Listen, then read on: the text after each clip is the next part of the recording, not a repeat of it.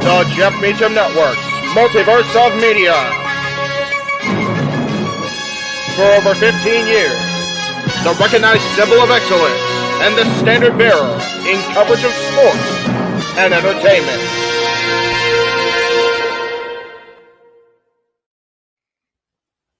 JJ, Jeff, you want to kick this thing off? Because I'm still trying to process everything here. Yeah, it's like, who wants to go first? Who wants to go first? Well, Come on in.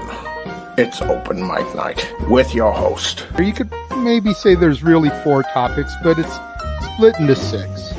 The Renegade, JJ Williams. The Sammy and Eddie Kingston thing, which one's the better smelling turd? And his panel of co-hosts. I am founder. Well, call me that for today since we're going with the Jeff Jarrett love theme here this week, according to JJ. The West Coast Professor, Jeff Meacham. Karma is karma is karma. That's professional wrestling! Damn it! The Simple Man, Noah Foster. It's showtime! Yeah! How you doing, JJ? How you doing, Jeff? James. Yeah. And the He-Man, James Hebert.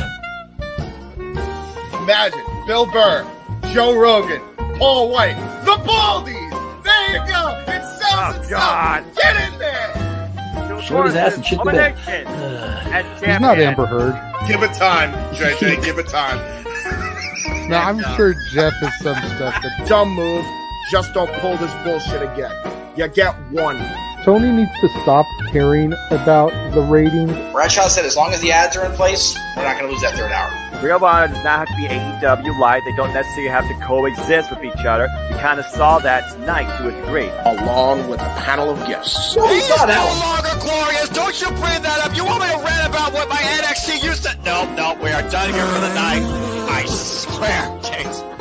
Because you never know who may show up for open mic night. I leave our company in the capable hands of an extraordinary group of superstars, employees, and executives. The first thing that came to my mind was, it's about damn time. Amen. I literally touched everybody in the state's trash. So it's horrible, you guys. Peyton's new thing is Dennis the Menace, but it's funny because she calls it Dentist the Medicine. And That's great. When Elliot Taylor came out and did Born for Greatness live, I was popping my pussy, having a great time. I didn't care. I was having so much fun. Sit back, relax, and enjoy the show. Fuck Bill Belichick.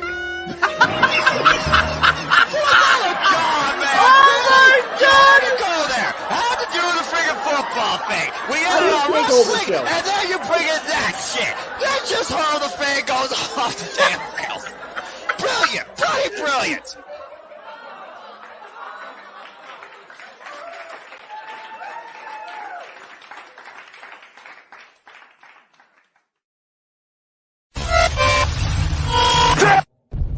We're here. What is going on, everybody? Welcome to another installment of the Saturday Night Shenanigans that are Open Mic Night. I, of course, am your host and moderator, the Renegade of Wrestling, JJ Williams. Hope everyone is having a fantastic Saturday evening. Let's go ahead and start bringing in the illustrious panel. First and foremost, there is no Jeff Meacham this evening. He may be joining us a little bit later. He got called in to go to the hockey game this evening. So the first person we're going to bring in is the voice of the Jeff Meacham Network, the simple man himself, Noah Foster. Hello. How are we doing this evening, good sir? It feels weird not having no professional wrestling on a Saturday night, but that's all right. Doing well. You watch back WrestleMania 29, 23, and 20 for what they're worth. You get some sleep. You beat a game, fun little platformer, and you finish working on church stuff, and you drink a Mountain Dew Code Red, and you're here for this, what I imagine is going to be a very simple show night before the Week of Madness and next weekend where I'm going to be mostly on my Switch. But it's good to see you, JJ, and it's good to see y'all too. I'm doing all right. It's been a good kickoff to the spring season.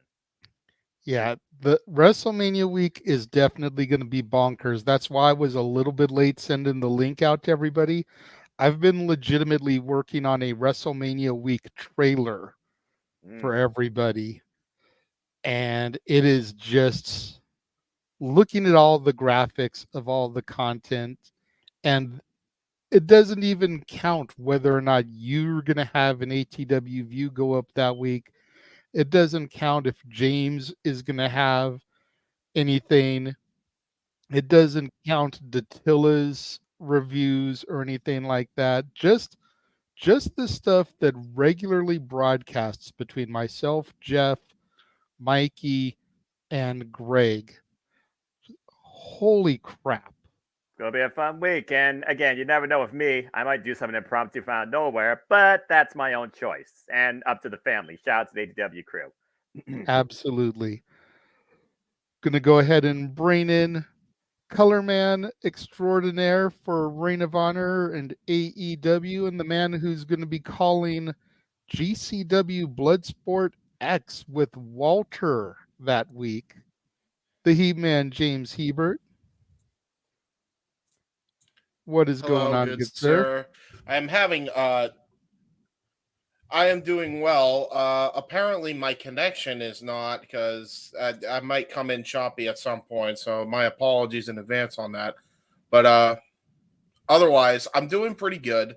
Hopefully I'm not coming in too re-row here. I've been trying to make it work. I think I know what it is. There we go. Everything sounds good so far. Good. So yeah, I was trying to run a full scan. Apparently, don't do that. Just wait until you aren't doing anything. Otherwise, it takes up too much bandwidth. But yeah, you don't do anything during a full PC scan. Period. Makes a lot of sense now. But yeah, I'm doing good. Just kind of chilling out. I had a celebration of life today because it was the 1 year anniversary. My grandfather passed away. So rest in peace to him. And yeah, we had a good time. We were sharing stories of him, and his wife told amazing stories about how he was like as a person. And then we had a lot of food and celebrated his life. So that was good. Now I'm in a food coma. So that's a thing. I was in a food coma, and then I literally got my ass up to come here on the show. And yeah, that's been my Saturday. Trust me, I know all about food comas. The Boondocks calls it the itis. The itis. I know who you. Yeah. You're right. You're right about that. Oh, you're right about that. What is that I hear? Teleporting into the command center via the Morphin grid. None other than Datilla. What's up, everybody? What is going on? I loved watching you giggle. Like, you still get such a genuine kick out of that announcing you coming in. Because it's funny. I like it. I really like it. I really added the little communicator tone. Gotta try and have something, to mix things up for people. Noah, James, Jeff, they all pretty much get a standard introduction. But, you and Walter, we've found a little gimmick that we can bring you guys in with, so let's run with it. You know what I mean? It's like, yeah, absolutely. It works. It truly does work, and it makes sense for her as well, being a Mighty Morphin person. So God bless it. Good to see you, Datilla. Hey, and we getting love from both Darren and Mansfield in the comments talking about how much they loved that. Like, there you go. Hey, maybe we all need to get some special intro. I need to figure out what mine would be, though. Yeah, JR's got the freaking the Boomer Sooner. I don't need no intro. I'm simple. Yeah, you're simple, so you don't need an intro. Me, I feel like I don't know, maybe some animal drums or something like. If I wasn't the host, then would just be perfect for me, but I'm the host. That would be perfect for you. Okay, I thought you were gonna say that's perfect for me because I'm as big as Godzilla. Listen, bro. Well, if you're gonna get summoned, someone would have to go like that and say, "We need JJ now." Yeah, that's Yeah, true. Oh yeah, the little hand thing. Yeah, let's try to I don't have combine my powers. dragon dagger. It's up there somewhere. Too bad I don't have it open. Otherwise, I would play it and be like, let's summon JJ. What the hell is this? Captain Planet? All the freaking elements coming together, all the freaking planets coming together. Stop it. Hey, listen. I know this is off topic, but my favorite Power Ranger is Spider-Man. That specifically the Japanese IRL show that literally spawned Power Rangers. That Spider-Man. Hey, mystery from hell, Spider-Man. I've seen the Japanese. Yeah. I knew somebody would get it. Yeah. We already got a super chat from Josh. Thank you very much there, Mansfield. All That's the love the to my fellow Code Lyoko gal. Lyoko. Okay. Lyoko. Yeah. Apologies, Way I'm too not short. big on anime, so. Nah, you're fine. I totally get you. Well, anyway, I don't watch as much anime as I used to either, but Kolyoko was the absolute shit. It was. Way too damn short. 92 episodes, yet One Piece and Naruto still going on. Bullshit. We gotta do I've never seen Naruto. I've seen One Piece. What? I've seen One Piece.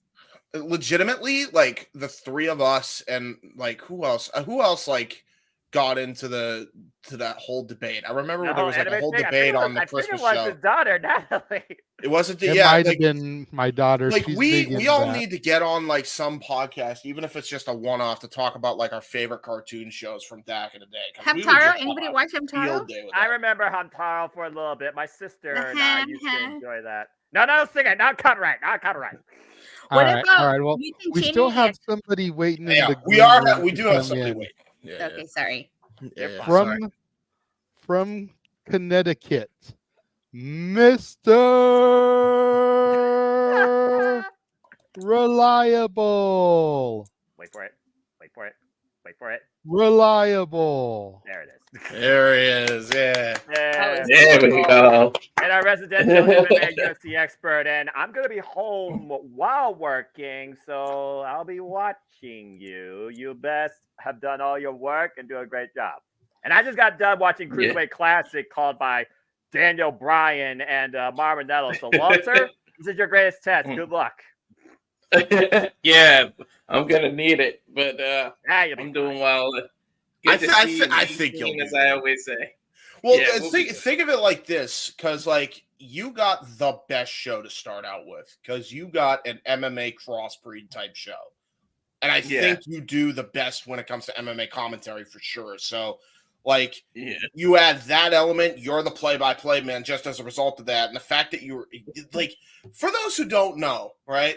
And I've been keeping communication with this man. He's been doing like legitimate research on everybody on the card for that GCW show. So like, I am perfect as the guy for color and talking about the moves, which is what I'm good at doing anyway, as you are well aware of, Noah. So, and especially when it comes to the grapples and the strikes and all that. And if it's as MMA-esque as I think it's gonna be, dude, Walter and I are gonna have a blast with this show. Yeah, like, I'm actually looking forward to the show like a lot. But, Good deal. I'm happy. I'm very happy to hear that. And I look forward towards watching and listening back to it while I'm working from home. I'll be literally right here while working while watching you guys next door. So there you go, man. Good stuff. Good stuff. Good stuff. Yes. I'm looking forward to it all too, man. Like we touched on a little bit, you know, there's going to be so much stuff going on. Of course, we'll get to that later on in the trailers and everything. But for those that don't know what's being talked about, this right here, which we are doing the watch along for, 12 p.m. Pacific, 3 p.m. Eastern, Thursday, April 4th. Yes. Freaking Masha Slamovich versus Shayna Baszler. TNA versus WWE and GCW. My life is complete. Mm-hmm. You talk about the crossover that TNA could have had with WWE. They're testing it in another promotion right now. Yep. Thank you, Josh Barnett, a great friend of Triple H. True that. That's exactly what's going on. And an MMA pioneer. Yeah. Like that he's probably like one of the most underrated MMA crossover stars, Josh Barnett, for I that think reason. that's a fair assessment considering how few actual matches he's had in his, when you look at pro wrestling versus MMA career. I mean, again, the last time he was in the four-sided circle, as we always call it was against Kyle Casnoli during a kickoff. Yeah, and that match ruled. It was incredible. You know what's the shame is that Dan Severn and Ken Shamrock were too ahead of their time. Can you imagine them now if they were young guys and doing what they did? Because they were the pioneers of the crossover stuff. And Tank Abbott. Don't sleep on Tank Abbott. Yeah, Tank Abbott. Tank Abbott too. Yeah, dude. I'll be real with y'all. Like, I even now, like, just with that stylish show, give me Nick Gage versus Ken Shamrock in the main event of one of these shows any day, bro. Like, think about it. Really, the baddest MFer versus the baddest man on the planet. Yes, please. Sign me up. I mean, you're not wrong. That's fair. I just got done watching a Wrestler Revolver match with Marina Shafir and Speedball Mike Billy. You want to talk about Shafir at her strength? What a great concept. Yeah, for sure. Gentlemen, look at Josh's comment. All I have to say. Go do your homework, bro.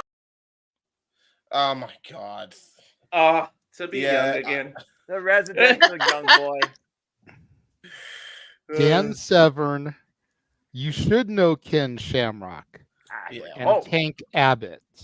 I think he's talking about WCW so didn't know what to do with Tank Abbott that they had him dance to 3 counts performances. Which was, by the way, hilarious. It was hilarious, but like, dude, at least WWE was able to book Shamrock properly. Yeah, dude. Even with Shamrock, his theme alone was badass. Yeah, it was. All right. Anyway. We're going to go ahead and try to rein things in just a little bit.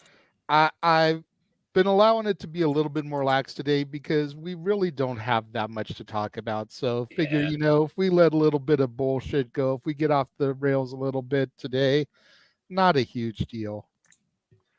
But the first topic we're going to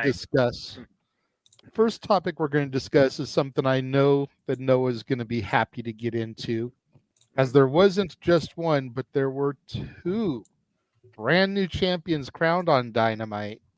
Hey, Antonio! Jesus As Christ. Adam Copeland became a 2-time TNT champion. I really don't count the first one because he lost it in like under 5 minutes. So this is truly his first reign with it. Yeah. And then, of course, Kazuchika Okada defeated Eddie Kingston for the Continental Championship. Right. Yes. So, Noah, we'll go ahead and go to you first. Thoughts about the victories here? Were they the right call? More specifically, I'm looking towards the Eddie Kingston thing because I think everybody in the room would agree Adam Copeland defeating Christian needed to happen. But did they give a belt to Okada too quickly, considering Kingston only won the belts in December? You would have thought that maybe he would have dumped it on a pay-per-view match or something. So, more so towards Kingston and Okada. Did Okada get a belt too quickly? Are we happy with the new champions? And we'll go around the room and we'll all discuss all these, give thoughts. But Noah, you're up first since you're Mr. AEW in the room. Yes, wherever I am, all league because I love professional wrestling. Damn it. Anyway, first off, great first singles match for Kazuchika Okada and Eddie Kingston. Everything I expected to see exhibited, from a big match feel, from the pre-match hype to the strong style showcase scenes. And as James says, best worker since Ric Flair. Tell me Okada wasn't working like a classic heel in that match. I dare you. As far as the title goes and getting it out the gate, maybe. I kind of was wondering if they were going to push this out to Dynasty, but the way they kind of built it out so quickly, I could kind of see why they did, because they wanted to get that big bump in Toronto, where, again, it's Bizarro World. Also, it's one of those things where AEW is such a rarity when it comes to disqualifications and time limit draws. It's one of those things where I kind of wanted Okada winning at Dynasty, but I'm not necessarily upset with him winning it so far on Dynamite so soon, considering it looks like now they're finally going to look at these titles as separate. We know that Eddie Kingston is going to defend the Ring of Honor World Championship against Mark Briscoe, Supercard Honor. Get ready to call that, James. And we also know that Eddie Kingston is going to now defend the NWA Strong Openweight Championship, potentially before it's actually defended at New Japan Resurgence. Can't wait for that pay-per-view. So, in my opinion, it kind of brings more identity towards all the championships. Again, as far as Okada getting a singles title this soon, I kind of wanted to wait for him to get his first title win on pay-per-view. But with what they're going to probably try and do with the Continental Championship, especially with it being focused as the premier title to go after through the Continental Classic, I'm okay with it. Plus, it's not like it's going to be one of those open challenge things. Let's face it. The International Championship was a previous Open Challenge Championship. Now with Adam Copeland being the TNT champion, I think that's going to go back to maybe Cope Open Challenge. The Continental will probably be more preserved. So I don't think necessarily it was a bad way to do it, but I kind of wish it went out to the pay-per-view. As far as Adam Copeland and Christian Cage goes, look, you couldn't ask for a better summary, a better story finish. Ain't that some crazy shit? When it comes to callbacks towards 40 years of history, friendship, rivalry, one-upsmanship in their native Canada, where they started out as nothing but fans of hockey. Even I understood, and this is a freaking professional wrestling fan that doesn't give jack shit about any sport. Even I understood the Bruin versus Maple Leaf reference, hockey fight in the penalty box. What does that tell you? So, regardless, I'm not upset with either thing. Yes, you're welcome. That probably will never happen again. Either way, I'm not upset at all with what happened on the Dynamite Toronto with both the title changes. If nothing else, I think Dynamite right now is starting out stronger than ever. I'm definitely restoring a better feeling within me when it comes to the environment. So at this point now, I'm just wondering, how does Okada preserve the Continental Championship, knowing that you can't have any seconds at ringside? They're all banned. Keep in mind, that's a rule for the Continental Championship. So at the end of the day, Okada has to defend this on his own alone. A whole different identity for a heel Rainmaker, and I'm very curious to see how that works. So honestly, I'm okay with both things that happened in Toronto. Very good episode and great accomplishments for both men. I know that the Continental Crown is supposed to be defended no seconds or anything, but I feel with who Okada is currently running with, I feel like they could have found a way to do some kind of run-in schmozzy thing so that we could have pushed the storyline to Dynasty. I think that was my thing as far as that goes. Well, and especially cutting to the back and seeing those two jagoffs on camera fist bumping each other sitting next to Tony Khan, like well, at least they didn't cut the lights out like a House of Torture running in New Japan Pro Wrestling, and force the match decision due to a storm that happened during freaking Sacrifice that still exists. So I do understand where you're coming from, but for me, it's Okada being heel. I know how great he is already as an in-ring competitor, as a champion. Now I'm really curious to see how sneaky he could be as a worker. And so far, strong first impression. See, everyone knows that I'm not the biggest on Eddie Kingston. But this makes me wonder if Tony has maybe lost a little bit of faith in him. He's dropped the Continental Crown now. Supercard of Honor, he's got Mark Briscoe. Almost a year after losing his brother, finish this story. The championship that Mark Briscoe has never had. He's got the opportunity to dethrone Eddie Kingston for. Is Eddie going to lose that belt too on the heels of this and then just have the New Japan title, whichever it is? Forgive me for not keeping up with that. And NWW Strong Championship. I understand what you're saying. And according to this, maybe he wants Eddie Kingston to just focus primarily in one company. Do you want him to represent Ring of Honor? Do you want him to represent New Japan Pro Wrestling? Because if you watch Ring of Honor, Eddie Kingston says, humble in victory, humble in defeat, to hell with that after Homicide called me a pussy. He says that he's going to literally fight for everything that's worth because he doesn't want that feeling of losing again. For all we know, we might be going back to the old give no shits Eddie Kingston, and it might just be one focus. So I think it's just more so reshaping rather than losing faith. Because again, Eddie Kingston's been at people's choice for how long now? Since winning all 3 of these titles? Going back to the first title he won in Corrigan Hall on Independence Day, July 4th against Kenta. So Eddie Kingston going heel, focused in one company. If that's the end game, then I'm okay with it. But it does leave me a lot to think on suspension of disbelief if Mark Briscoe is going to win the Ring of Honor World Championship. Go ahead, James. You're next. I just wanted to, get a little banter here with Noah because I figured if anybody would be able to answer my questions, it would be him. So go ahead, bro. Anytime. What you got, James? So for me, I think there's multiple aspects to tackle. We don't even need to tackle the Adam Copeland thing because, as you said, JJ, that had to happen. It was calling for it anyway. It was a great moment. I mean, think about that. Phenomenal. Christian Cage, Adam Copeland, main eventing in their hometown, in what really is arguably the second biggest scope right now in the professional wrestling industry. Yeah. So as far as Okada goes and Eddie Kingston goes, because I'm going to tackle this as like a part A, part B here. That's fair because they were part of the match together, so that makes sense. And I think both are going different directions. Yes, going forward. With Okada winning the Continental Crown Championship or the Continental Championship, I'm just going to call it as it is, just to make it easier on myself. Go for it. You could argue it's too soon. But I counter your point with a little tidbit that Okada picked up from one AJ Styles. So I'm going to give you a little bit of a history lesson. Please do. When AJ Styles... And I'm only off camera here because I just finally got served dinner, but I'm still here, fair. so go ahead. You're good, brother.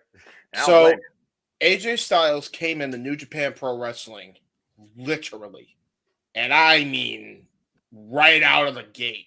Bat out of hell. Inserted himself into the Golden Star Bullet Club. Everybody confuses him as the leader. He was actually just a prodigal child. Carl Anderson, the new leader, actually picked up for Bullet Club. Yep. He knew he was the future, so he put all of his eggs in that basket. Right? That was the whole story going in. AJ came in, wrecked shop, Pearl Harbored Kazuchika Okada from behind. They had the match 3 weeks later, and AJ won the IWGP World Heavyweight Championship. In Dontaku. Dontaku, yes. So AJ did that. Why did AJ do that?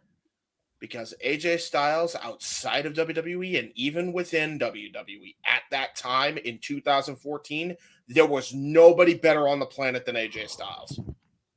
Nobody on the planet better than AJ Styles. And you can make that same argument because AJ Styles and Kazuchika Okada at that time were 1A, 1B. Kazuchika Okada, to this day, is still 1A. He's still at that top echelon of professional wrestlers. Has been for a while. The amount of times he's won Pro Wrestler of the Year awards in Pro Wrestling Illustrated, the Observer Awards, although we've fucking shit on that. All sorts of different awards, right? This guy gets number 1 or is at least in the top 5, if not top 10. He's that damn good. That's a universal praise that he has gotten. So for you to come in and not have him win his championship almost, the third weekend, that would be an insult to Okada.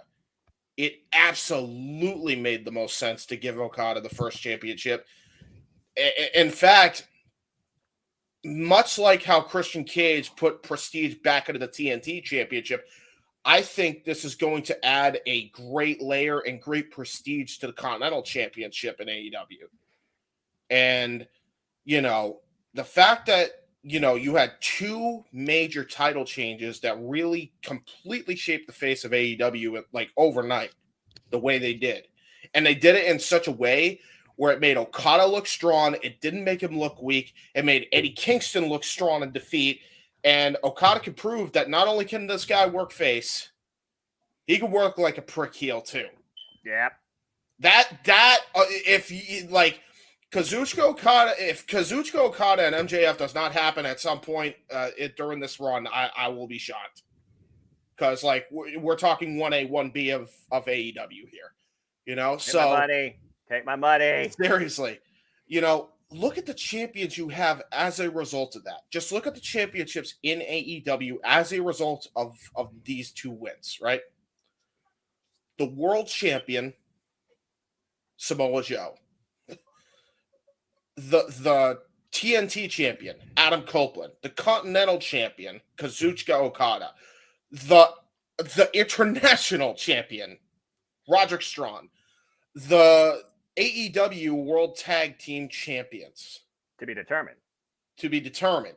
But you imagine one of the 2 teams that have been feuding for like the last few months have probably FTR or Blackpool Combat Club are going to win that. Hopefully FTR. But before that, it was Sting and Darby Allin.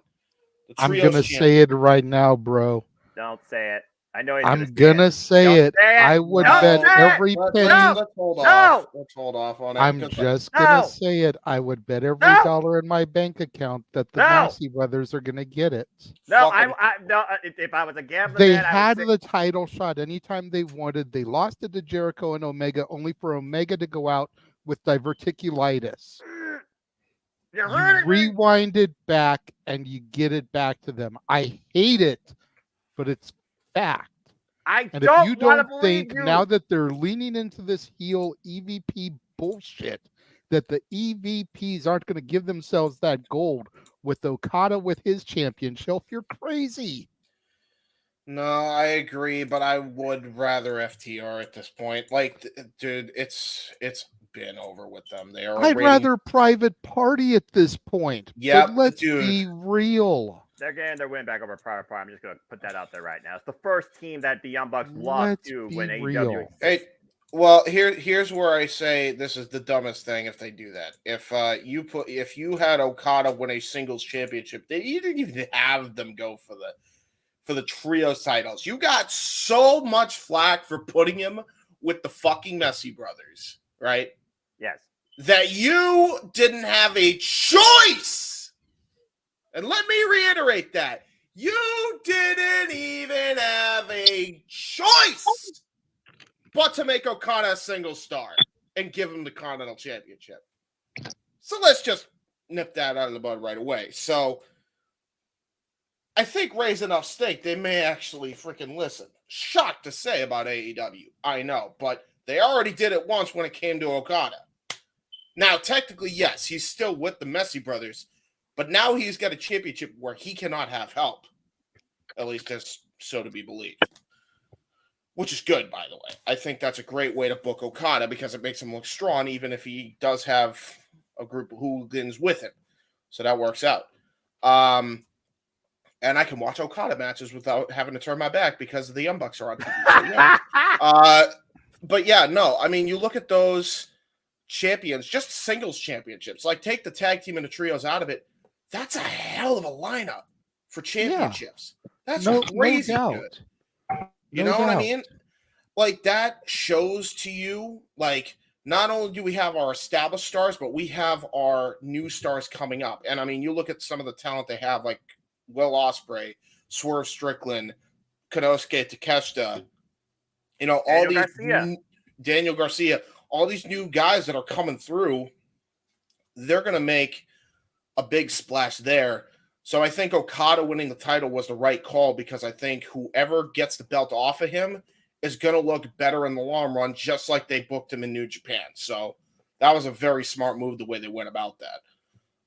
As far as Eddie Kingston goes, Kingston has been on this tribute to the Japanese wrestling kick for a very long time, which he always wanted to kind of pay tribute. And I think when he won that Continental Championship and became a triple world champion right there and then, mission accomplished. He gave tribute to his idol in Mitsuharu Misawa when he won the Triple Crown champion in Japan. all that time ago. So that's already done. He doesn't need to keep defending the title. Plus, he had a great match for that championship, all 3 belts with Bryan Danielson. I mean, you can't get any better than that. So I don't think you need to do anything else. Honestly, I think Eddie's this type of guy anyway. He's such a great promo. I know you guys don't like him, personally, but he's such a good promo that if he loses the next 2 championships, it ain't gonna matter because if you put him in a program with, say, a guy like Samoa Joe or Swerve Strickland for the World Championship, I mainly kind of want to see him and Swerve go at it, and the only reason I say that is because that'd be like Def Jam Fight for New York all day. Those promos would be absurd. But that's neither here nor there. But I think Kingston is going back to what got him to the dance in the first place, and that's that no nonsense, I'm gonna kill you, I have no remorse for you attitude, which is what got him over in AEW in the first place, because that's what got him over in the Indies for years. Real talk. So let me interrupt real quick. I think you're gonna go back to that as my point. Go ahead, JJ. Let me interrupt real quick. As everyone can see, we have Jeff on screen. Hi, Jeff. Jeff. Joined us. Can you hear us? I can hear you just fine. I wanted to pop in really quick because I had an opportunity because I'm in the JD. I'll appreciate this. I'm on level B, suite level, so I actually have some quiet. So I want to say hi really quick while I could. And then apparently we have in the green room El Hijo del DB. Oh no! Oh, he's back. Hola, ¿qué pasa? Hey, what's up, bro? Oh, okay. I'm like, what the shit? Okay, I got you. Hey, what's good? Hopefully Mansfield is still watching. Hello down there. Hello there. So like I said, it was really brief. We're at intermission. We're almost going to be not at intermission anymore, but I wanted to say hello quickly. I will be back at the end if we're on till 12, which hoping for y'all say you're not. And JJ, again, thank you for steering the ship as you do in my having to be tagged in tonight. So love you guys, miss you guys. Everybody's been told the next 2 Saturdays, unless somebody's dying or my kid's in jeopardy, everybody in this room, everybody else besides the folks in this room and watching can go fuck off for the next 2 weeks because I will be here. There you go. So have fun, guys. Yes, sir. Thank you for popping in real quick. Yep. And James, also let's not exclude the women. Julia Hart, homegrown talent. Toni Storm, established Stardom, former champion right now, with protege Mariah May, who had 99 matches in her just last year run in Stardom. So AEW truly is cultivating a lot of promise for the future, not just with their company, but the rest of the industry. And it's a beautiful thing to see. And they have great names, like you said, great status quos, great standards to help build off of it. Yeah, I mean, I'll be real with you, and like, if they can get their booking right, which, with Tony Khan can kind of be a crapshoot sometimes. Although I will say it sounds like he's finally started to grow some balls because he's really had no choice, or else his company's in the pits.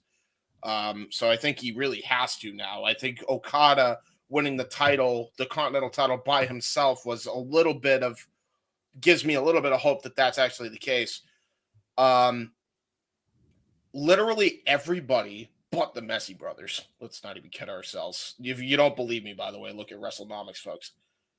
Everybody on that roster is over for the most part. They have one of the most talented rosters ever assembled. Like, probably the most talented roster assembled only up to when they had Punk, Cole, and Danielson. That entire roster when those 3 signed. That's probably the only one that rivals it. And even then, there's a lot more promise longevity-wise with the 3 names they got now, with Mercedes and Okada and Will Ospreay. I mean, by the way, we are talking about Kingston and Okada and the championship title changes with Adam Copeland and Kazuchika Okada, but man, Ospreay. I mean, what an underrated freaking promo, man. Like, this guy might be one of the best, mic workers in the business. And I'm not just saying pro wrestling. I'm talking combat sports, period. We're talking this guy who's got Conor McGregor levels of, like, charisma. That's saying a lot, by the way, because that guy drew 1 million pay-per-view buys. He's got that level of energy.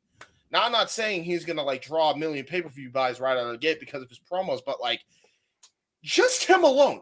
Danielson hasn't even had to say a fucking word. And I'm like, take my money for this match because he literally put this over as, like, the biggest match of all time. Yeah. Like, like the biggest match of his career, the biggest match in AEW, all the jazz. He has made this. That's how you sell a pay-per-view match, man. Like, seriously. MJF, Will Ospreay, Okada. Those are, like, the 3 people that you have to look at on how to sell a match. And I say Okada even though he speaks a different language. But if you see how he sells matches, oh boy. That's why I say that. So those are great names to sell your pay-per-view. Absolutely. Man, they got a great roster. They really do. It's very promising. Yeah, I will not sell short AEW's roster because they have got Tony Khan has basically assembled the New York Yankees in wrestling form. How fucking dare you? I agree. It is what it is, bro. But I have no comment. I don't watch any sport but pro wrestling. You couldn't say the Atlanta Braves. Come on now, dude. How many championships have the Braves won as compared to the Yankees? Listen, they're still everybody at least respects the Braves. All right, come on. That's debatable. You could have used the Patriots. I'm not a football guy. I'll never use. Nobody. I'm will not ever a use football the Patriots guy. But us, bro. But the bottom line being is the AEW roster is an all-star team. Yeah. Who in the? But at the same time, you know, to Emmanuel's point in his super chat, thank you very much, Emmanuel. How do you put over people in AEW? Because something is missing. The biggest problem that I see right now in the roster is it's overbloated. Yeah. Yeah. There are more people on the roster than there's TV time to showcase.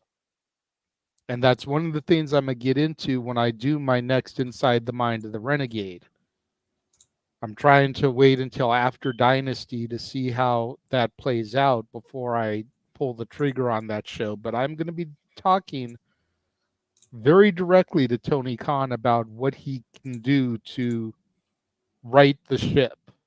I'm not saying that it's sinking, but there's definitely a lot of areas that could use some improvement. I think we all could agree on that. Yeah. And I'm going to be directing that to him. Yeah. So we say all the same thing. Again, we talk about it's not just an AEW thing, but we know AEW has so much promise. We want to see it thrive. WWE has always had that problem. And that's why I talk about IKEA for certain things, but the industry is the industry. The problem right now with the industry, and I don't know if it's a problem or a great thing, there is so much quality, but there's such an overwhelming level of quantity that not even the 2 biggest companies in the world know what to do with it. Yeah, exactly. Anyway, continue. To answer the other question, the chat room from the real Wyatt, El Hijo del DB is our good buddy Matty Laws, who you can see Wednesdays on the Greg Cherry Show and on the Raw Ball podcasts. He's a good man. Real Wyatt's got his breaking kayfabe. Don't y'all be trying to talk me up as something I ain't. He pops in here every now and again when he doesn't have anything better to go and do. What's up, Walter? I see you with your hand up very patiently. You talked about AEW's roster, and it's like they got a nice roster, I can say, but you got a few nice cars, but you keep it in the garage all day and nobody sees them. What's the point? If you just let them sit in the garage collecting dust, then you got to showcase these people. That's true. Yeah, for sure. Yeah, you're not wrong about that. I get that. That's why they had like Dark and Elevation for a period of time that did that. And By the way, I still have my skepticism about AEW. Like, let's not kid ourselves. We all need to have that after what we've seen in the past, whether it comes to twat activity on the internet or it comes to foolish decision making. Yeah, I mean, either one, the way you look at it, for sure. Like, as long as Tony Khan gets the wax out of his ears and his head out of his own ass, or out of the Messi brothers' ass in this case, we're in good shape. Yeah. Like, this is an all-star roster. You would have to be like, and my apologies on this, but this is true, especially during this time. You would have to be on the levels of Vince Russo, Eric Bischoff, and Hulk Hogan from TNA 2010 to really screw this up. Like, you really would have to be. Why did TNA put out a playlist of Immortal? Worst video ever. Dude, I don't get it either. Yeah.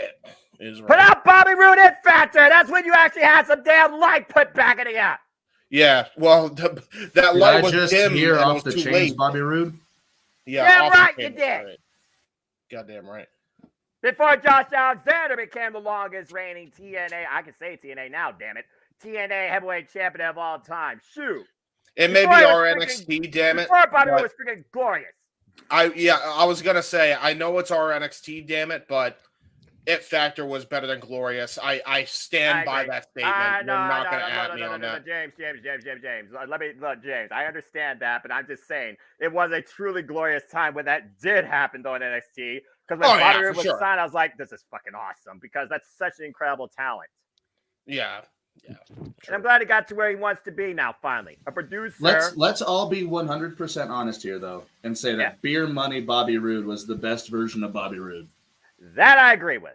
Yeah. Anyway. Attila, did you have a question? I thought I saw your hand up. No question. All right. Moving on to Maddie then, since he wasn't here when we first mentioned the topic. We're talking about Adam Copeland and Okada winning championships on Wednesday. Okay. So, especially when it comes to Okada over Kingston, was it the right call to do so quickly? Does this mean that Kingston is probably going to lose the Ring of Honor title to Mark Briscoe at Supercard of Honor? The answer to both of those questions can probably be answered with yes. I apologize, I'm still cooking. The man has to cook. El Hijo, we have to cook. Sorry. Anyway, back to the topic. Let's focus here. Come on, let's focus. With Okada, him beating Kingston makes 1,000% sense. Okada, one of the best wrestlers on the fucking planet. Him getting the Continental title in like his first singles match really doesn't do what it should for me, mostly because you guys just established this title not only 3-4 months ago. Correct. Mm-hmm. As for Copeland beating Christian, I'm just looking forward to the run, I guess. I'm looking forward to see what he does with the belt, because if he does anything but fuck up what Christian set up with that belt, I'm going to be a very, very sad man. As for Okada, I just feel like if he's going to win a title, it should be a title of a higher caliber as opposed to a title that they just implemented less than a year ago. If I can counter your point on that, though, if you wouldn't mind. Of course, go ahead. Okay, so hear me out as you cook. I actually argue against that because what established title are you going to give him? Yes, you have too many titles on AEW. You can make that argument all day long. However, at the end of the day, even at-home competition is really good competition. So I just want to understand one thing, and that being, why do we put a singles title on Okada ASAP, like as soon as possible? I'll get to that in a second. I'll make it quick on this one because everybody else already heard the spiel. But AJ Styles got the title from Kazuchika Okada, the IWGP World Title. So therefore, you got to have Okada do the same thing because he's a big Japanese export. So it's a great Buddha. That's kind of the reason. Anyway, as far as like him getting the championship that just got established, I think it's better he do that because number one, he may have a legitimately storied rivalry with maybe a guy like Eddie Kingston, maybe him and Kenny Omega. You can really establish that as a workhorse title of sorts because TNT title is kind of like established as the story title. International titles kind of established as the endurance championship, right? Mm-hmm. The world championship is established of here we are, you're at the top biggest prize of because them all. you got it's the ultimate prize. Exactly. So I like that system, and I think Okada winning this new championship is going to give it way more credibility than if you just shoehorn a championship that already has some level of prestige and just kind of go balls to the wall with that. I think it's way better use of Okada than to just give him a world championship or a TNT championship or one of their other established titles. It basically gives the Continental its own identity with somebody that can create it. And to go with James' point as well, think about this. AJ Styles, when he came into Japan Pro Wrestling, to your point, he took the title from Okada to Taku, but then Okada very quickly got it back at Dominion. So it was almost one of those things like, here's AJ, he won this title, take a look at me, take a look at New Japan. With Okada, they're not necessarily going to do the same thing. I don't expect Okada to lose this at Dynasty, where right now it looks like they're setting up him versus Pac, but with Okada having the Continental Championship, it does give it a different level of prestige where it's like, who the hell can beat the Rainmaker, especially when the Rainmaker's working heel? Yeah, I was going to make the same point James did, to counterpoint Maddie. And this isn't even just personal bias towards Eddie Kingston, so please don't take it as that. But Eddie Kingston was not going to be the guy to establish that title. No. But you give that belt to Okada, he's going to make that belt mean something. Damn right. Eddie Kingston is like Buddy Rogers for the Continental Championship. Perfectly fine first champion. But where do you fall? Okada's going to be Bruno Sammartino. Exactly, JJ. Thank you. Well, yeah, but a Bruno Sammartino actually shows up for work constantly as a presence and make a title mean something versus hold it hostage. What? Anyway. That's why we said Okada's going to be Bruno Sammartino, not Roman Reigns. Exactly. Pay attention, Noah. We got this. We'll anyway, I think the other question... Roman in a later topic, I'm sure. So I think the other question was... is Kingston going to drop the ROH title to Briscoe at Supercard? And now that he's lost this championship, do you think it's almost a foregone conclusion that he's going to lose the ROH title to Mark Briscoe at Supercard of Honor? Keep in mind, Maddie, he's had the Ring of Honor World Championship since last year when he won against Claudio Castagnoli at Offer Ash Stadium in the fall. I wouldn't say that it is a given that Briscoe's going to win, but damn it, would I love to see Mark Briscoe hold that belt. He should. I'm glad he had a chance for the Ring of Honor World Television Championship in a rival he never beat in singles action, Samoa Joe. And again, we all thought that was going to be his moment, and he came up short, but earned Joe's respect. Here, though, when we're in the land of extreme and we're in Philly and we're 11 years pretty much to the day that his brother won his first Ring of Honor World Championship from Kevin Steen, it almost sounds too damn poetic to not have a storybook ending. And if we know TK does one thing proper, it's those big story, big feel moments. Yeah, for sure. That's fair. So it's going to be one hell of an emotional match, and I do think that Briscoe takes the belt, and Kingston's been busting his ass for like a year and a half solid without a break. So give that man a small vacation. I agree. That's my point. Yeah. Here's the thing. He's not getting a small vacation. I know this is not part of the schedule, but you might want to. He's going to be involved in an 8-man war against a team led by Gabe Kidd at Windy City Riot for New Japan Pro Wrestling, April 12th. Well, I mean, okay. I think the mini vacation is he doesn't have to defend 3 championships. That's fair. I mean, you figure you've got Windy City Riot April 12th, and you got Dynasty April 21st. Who's to say that he can't take a break after that? True. Yeah. And then come back. Because you got to figure they're probably going to push to his rematch against Okada. And we could do that around Double or Nothing as well. Like, bring him back around then. True. Also, Resurgence is tired of Double or Nothing, and he still has the MW Strong Openweight Championship and unfinished business with Gabe Kidd. It might be a way for him and Gabe Kidd to finally finish out their rivalry that's been ongoing since, honestly, Battle in the Valley. Fuck it. When's Forbidden Door 3? Date hasn't been announced yet, but probably in June. Okay. No. Because if you're going to do Gabe Kidd versus King for the New Japan Strong Belt, do it at That's what I'm Forbidden Door thinking. If they don't do it by Forbidden Door, I think they very well could do it by Resurgence. The Resurgence is May 11th. Yeah. I mean, a lot of weird stuff right now going on across the entire wrestling industry, and a lot of it. It's Mania season, man. It's Mania season, man. Shit's gonna get crazy. Well, I already knew we'll that. be showing that momentarily.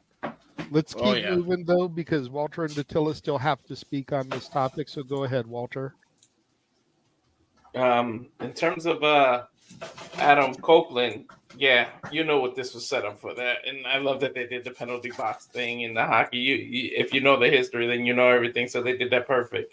In terms of Okada, for that was I did too.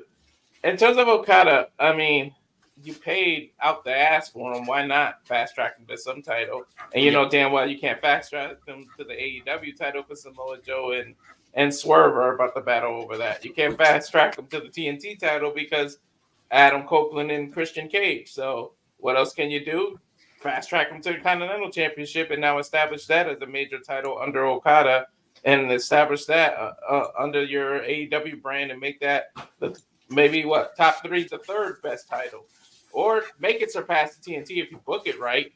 So if you're gonna, what was it, 10,000 yen or whatever you paid this guy, like millions of dollars, fast track this dude. You might as well get your money worth and make him happy. Give him all his wins, give him all his titles, give him accolades, and let him have a undefeated year or something and keep defending that title and make it actually mean something. As long as he keeps putting on good matches and worthy contenders challenge for that title, you can easily establish it as one of the top ones in your company. So I understand why they did it. I mean, I understand our arguments, but if you're going to pay this much for somebody, use them. If you're going to pay, $75,000 for a car, you're going to drive the motherfucker.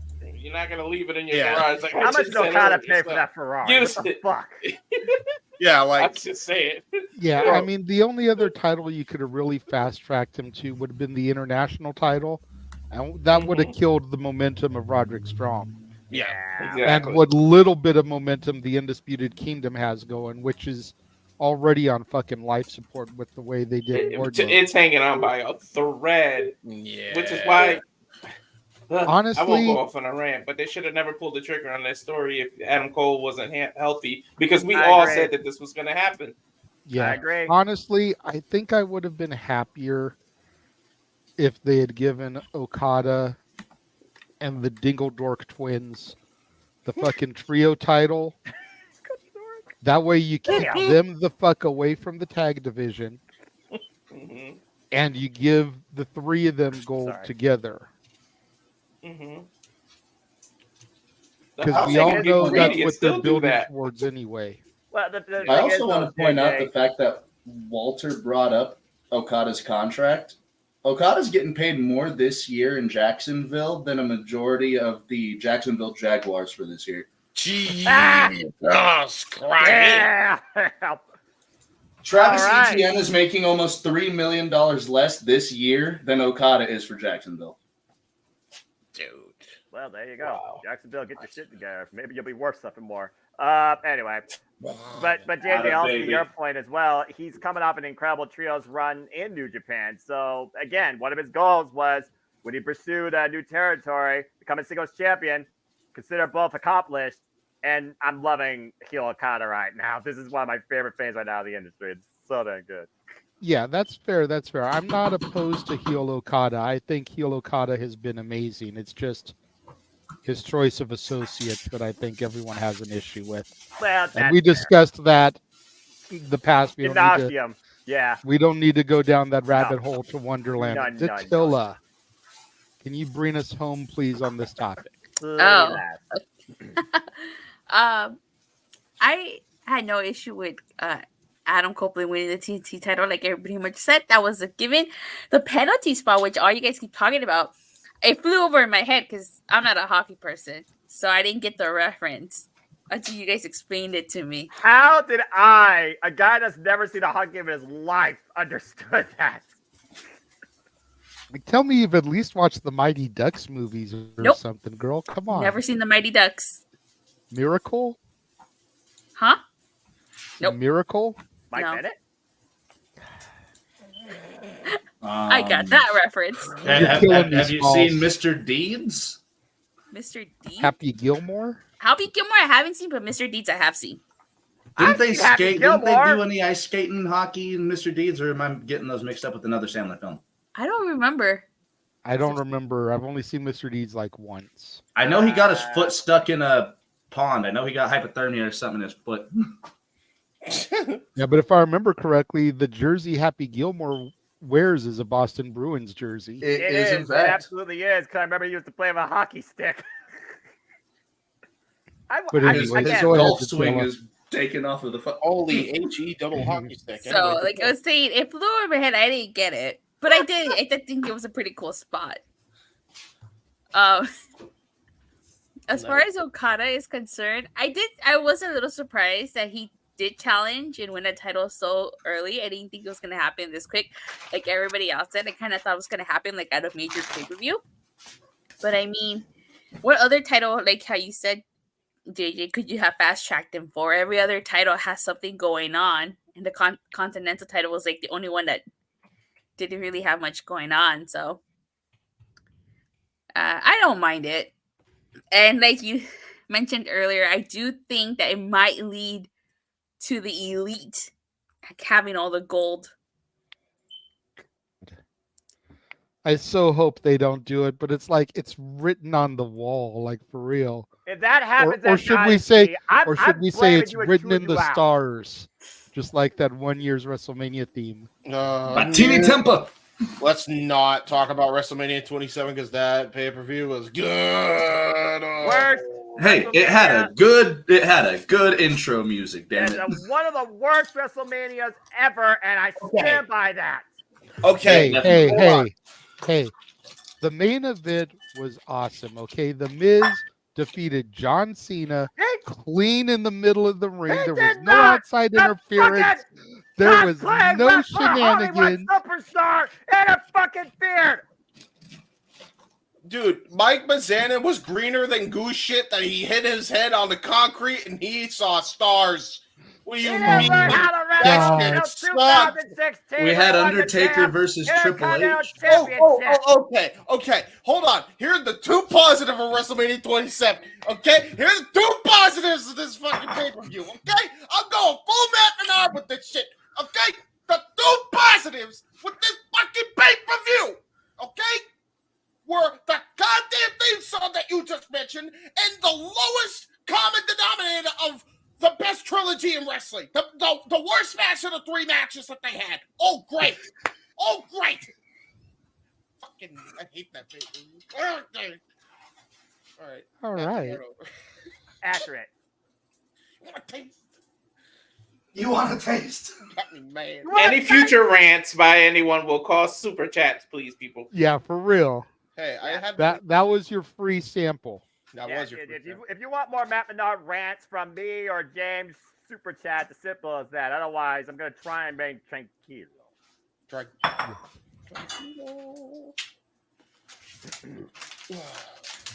I feel like Datilla got stepped on there. Did you have anything else to say, Datilla, or were you good? No, I'm good. I think Okay. I pretty much would be repeating what everybody else said. So that's fair. All right. Good talk, everybody. We are going to take our first commercial break. And when we come back, we're going to get into the first of two topics that were actually suggested by Walter. Yeah, he posted them in the Open Mic Night group chat. Little video reels that he suggested that he thought would be good topics. So considering it was a very light news week, I figured we'd run with those and make those topics. But before we get to that, we are going to show you guys the insanity that is going to be WrestleMania week. Mm-hmm. And keep in mind, there's still going to be potential content on Rangers of Wrestling, the Jay Hebert Studios, the Simple Man brand, Rage of Wrestling, and whatever Maddie's channel is called that we don't even have, and we don't even have graphics for all that stuff. Stay tuned. And now, preview time. So let's take a look at what's coming your way.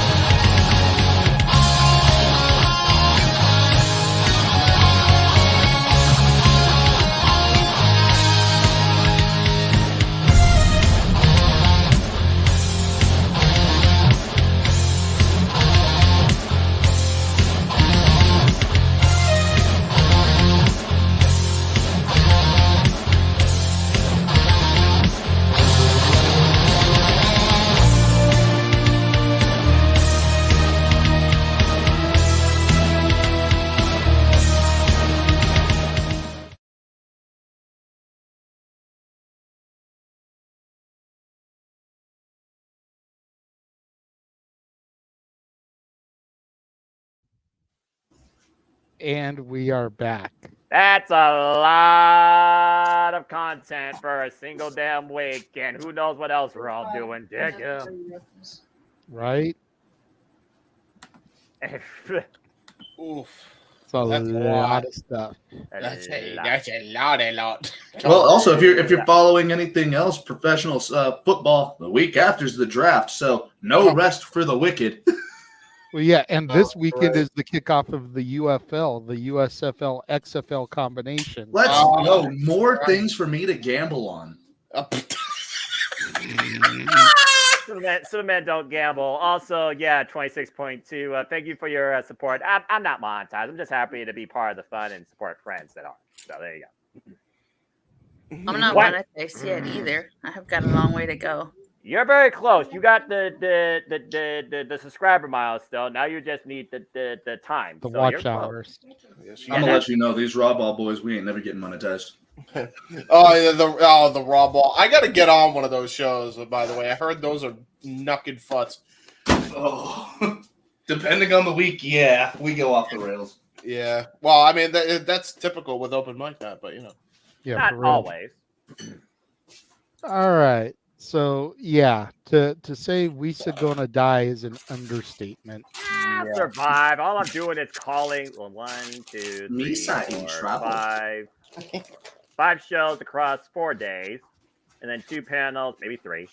Prior, you may survive, but your voice may not. Depending on what Stardom does.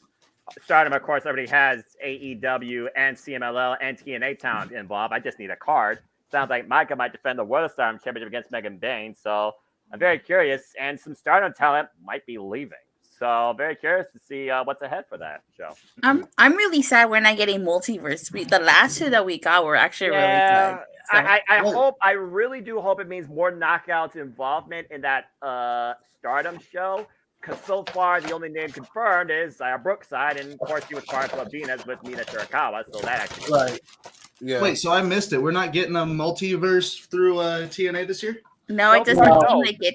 They're taping. They actually did their tapings at the 2300 Arena today. So I can also explain that if you don't mind. So the reason that is because New Japan are actually splitting their roster from 2 different continents. So one's going to be stationed in Orlando. I think the strong contingent of the roster. Correct. The other part of the roster is going to be staying in Japan, doing the shows over there. The current Genesis and whatever tours after that. I think it's Best of Super Juniors or the Road to Dontaku. Exactly. So, and Best of the Super Juniors, those tournaments and the G1, those are a pain to get recorded on time. Yeah. So that's probably the reason they can't do it. Also, as you just mentioned, Stardom talent leaving and the stuff going on with that. So there's going to be a lot of Stardom talent that'd be missing. So that's why they're probably not doing Multiverse United this year. A lot of stuff there going on. Yeah, it is a bummer because I enjoyed those shows last year.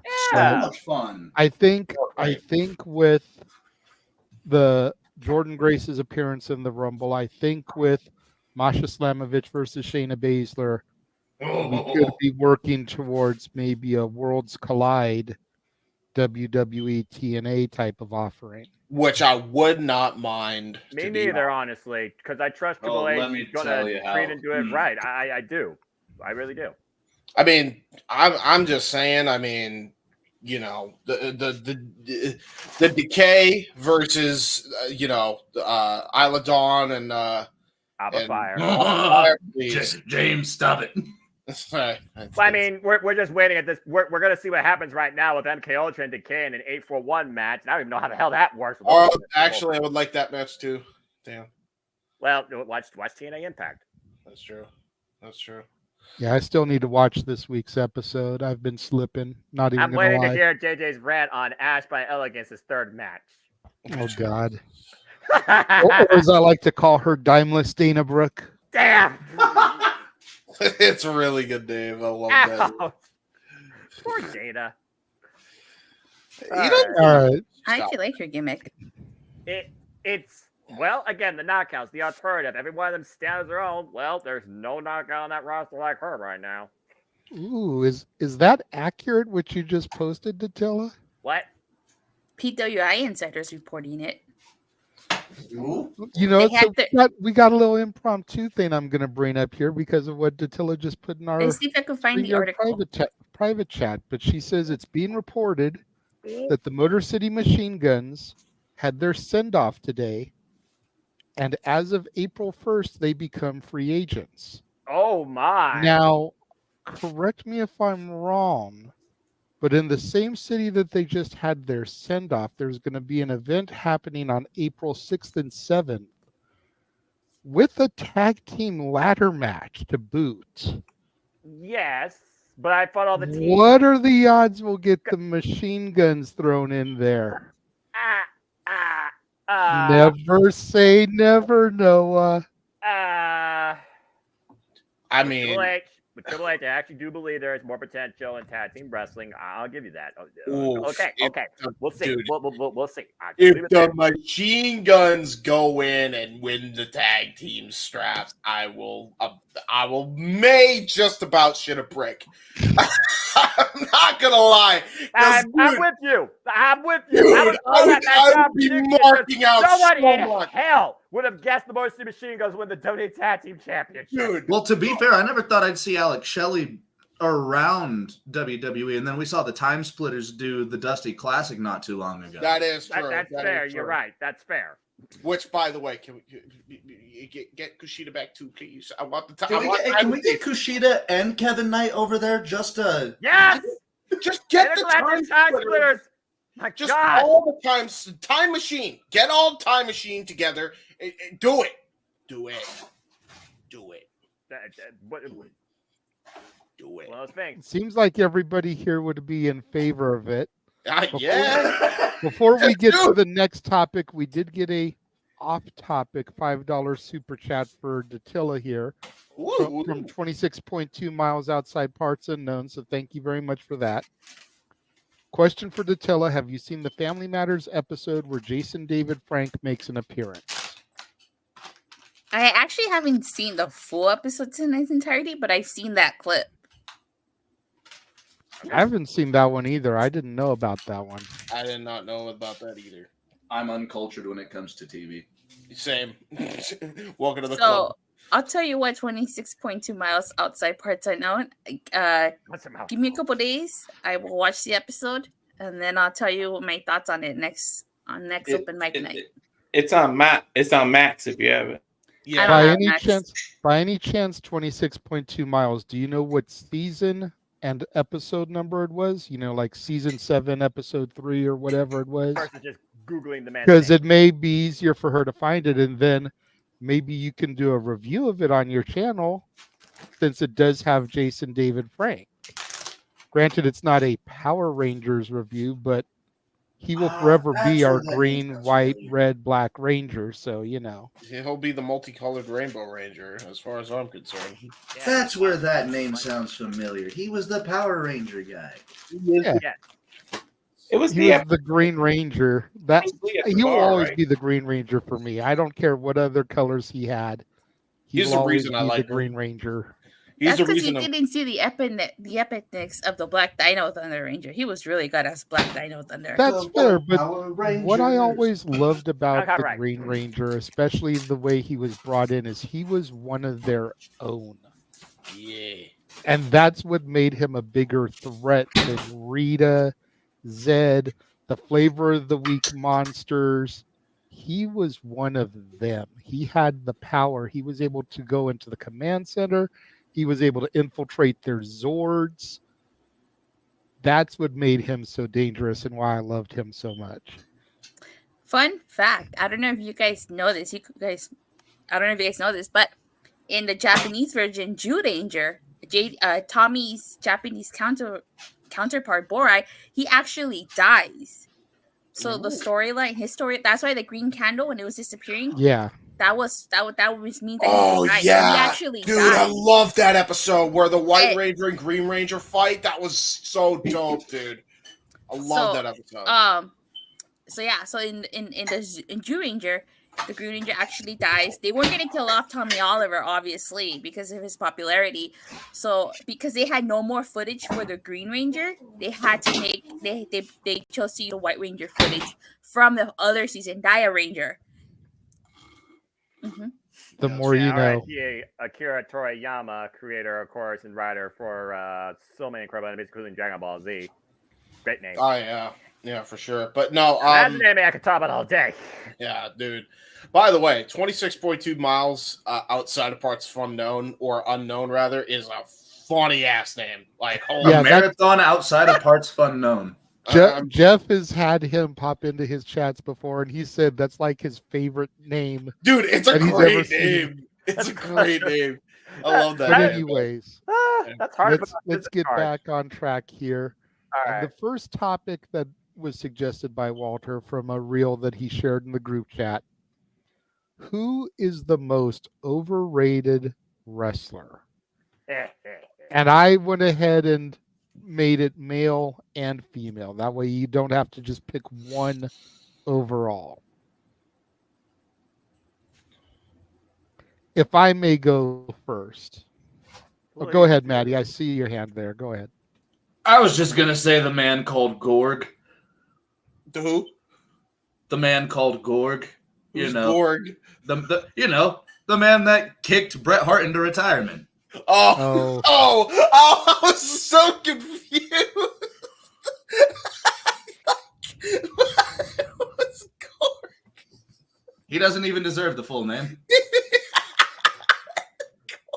Really quickly, Datilla, season 8, episode 8. It's entitled Karate Kids. Okay, I'll check it out, and I'll let you know what I think. Holy shit. That's fucking all right, well, Gorg. I am going to say, as far as female goes, should be no surprise who my answer is going to be, Charlotte Flair. I knew that was coming. And I'm not even going to hate on her ability, because the matches that I have seen her have, she is a decent enough wrestler. But let's be real, she got where she is because of her name. Yeah. She is overhyped, overrated as a result of that. Mm-hmm. For the men,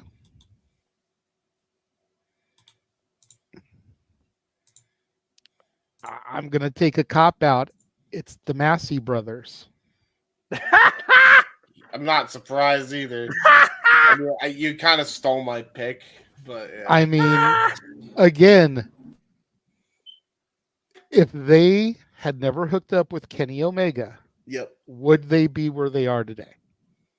They might still be. Or would they still be wrestling in Reseda in a fucking freaking armory? Yeah. Let's be real. If I could add to your point, JJ, real quick, name every person that has ever been with the Young Bucks, and once they split away from the Young Bucks, have gone on to do better things since. Cody Rhodes, CM Punk. Who else? I'm missing one from. Technically, Hangman is out of their whole story. I was actually gonna get to Hangman. Because he's doing his own thing too. I'm not surprised Emmanuel put John Cena. We all know how much he loves John Cena. I probably would have gone with Cena, but he's not wrestling full time anymore. That and Cena was.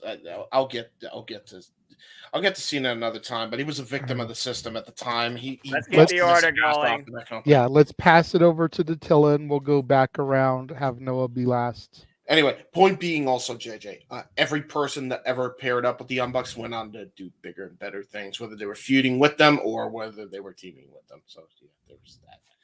Anyway, Datilla. For women, I have to agree with you, JJ. I think Charlotte Flair. She's not saying that she's a terrible wrestler, Yeah. But I will give her flowers as a performer, but. Yeah. As for Mel, oh my God. Okay, for Mel, let's see. Someone I think is overrated. Oh God. Let me see.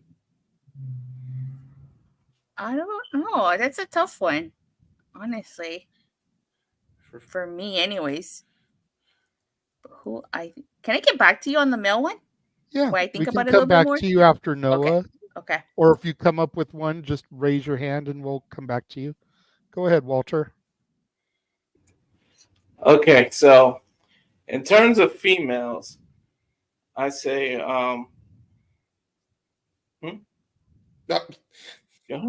Mercedes. What?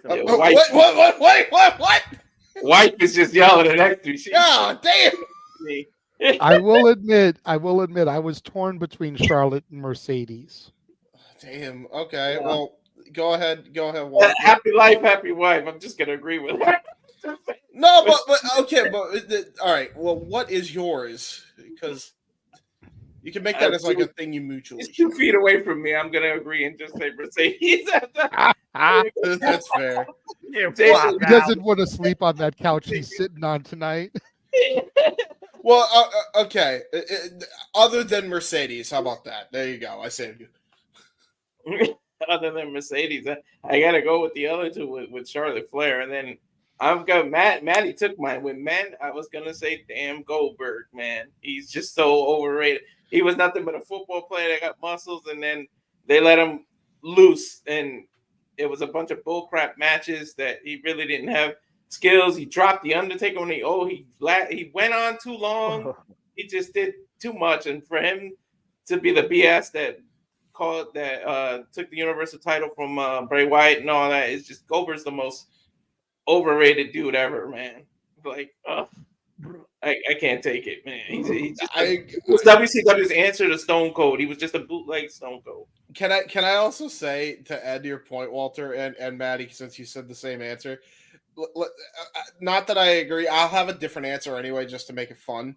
But Goldberg, like, that's an insult to football players because Dwayne was a football player, okay, and he turned out to be pretty damn good. I'm just saying. And then look, at least Mojo Rawley was properly rated because he's set to begin with, and nobody overhyped him, even though he wanted. Ron Simmons was an absolute unit on the field too. Ron Simmons too. Yeah, exactly. Sure. Like, there are football players that transition well from the iron grid to the pro wrestling 20 by 20 box. Goldberg was not one of them, or Gorg, as Maddie so eloquently put it. I love Gorg. That's my new thing now. Anytime I see him on screen, I'm just gonna scream Gorg. Anyway, it's like a friggin' sci-fi villain. I couldn't even talk. She was yelling Mercedes. She wasn't gonna let me say any other name. That was hilarious. Right. That was great. That was funny. All right, Maddie. So you said Goldberg. Who do you got for your woman? As my male, I'll say Goldberg. As my female, and I'm ready to see the entire chat. I'm ready to see all of you turn into a ball of fire. Mm-hmm. Okay. She's good on the microphone. Her in-ring work is the most overrated I've seen of this current generation. I got to say Becky Lynch. Interesting. Okay. Becky Lynch, phenomenal character. Becky Lynch, great on the microphone building her stories. Her matches are as bog standard and watered down as some of the squash matches that go on regular TV. And those are your pay-per-view matches. That's fair. I mean, I don't think Becky is bad as a performer. But she's not bad. When it comes to the 4 horsewomen, I rank her second. I put Bayley at number 1 for personal feeling. I go Bayley, Becky, Sasha, then Charlotte. Just as far as preference for me goes. So I go Bayley, Sasha, and Becky are literally neck and neck. But I just can't get over it. I just cannot get into Charlotte at all. Charlotte has a lot of really fun matches, but oh my God. She falls into Banshee category for me.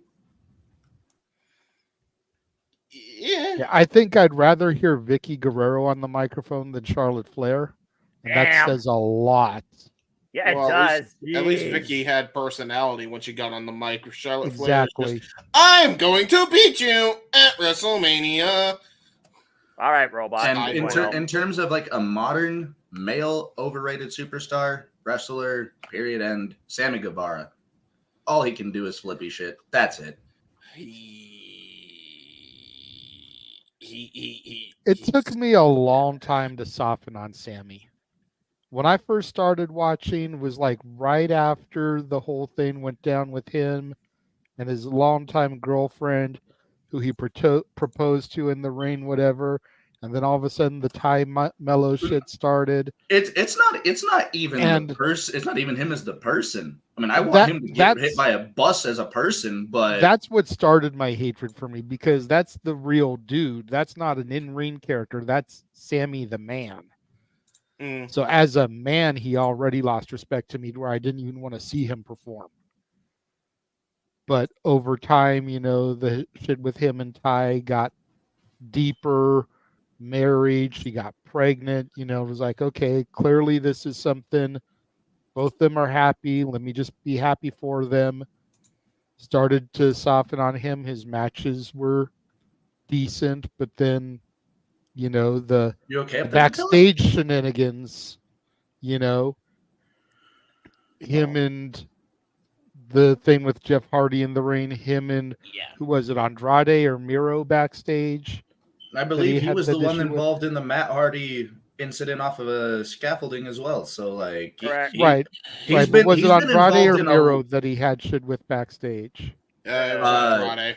Andrade. Yeah. It was Andrade.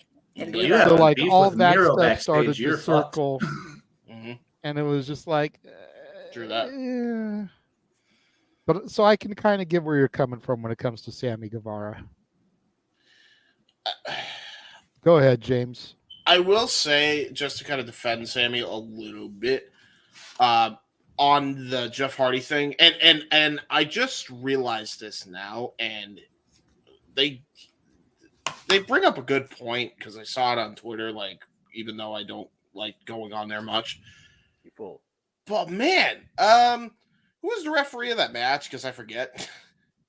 But whoever he was it Bryce by chance? It had to have been. I probably was, dude. Stop the match, bro. Like, how do you not know if he's concussed or is in a bad way? Because apparently, before he even did because I think the issue was he did it on purpose. It's like, no, he didn't do it on purpose. It was a freak accident, which is already bad enough. And yeah, you can argue Sammy probably shouldn't have done that all the way towards the end of the match. But then he also went on and did the go to hell to end the match. But the reason I blame the ref on that and not Sammy is, hello? This guy's concussed. You just saw him get his face destroyed, and what the fuck? I stopped the match. Throw the X. It's done. He TKO'd him. Just call it in the ring right there. Or hell, just call for a roll-up. Go home early. If you but you don't even have to go for a roll-up. You TKO'd him. Call for a TKO victory. At the very least, too, at least you get Sammy Guevara looks like he's a heel, right? Sammy Guevara looks like a dangerous dude. You know what I mean? Good. Kinda, right? You don't make a habit of that every time, but like go with some heat with that, and then okay, at least you stop the match before he could get any more hurt. Is he a heel though? Because he fit flats like Big Show. I don't know when he's a heel. Dude, he's the face. Oh my god, is he the freaking? He is the Big Show of AEW. But yeah, anyway, I said my piece on that. I just wanted to kind of defend Sammy a little bit there. That's kind of the ref's fault. Because I originally blamed Tony Khan for even putting the match together, but the more I think about it, it's whoever ref the match, just throw the X, dude. Anyway, my point stands on that. Overrated wrestlers. Okay. So I have two answers for the women because one's rated by the industry, the other one's rated by the fans. My first is Charlotte Flair, but as a mic person. I think in the ring, paired up with the right person, man, as she had some classics. I still think to this day on night one, the best match of the night, and it's really against Sammy and KO versus the Usos. But for me, in ring wise, Charlotte and Rhea stole the show that night. Like, for real. That was a dope match. Like, I love that match so much. Even with Charlotte in there. It's a damn timeless classic. So much so that my dad, who never watches wrestling, was like, that was the best women's match I have ever seen in my life. Like, it's really hard to argue. It was a perfect match. It really was. Personally, I preferred Sasha versus Bianca from the year. No, prior, I agree. I agree. That's up there too. But that was definitely a good one. Also, like I said, I give Charlotte her flowers as a performer, but I think she's overhyped. Yeah, for sure. As far as the other female in question, this is the one that's rated by the industry. I don't know how people feel about this woman, but I know no one knows where I'm about to go with this one. Marina Shafir.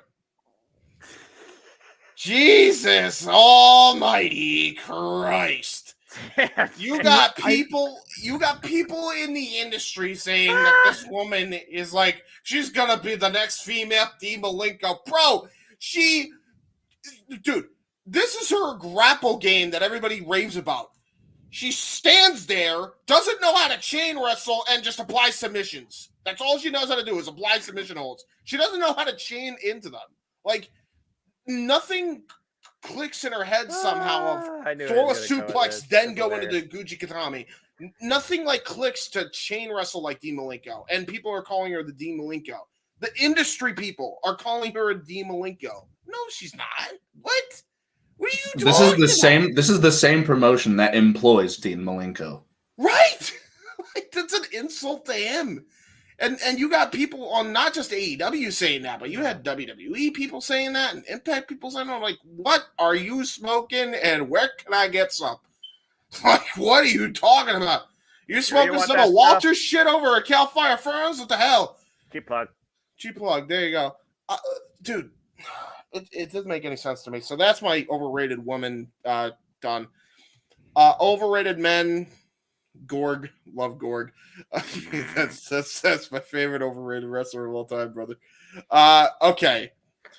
See, at first, when he said Gorg, I started thinking of Korg from freaking Thor. Yeah. So if y'all don't know where that comes from, it is actually from one of Goldberg's most negative matches received against The Fiend. As he's coming out, the stage was separated in a way that one half said G-O-R and the other just had the G. So it literally just said Gorg as he's standing there like this, walking to the ring. That's funny, you know. Oh my god. So from then on, he has been Gorg for me. He is Gorg. Absolutely Gorg. Okay, so there is that. Okay. Overrated male wrestler. Boy, that is a tough one. But if I really had to like say who the most overrated wrestler is of the modern day,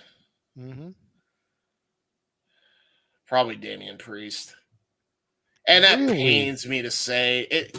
I don't. And the thing is, like, it's not his fault. I like Damian. I'm talking bad on my Puerto Rican poppy. Yeah, I like. Let me just reiterate. I like Punishment Martinez, which is his indie name before he got to the WWE. Right. I like Punishment Martinez. I even liked him when he was Damian Priest in NXT, kinda. I kind of liked his whole thing in NXT where he was kind of the playboy a little bit, which I kind of got back to, but like... Not really. It's not even close. No. I'm at a point where I'm looking at it and I'm like, dude, like this dude used to be a killer and this dude used to be like, I'm here to fight. I'm here to make money. I'm here to get women. And I'm here to just be a brooding menace and ruin your day. Like this guy was a killer and a chick stealer. And it's like we have gone so far left with this guy. I can't even begin to tell you. Like it's to the point now where he is the Money in the Bank and nobody even fucking remembers. Like, it's to That's the point Senor now. Money in the Bank. Right. Senor. Senor Money in the Bank. This guy is Senor Money in the Bank. He is now not even going to get the championship. Or he could get the championship, and I don't think people are going to bat an eye. They're like, oh, about fucking time. Now what? That dude, they have fumbled the bag on this guy. Not the first time. Not the first one. So I don't even know if that's accurate, but you maybe can make an argument for other people like Orange Cassidy might be overhyped a little bit, but like for me, it's Damian Priest because he should have been like a top dog, and they have absolutely squandered him and still squandering him even with the new regime right now anyway. See, I feel Priest is underrated personally. But maybe that's because I didn't see him on the Indies and I didn't see him in NXT. Talking poorly on bisexual Undertaker like that. How dare you? You know. All right. Before we move on to Noah, Datilla has her man. So go ahead. Who is your underrated male? Well, JJ, since you said a tag team, I'm going to go ahead and say a tag team. Mm-hmm. An overrated male has to be the Good Brothers. I'm sorry. But I don't get the hype around the Good Brothers. I don't know, like when they were in TNA during the time I started watching, like I just not the biggest fan of the Good Brothers. I'm sorry to say that. But I just feel like, I mean, look what they're doing without AJ Styles on SmackDown. The OC is just kind of like there. Okay. No, I agree with you there. They're definitely squandering without AJ. I don't know.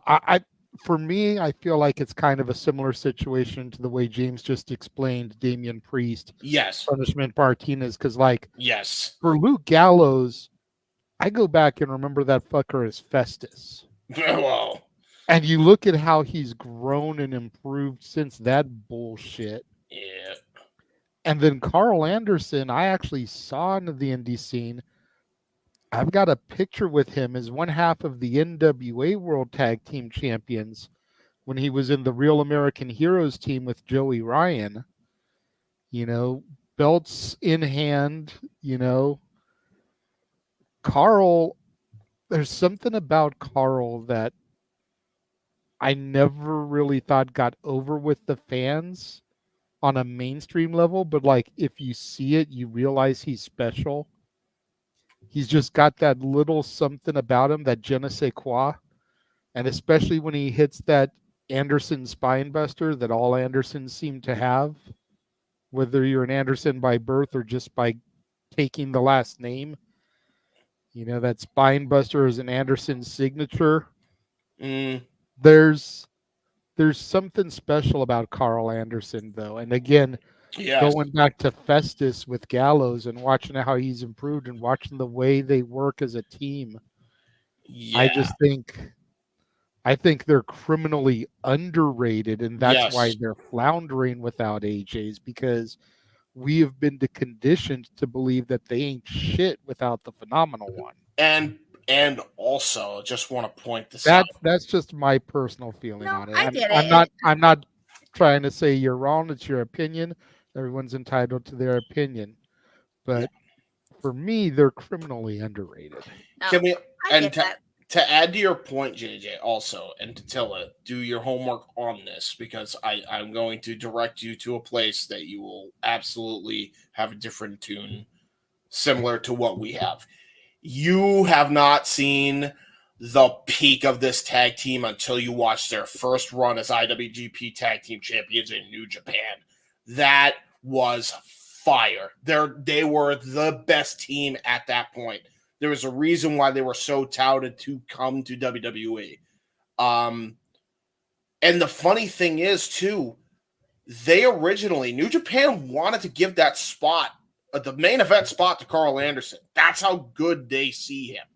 And he is that damn good, by the way, when he's, actually just given the ball. Like, they were going to give him the main event. And he's one of those performers just like, nah, man, I don't feel like I'm that good. Give it to somebody else. Like, he's one of the most selfless people in the wrestling business. He gave it to AJ when he first got out of TNA. And he was perfectly content. He was the leader of that stable. Everybody forgets that. Everybody thinks AJ was the leader of the Bullet Club at that time. It was Carl Anderson. And he was content being a world tag team champion with Doc Gallows. He literally basically inducted AJ into Bullet Club as the leader. He's like our new leader. Yeah, oh yeah, that's true. That's true. Yeah, because originally he was the leader and then he gave it to AJ. So originally he was the leader and he gave it to AJ and he was fine being the tag team champion. And they went on a dominant reign. And even before that tag reign, Carl Anderson was like a monster as never openweight champion. Cup finalist. Yeah, G1 finalist. G1 finalist, New Japan Cup finalist. This guy was a machine gun for a reason. Made him, oh, there you go. Made him the second leader afterwards, and he just gave it to AJ when he could. There's a reason for that. It's because Carl Anderson was he trusted Carl because Carl was that damn good, not just for the company at the time, but just for the whole of New Japan and just wrestling in general. They saw him as the future just as much as they saw AJ and Doc Gallows as the future with teaming with Carl Anderson. Like, and WWE, TNA, and even AEW have dropped the ball with them every single run since. Every single run since. Literally. And it wasn't even until they went back to New Japan where they got back to their roots and they were freaking seen as killers again. So much so that Carl Anderson won the never openweight title. I think his first singles title in 8 years or something like that. Yep. It was so ridiculous. Like, this guy is that selfish or selfless, excuse me, and he gets saddled with, oh, you're not with AJ? Don't care. I think the main issue with the Good Brothers, and I hate to say it, it is the fact that Festus is the heavy of the team. Because Carl Anderson is explosive. He's exciting. He is, people enjoy watching him. Yeah. And then watching Luke Gallows wrestle is like watching paint dry, or worse, watching Tonga Loa wrestle. Yeah. And the reason why they work as a tag team when you book them right is because so long as you have him do power moves and have him do the gimmick where he was in Festus just without the bell ringing, which is what he was doing in New Japan, where he was just explosive with his power, and Carl Anderson was explosive in his own right with his speed and technical ability. That's what made them such a great team. It's like WWE and all these other places completely dropped the ball and completely forgot what got them over. I disagree. I think in TNA, I think that, and I guess that's the reason why I just kind of don't see it. The tag team division was a mess when they were in there as tag team champions. It was practically non-existent. They had a stranglehold on those belts, so that's probably the reason why I felt like they were a little overrated, because they were a mess. Let's just get this straight, because they were feuding with Finjuice, and Finjuice was not over, brother. Let's not even kid ourselves with that one. Finjuice sucks. Juice Robinson was the better two of that team, as we have clearly worked seen in New Japan, though. That team worked in New Japan. It just did not translate to an American audience. Not even close. Yeah. No. Anyway, sorry. We went on a whole tangent there, but yeah, there's good tangent. Over and underrated. I was going to say, Noah didn't even have to weigh in on that one. Nope. Yeah, but agree to disagree. I just not a big Good Brothers fan. Never have been. I would try and watch their original New Japan tag title run. I don't watch New Japan. I'm saying when you get a chance, just look up some of the matches. You don't have to look up a whole history lesson or anything. Walter, you must have been distracted because I said them for mine. Oh, okay. All right, yeah. All right, Noah, go ahead and bring us home here, brother. Overrated male and female in your opinion.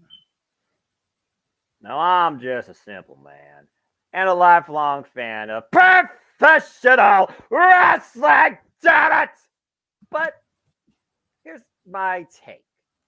The key word here is overrated, in my opinion.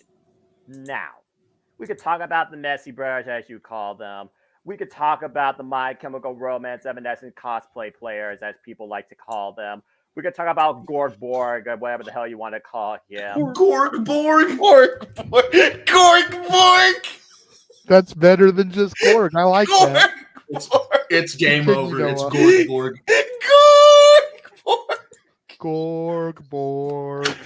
Gorg Borg.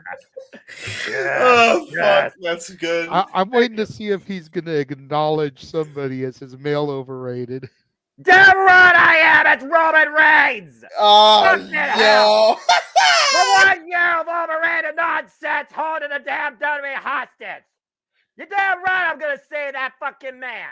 Now, as far as the woman, though, and again, I'll just leave it at that, because we're not here to rant for free. If you want me to rant, you got a super chat. Simple as that. As far as women, look, I am you know what I am. I am an advocate for women's professional wrestling, damn it. And the thing And is, you will I not still think digress. women across the board are underrated. They are not held to the same regard or respect for the incredible talent that they showcase as men and surpass. But from a booking philosophy, you're absolutely right, it's Charlotte Flair. Unfortunately, she's a victim of the last name circumstance. You really wonder if Ashley wasn't connected to that, what would her outlook be on the industry in the eyes of the fans of the business? Again, it's a victim of circumstance. So I have to definitely go with that. But another one I'm going to say is Nia Jax. Because seriously, is she the only big freaking heel you have in WWE that's an opposing threat to anybody that you can't fucking build somebody else out of? I mean, if you got rid of the smile from Raquel Rodriguez, you actually had somebody legitimate there. You got that bitch now officially signed to SmackDown. Congratulations, JJ. So maybe they actually can finally build somebody else. But why does every WWE women's feud got a freaking end with Nia Jax as the biggest imitating threat? Give me a fucking break. So I'm going to say Nia Jax and Roman Reigns. Although I will honorably mention Massey Brothers, Jeff Jarrett, Hey, and Jeff Jarrett is underrated, bruv. No, he's not. Don't let Big G hear you say that. Look, in modern day, he's underrated. You want to talk to me about back in 02, 03, 04, even in 2000 WCW, I will co-sign. As much as I defend Jarrett, I will co-sign on that.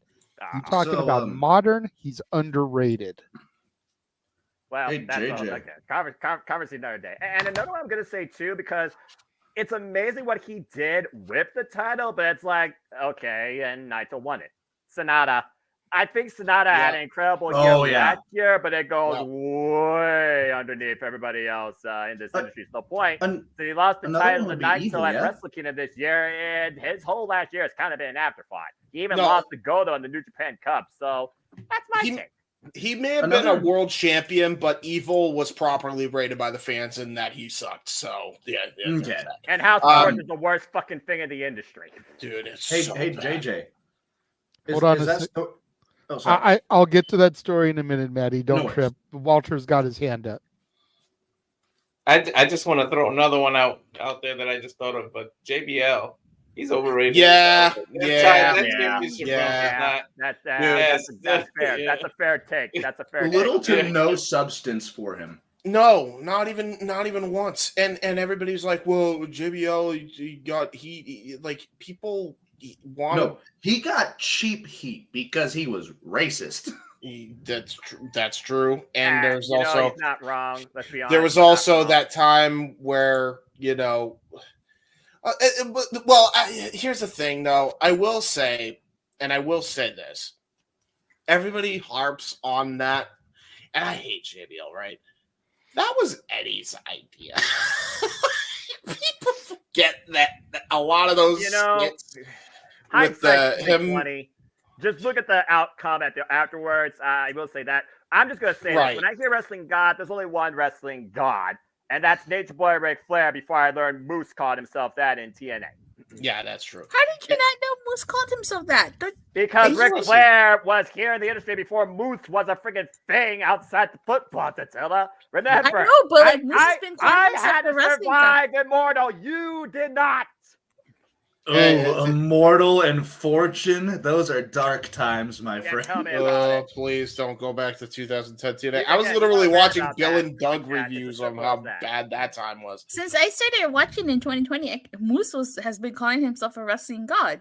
Yes. Yeah, that's true. But by the way, again, Ric Flair's always called himself God himself.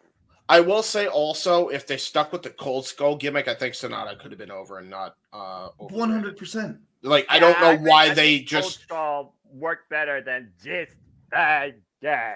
Yeah, by the way, like, that got so meaned on. And by the way, what was the purpose of Five Guys? That they liked fucking burgers and fries and they liked Fast and the Furious? Because, like, that's all it was. That's all people memed them for. It was literally the logo was inspired from Fast, and they and they also like Five Guys. Everybody said they like Five Guys because they're just Five Guys. It's stupid. What the fuck? All right. Sorry. Let me go ahead and take a moment to address. Thank you to everybody out there watching.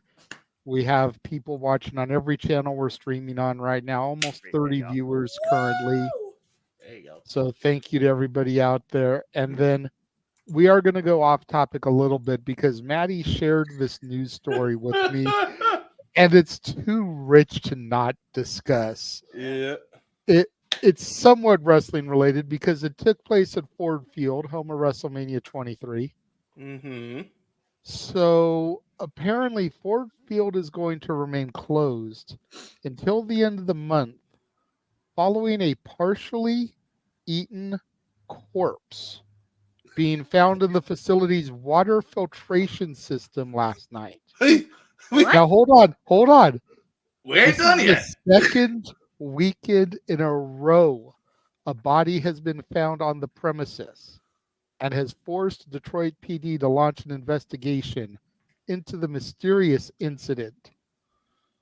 Well, I mean, shit. A partially eaten corpse. Second weekend in a row where there's a body. System. What the hell is going on in Detroit, y'all? For real? Yeah, I mean, shit. Talk about being built for tough. JJ, I implore you, go through the comment section because you are gonna find a gold mine in there. I don't know if I want to. One of the most valid comments I saw in there was, so they're launching an investigation after the second body. Yeah. What about the first body? Yeah, like the hell? And why are we only hearing about it after a second body was found? Yeah, why are people sneaking into freaking Ford Field to create human shish kebabs in the first place, bro? It's Detroit, and not everything in Detroit is exposed to news. Detroit is. I know Detroit for gangster shit, not cannibalism. Well, I mean, this is the home of the Lions, so you know. Yeah, I had to throw on the and the Tigers. Yeah, you know what? Maybe it's not even cannibalism. It may be a tiger. It may be a lion. We don't know. They're in Chicago. They are. I saw one of the comments was a clip from Dan Campbell's head coach hiring, where he's like, "And on our way up, we're gonna bite your kneecap." Jesus Christ. By the way, Noah said that Nia Jax was very overrated. You'll be happy to know, Noah, that apparently during a house show, Rhea Ripley gave Nia Jax the stink face. I'm not even kidding you. That legitimately happened. She legitimately gave her the stink face at a house show. And I was very pleased with her, and I was very happy that Nia was humiliated. So double thumbs up for me. There you go. Rewinding back, Maddie made a comment about biting kneecaps. Apparently, Igor Severino of the UFC was released for biting an opponent's arm. Yep, he's Walter. got a big, right by the tattoo right here, where his weight is, big ass bite mark right there. They released him. Let's get out of here. That is ridiculous. So he wait, put him on this. He went to go put him in a submission, and when he freaking to get out of it, he bit his arm. Like what the? Okay, so what's his name? Just to be clear. Igor Severino. All right, Igor Severino. Okay, so Igor Severino, suspect number 1 for the Four-Field incident. Has anybody visited Mike Tyson recently? Because he might be suspect number 2. Because I'm just saying. I mean, if he fights Jake Paul, are we going to hold it against him? I'm just saying. Oh no. He's developing a taste for one of the Paul brothers. Yeah. He's gonna bite off his nose. This is the same guy, Mike Tyson, that once said, "I'm gonna eat his children." So I mean, it's one of those things. I'm gonna eat your children. Yeah, bro. I mean, I wouldn't be surprised by it. Oh yeah, Manuel, that's a very good one, Nikki Bella, because she was the head of the Divas era. You're absolutely right about that. Nikki Bella is a she got good bigger. one. Never mind. Let's go to commercial. Oh my God. We'll be right back after these very important commercial break. Yeah. Yes, as we take a look, I forgot to upload the new one, James, so it's the original trailer. But honestly, don't upload the new one because the new one has Bruno Mars in it. Honestly, okay, good. You don't want to get copyright dinged. Yeah, let's not get dinged. So we'll take a look at James's uncle's documentary trailer here real quickly, and we will be right back. There you go. And now, preview time. So let's take a look at what's coming your way.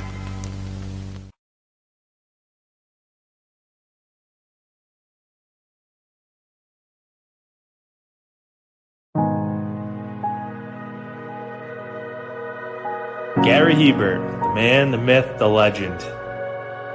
I was amazed, and I was looking to become a better skater myself, and I wanted to be like Gary. When you look at a guy like this, he's one of the most talented people in his profession. He's been given gifts by God. It can get frustrating at times when you're trying things that maybe don't come as quickly to you as other things. And, you never really felt that sense of frustration with Gary. It was always about improvement and positive reinforcement. Was it really the end? Was that head injury really the end? God has called Gary to continue to be a blessing to others and to be a passionate example. My name is Gary Hebert, and this is the World Academy of Hockey, otherwise known as the Inside Edge. I would recommend anybody that have a chance to come to his hockey school. I think it'd be well worth it. It'd be rewarding to all the kids and anyone he coaches, from whether it's an adult, a professional player, to a little kid like a Mike or a Squirt. Gary, from day one, has been instrumental to my hockey career. I started out as a potential Division III player, and Gary brought me single-handedly through high school and into a top Division I prospect. I owe it all to Gary, the biggest legend on and off ice there's ever been. Listen, watch, learn, be confident, and have faith. Those are the answers I was brought to. Yet, I only now am really learning how truly important those 5 things are. Through preparation, through appropriate thoughtfulness and thinking, we can learn to untie the typical knots between our ears that drive us into underachievement and underperformance. And lo and behold, we can learn, I think, to fulfill our God-given potential. Gary has the innate ability to make people not only better players, but better people. The life lessons they learn from Gary are incredible. I can always remember leaving that rink knowing as a player I got better, or I had something to improve on to get better. And I think that's what you excelled on as a coach, is giving us the knowledge to know what we needed to do to get better. There's coaches who know the game, but can you communicate and create passion in your kids and in your players? And Gary's able to do that. Gary's got great knowledge and the great hands, but more importantly, his ability to connect with people and care for them. His communication skills, to me, really stand out, separate him, and that's why he's one of the best, in the world. Gary's a legend. He's a special man. It is coming along really good, folks. Be on the lookout. Week and a half, it drops. Gary Hebert's One in a Million documentary. It's going to be a doozy. And if you want a little bit more hype in your life, here's the QR code for the second trailer. Go and check that out right now if you want to see him deliver an impassioned speech doing what he does best. It's probably one of the more powerful speeches you will hear in the history of sports. He's delivering this speech, the number one. He's delivering them like a speech 2 games before they win it all and become the number one team in the state. So, like, that's how powerful this was. It's an incredible speech too. As somebody who's been in many locker rooms for, championship game speeches, for just, game day speeches, that is without a doubt one of the best I've ever heard. Yeah, and by the way, this is coming from a guy who's watched a lot of sports and a lot of documentaries as well. And I mean, he's up there with some of the best coaches in the world, and there's a reason for that. Go check out the reason why. There you go. Okay. All right, before we get into our final topic, we were super chatted a question from Emmanuel. Ooh. And I had completely forgotten about it. So thank you very much, Walter, for reminding me about it. Sent a $2 super chat asking the best NXT champion of all time is my NXT and why. Damn, Emmanuel, you posed a crazy question. Disadvantage because I haven't seen that much NXT, especially Black and Gold, to be able to go back that far. Which order are we going to go in? Literally, the only champions I have seen are Ilya Dragunov, Carmelo Hayes, Braun Breaker, and Dolph Ziggler. Yeah, fair. So that is my lineage of NXT champions. And yes, I've seen title matches. I've seen stuff get defended on the DVDs I've seen. But that's a title defense. It's not the entirety of their reign. Yeah.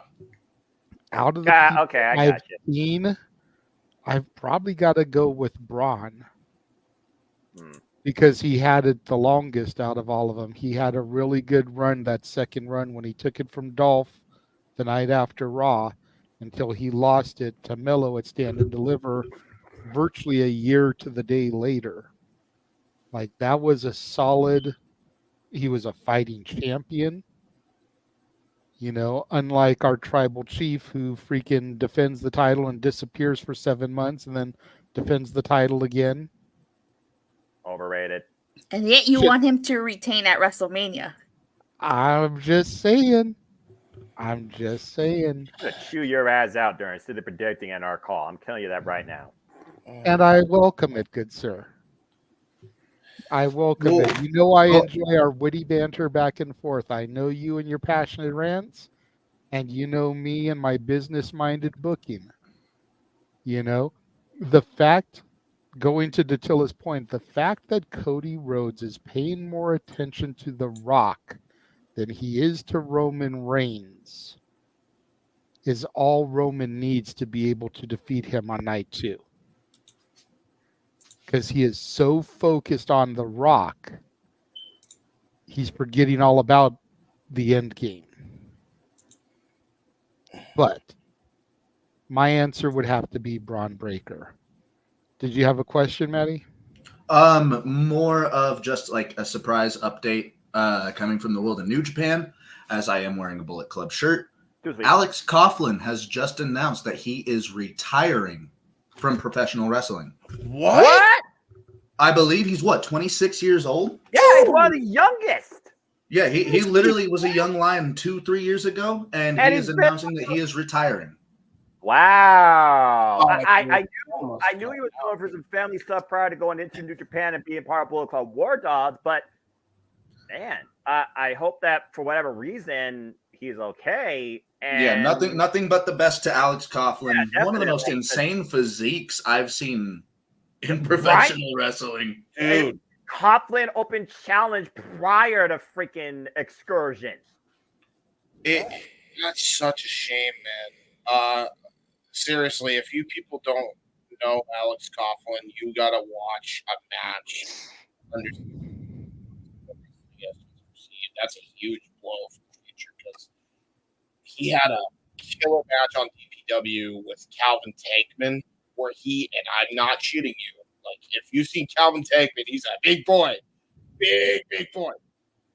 Deadlifted him into a gut wrench suplex. Yeah, I was about to say, Coughlin threw Tankman around like he was nothing. Dude, it was absurd. The whole crowd went ape shit, and it was like their first set of tapings. Like, he's nuts.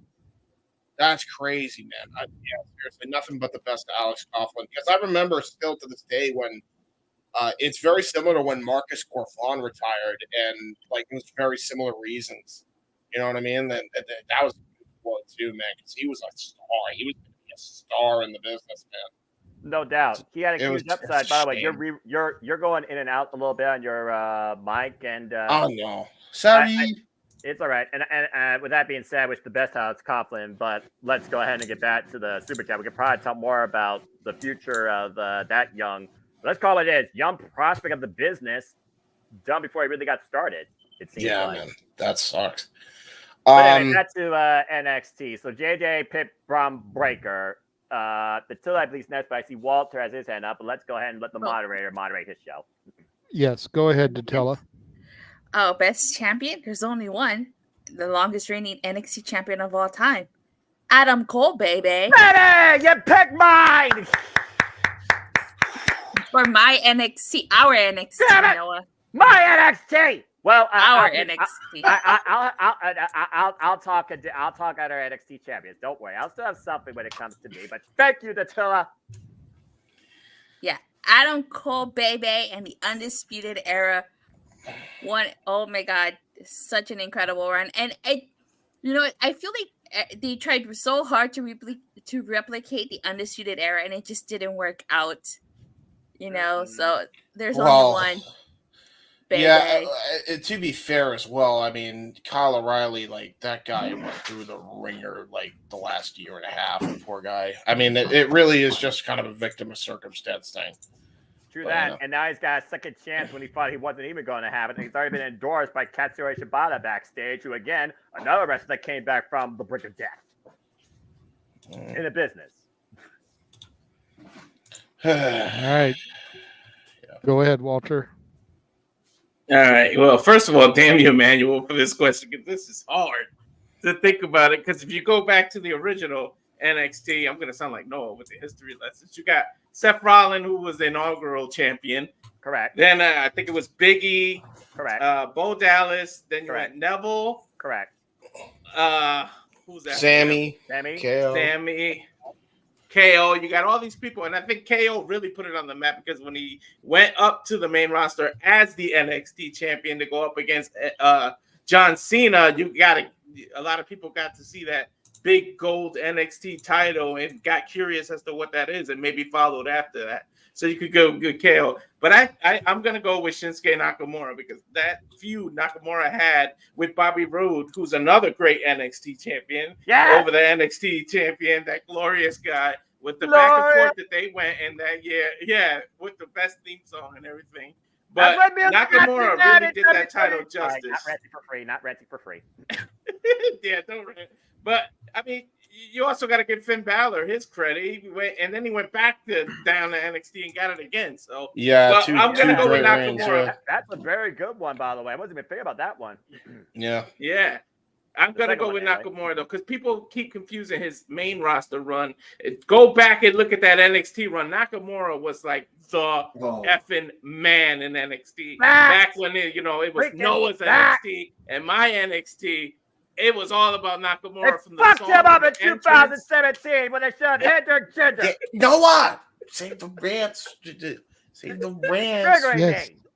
Save the rants for the super cats. The super chats. I'm gonna fire Noah. Such a fuck up company. It's okay. If you guys want to hear Noah rant about his NXT, $20 minimum to the Casa D18 Studios channel, please. I ran on W all night. To Walter's point. To Walter's point with what he said about Nakamura, there's not a more intense promo than when Samoa Joe is calling Nakamura out for his title. Yep. Regal, patience is a virtue, but I am not a virtuous man. Yeah. Give me Nakamura or bring me the NXT championship. Bring me my that promo solidified Nakamura's run as an all-timer. Yeah. Now, Dattila, you said one of the correct answers in Adam Cole. Bye-bye. Another correct answer would be Glorious Bobby Roode. Kevin Owens is another good one. But nobody quite held on to Goldie. Yes. Quite like Tommaso Ciampa did. You stole my pick, you bastard. I was going to go with Tommaso Ciampa. Nobody made that title feel more important. Nobody made Goldie feel like an entity quite like Ciampa did. Ciampa was talking to the belt. Ciampa was having full-blown schizophrenic episodes looking at the belt. Nobody else has done that in NXT. Nobody has made the belt feel more important than Tommaso Ciampa. So in my eyes, Ciampa is the greatest NXT champion. That's a good choice.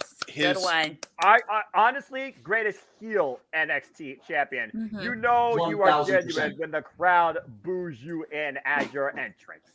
He didn't even need theme music. He was the longest entrance music. Yeah. He's the longest tenured NXT person. He stayed in NXT when everybody was like, he needs to be in the main roster. He just kept staying down there. Him and so Johnny, one of the longest tenured people there. Yeah. Him and Johnny both of them, like for real. And his story as NXT champion led to at least 3 other outward stories going on. It led to Alistair versus Johnny Gargano. Dude. It led to the Undisputed Era going after other people. Dude, he screwed up the entire NXT. And Regal just sat there. Regal just sat there pissed off, like, you're not touching anybody, though. Dude, I miss that era of NXT. That was my favorite era. Dude. Hang on, guys. The moderator has his hand up. We got Go ahead, JJ. And correct me if I'm wrong, but didn't Ciampa lose the belt to Braun? He did lose the belt. He actually no. He lost it due to injury. Relinquished. Okay. Yeah. Right. So he relinquished the belt due to injury. The second reign, he did lose at the Braun Breaker, yes, but that's what I meant for Braun's first reign. Yeah. So and you could even argue that even though that era, the Rainbow Bright era, fuck the Rainbow Bright era, oh my God, fuck the Rainbow Bright era. Don't talk about that.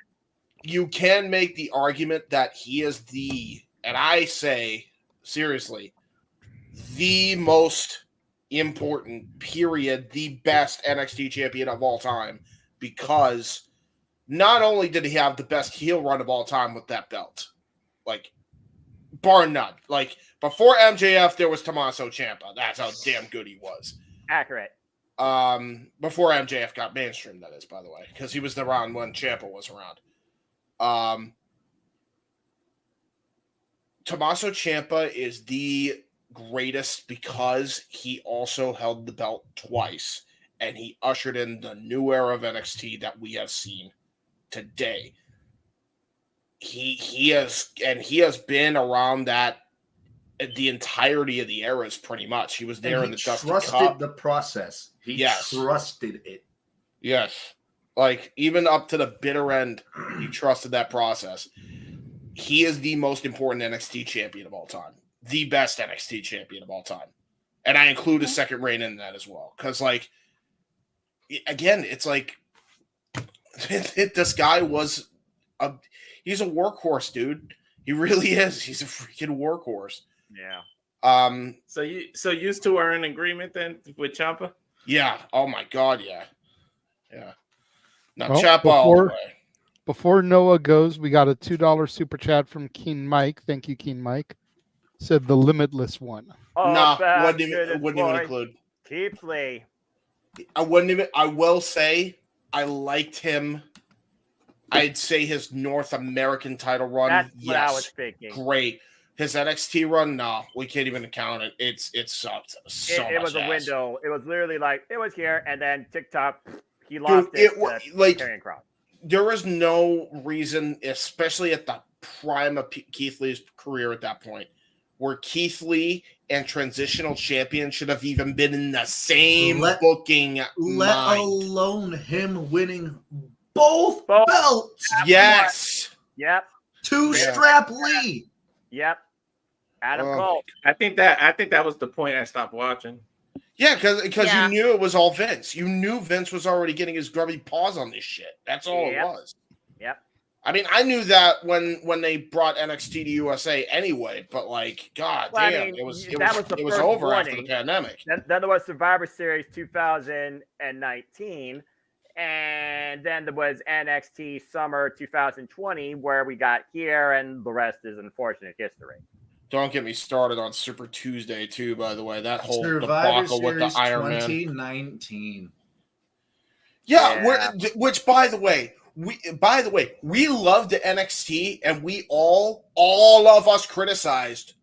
Why is NXT going over the guys from Raw and SmackDown? Are you stupid? Are you trying to make your main roster didn't look have like a single stupid? point that night. Yeah, Raw didn't have. It was so dumb. It was one of the biggest. It was one of the most boneheaded decisions ever made in the history of wrestling. And yet somehow for NXT fans, it was one of the favorite things they seen outside their NXT. They were trying to make up the screw up with Cena in NXT. That's what that was. And don't get me wrong, as an NXT fan, I was excited, but then like you look back at it and it's just like, holy shit, how dumb were they?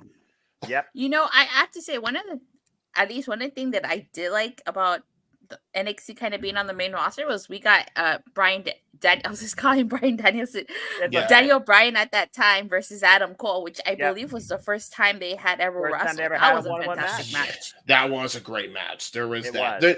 The triple threat match between all the three mid-card championships as well was a fucking banger too, by the way. Yeah.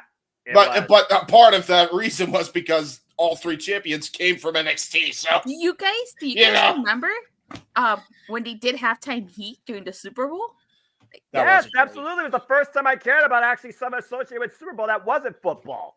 Yeah, well, that was really good. It's kind of hard to remember that with any fondness because Velveteen Dream was in the. Listen about him. We don't talk about that. We don't talk about him better. Yeah, all right. Sorry about that. It's Bruno status. Yeah. Well, on that note, you go Noah. On that note, because that was a sour note right there. It was a very sour note. As somebody who followed, eat, sleep, live, and breathe the black and gold until it died, and then the black and red resuscitated other life in me, let me talk to you. You guys nailed it with Ciampa and Adam Cole right up there as the top two. There's no argument there. But let's give some love to the women, shall we? Because nobody was ready for Asuka, the only woman ever in NXT history undefeated while holding the title, had to relinquish it due to being promoted at the time. So it's one of those. I said what I said. Yeah. It's one of those things where, again, you can never deny Asuka and what she did for the aspect of women's wrestling in WWE, let alone still holds the standard in NXT. Now, shifting gears to NXT UK. I'll be damned if I don't mention the bruiserweight Pete Dunne and what he did establishing that brand after he and Tyler Bate set the world on fire what NXT UK can be at NXT TakeOver Chicago. So Pete Dunne and, of course, Belling General Walter, who was the longest reigning champion in that brand's history, might I add. And you can't give enough love and respect to the final boss, not Rock, the final boss of women's wrestling, Mako Satomura, and her run as NXT UK Women's Champion, all the way before I got merged into the freaking, at the time, black NXT. And then, of course, tag teams. I can't believe I'm fucking going to say this, damn it, JJ. You freaking suck sometimes, and you're right. I gotta give it to the longest reigning tag team champions, Pretty Deadly. They had a hell of a run. Yes, boy. Shut up. They had a hell of a run in NXT UK. I see you smiling. Don't get used to it. Damn it. NXT UK, and then they came over. They also won both set of titles in NXT. Arguably one of the most influential tag teams outside everybody in the Undisputed Era and all they did for the titles in NXT tag team history. So that's just some of my takes. As far as modern era, I mean, again, right now, if it wasn't for the fact that Ilya Dragunov, Roxanne Perez, Trick Williams, Carmelo Hayes, and freaking Lyra Valkyra, and by the way, Lyra and Becky are my second most favorite women's match last year for WWE. That was so good too. WWE can actually do women matches when they actually put enough work into it and actually get them the time. What a crazy fucking spot. And I like the triple threat. Like Lyra Valkyria versus Roxanne Perez. I was shocked that Lola Vice pulled the trigger during that match. I'm just saying, wise strategy would have been when the champion was at the most vulnerable. So I think she screwed herself, but whatever. True that. Still, incredible match. So right now, there's a lot of good in the white and gold. Never will be black and gold, but at least I care more about this NXT. It's better than what it used to be. So you guys nailed all the greatest champions, in my opinion. I just added the women because, again, you cannot argue that no one has done what Asuka did. Not even Mandy Rose. And she was the longest reigning in this hybrid eras of NXT. So there you go. I see a lot of people raising hands. Just a second, because Noah got a little bit ahead. We did get another super chat from Emmanuel from Arlene. Best women NXT champions. And there you go. Noah already laid some out there. For James and Dattila, do your questions have to do with this? Were you trying to bring attention to this? Okay. Go ahead then, Dattila. Well, since Noah mentioned Asuka, if the whole situation with Mandy Rose hadn't happened, do you think she would have broken Asuka's record? Since she was, I think, a little past like 400 days as NXT Women's Champion? 400 days, and if Vince McMahon had his grubby mitts still in the NXT environment, absolutely. Because at the end of the day, Vince was always going to overshadow what Triple H started. How long was Asuka's reign? Like 526 days. Yeah, it was ridiculous. Okay. I'm going to say no then. I don't think she would have. I think she would have come close. I think the plan all along was for Mandy to lose the belt to Roxy at Stand and Deliver. And then the shenanigans came up and they had to pull the trigger sooner. Yeah. But I think the plan originally was for Roxy to go over at Stand and Deliver on WrestleMania weekend on the biggest stage in the company as opposed to just a random NXT. So you may have been able to add another 90 days on her 400-something day reign, so it would have come close. But I don't think she would have passed it. Personally. And Mandy Rose is my answer based off of who I've seen. Yeah, How did that get you? Yeah. Not anything against Roxy. I do love Roxy. I thought her reign as champion was awesome. But it didn't last long enough for me to really rank her up there. Tiffany Stratton is a close second for me because she completely changed my opinion about her during that reign. I'll give you From that. just being some fucking fake plastic Barbie doll Dude, to she being would have somebody who proved that they belong on the SmackDown roster with the heavy hitters that they have there right now. She would have had heavy hitting matches with the women of Black and Gold NXT. She's that damn right. Seriously.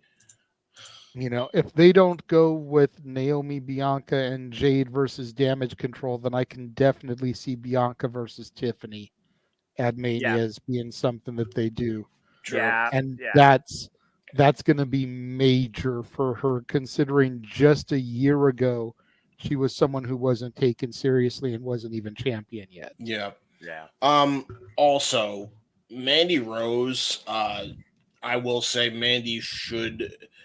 I'm only going to say this. I don't think she's the greatest of all time, in my personal opinion, but I do think that Mandy Rose absolutely should have came in 2 years earlier before the Rainbow Bride era. Because, dude, imagine that toxic attraction gimmick going everything against, and I think, Noah, you and I even had agreed on this, going everything against Triple H's philosophy of what women's wrestling should evolve into and going back to the old days and going the opposite. Man, talk about heat. And you add the fact that Mandy could go in the ring. I mean, she could have been a heavy hitter for sure. I think if it wasn't for the Vince era, she absolutely could have been in contention for her. Just the booking was god awful. I will raise you Shayna Baszler. You mean the only actual singles title she's had in her entire WWE career?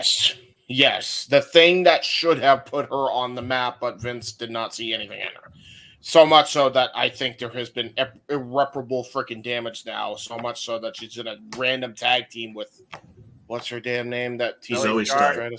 Zoe Stark. And don't get me wrong, they're actually making it work, but dude. It seems like they're having fun with it because their characters mesh so well. Yeah. Right. No, I agree with you. That's why I'm saying great team. But I'm thinking to myself, this is Shayna Baszler.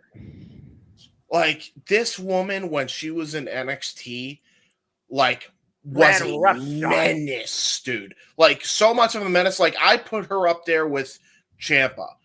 Like, she was that much of a menace. She was the menace of the women's heels, right? She was a menace of the women's division. Tommaso Ciampa was the menace for the men, right? And they altered everything in the ecosystems during that time in NXT. They did. And now, granted, her matches weren't as good most times. In fact, sometimes they put them in the dead spot, which made me sad. But, man. The 9:15 time slot? Damn it. Might as well be, kind of. No, it got me. Well, but her story, like her matches were the reason I appreciated Shayna as opposed to like most women, very character driven. Like Maddie, Noah, Datilla. Remember when her first title win came at? She legitimately had her shoulder popped out of socket and whammed the post to push it back in to win the match, win the title. From Ember Moon. Ember Moon, who, by the way, as we have seen on Ring of Honor and how she's defended her title, she's crazy, right? And she beat her and showed her, I can out crazy. So, like, bro. That's and right you know away. something? And I agree with you. And I keep mentioning this on my post show. You know who beat Shayna Baszler for that NXT Women's title? Rhea Ripley. And yet they never did a story with them on Raw when the story was right there. Well, I mean, they had a chance. But they've got a couple stories that they're looking at that they're just not doing. Well, I mean, you know, so do we. I mean, are you really surprised here? Well, to be fair, at least we're revisiting Liv Morgan. So there is that. Well, the longer story. But I liked Io Sky as champion, although I do agree with you guys. No, Shayna Baszler, Asuka, those were two of the best. I liked Io Sky. She had just her was awesome. And then her end game with Raquel Gonzalez at the time. I mean, that was when Raquel was legit serious, you know. So, by the way, she has a back. Yeah, she's got a back. She does have a back. That's okay, true. What else should I care about? Oh, I was just pointing out the fact that Raquel Rodriguez has a back. That's all that she does. I don't care about that. Want to see the best Raquel Rodriguez match, Raquel Gonzalez match ever, though? Go check out her steel cage match with Rhea Ripley because that shit. Oh yeah, fucking. And then the last woman standing one was. I think the last woman standing might be better than the cage match. I agree. Actually. Yeah. Anyway, Maddie, what about you? I don't know what order we're going. Oh, great. That's it. We're talking moderate his show. Moderator, what do we go with? No, you already went, so it was going to go to Maddie. It was going to swing back around. Because I started with Oscar, and then we went to tennis. So now we are on Maddie. So, Maddie. Right. I can be very quick about this because I feel like this is going to be the one that most of the answers are going to be the same. The two correct answers have already been said. Io Sky is a really good one, so I'm going to throw out another really good one and say without Bayley, we wouldn't have gotten what we did with Asuka.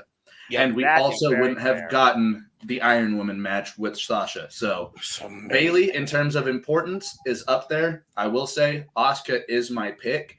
And favorite match of that was the last woman standing match, her versus Nikki Cross, where they tried to fucking murder each other. Yes, bro. Yes, absolutely. The first real last woman standing match, by the way. Yeah. No, and again, they attempted murder. Yeah, there was attempted murder on that show, and it was the end of that match. I still think should have ended in a double countout. Yeah, but I digress. That would because you could have gotten some money on a rematch. You could have seriously ran that back again. And how that would have made Nikki Cross look like $1 million fucking dollars. It was Nikki Cross's best match. Wasn't there a spot with like a ladder or something? Yes. Yeah, that superplex off a ladder. Yeah, it was a superplex off a ladder through tables, and Asuka got up at like the pubic hair of 9. And by the way, that sounds like basic because it's happened so often. No, you got to see how the suplex was delivered and how she crashed and burned through these tables. And she when I say it should have been. Fell back after the bell and then screamed in agony and in victory. Yes. When I say this should have been a double countout, it's because both women should have just laid there because I would not have moved for 10 seconds. Dude, they died. I thought legitimately somebody was going to leave on a stretcher. It was great. It was glorious. It was awesome. Glorious violence, as Noah says. Glorious pro wrestling violence. I love when glorious violence actually. The black and gold brand, how I miss it. We love it. We love it. Yeah. My NXT! Dude, But there is nothing wrong with the modern day NXT either. No, it's just that the NXT As a matter of fact, the modern day NXT is apparently so good that Tilla is watching and reviewing the Go Home show to Stand and Deliver, and the NXT after Stand and Deliver. Impressive. I mean, correction, I'm co-hosting. I will You're say still reviewing it, God damn it. Don't take it away from me. I will say you co-hosted the ones on your channel with me anyways. You let me carry you on my back as you admit to. So don't try and make it sound like this is any different, girl. You were still doing 3 NXT shows in the span of a week. Because I'm such a nice person. Yeah. Too bad you wouldn't do it when I asked you. You had to do it to for somebody JJ's else. point. To JJ's point about, modern NXT being pretty damn good, there was about, and I think Noah might be able to help me timeline this a little better, about a year, maybe year and a half from where NXT 2.0 launched to where they kind of cut off the 2.0. Mm-hmm. And that might have been one of the worst periods of wrestling I have had to sit through in a long damn time. Yep. But that whole core of talent that they had that we were all like, feigning over and hating on, that turned into being maybe one of the most promising groups of professional wrestlers that we have currently. Yeah. Tony D'Angelo, Carmelo Mello, Hayes, Trick Williams, Trick Braun Williams, Breaker, Tiffany Stratton. That's at least 5 on one hand that I can name. We've got Dare a lot more. I say, and this may be a bold statement, but dare I say that this crop of people they have in my NXT is on par with, not going to say as good as or can even exceed, but is on par with the 2002 class of OBW. Yeah, I'll give you that. No, I agree with you. The Brock Redacteds, the Batista, the Cenas, the Ortons. Mm-hmm. The Sheltons, the Victorias. People forget she. I forgot Victoria was there. Victoria. So Tiffany Stratton is basically your Victoria, the female to make it. Yeah, the one that's gonna. Well, but instead of going psycho bitch, you're going like Karen bitch. You'd be like, no one has my style, and no one has my. Just be thankful she's not on Raw, or else she'd be in a team with Chelsea Green. I love Chelsea Green. Actually, her, Chelsea, and Sonya Deville, I agreed with your freaking statement. They should have been a team. Holy shit. That would be the greatest trio of women since Toxic Attraction. Dude, it would have been crazy. Pierce would ask for his release with that much of grievance. Bro, Nick Aldis, imagine a segment with Nick Aldis. It's like, these are the most pretentious women I've ever dealt with in my life. Adam Pearce looks at him and be like, Mickey James. I'm just saying. Adam Pearce looks at Nick Aldis, be like, first time. But yeah, I mean, drink a coffee. see, and to your point, Maddie, I started watching almost at the birth of that Rainbow Bright 2.0. So again, I started watching then, and while you guys who grew up with the black and gold are like, oh my God, what the fuck is this shit? Put me out of my goddamn misery. Yeah.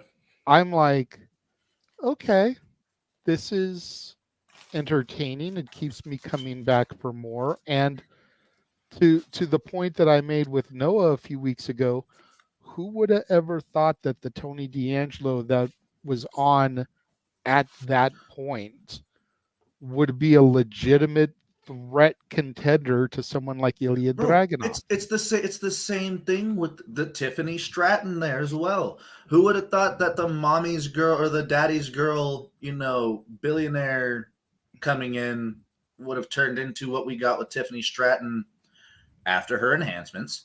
But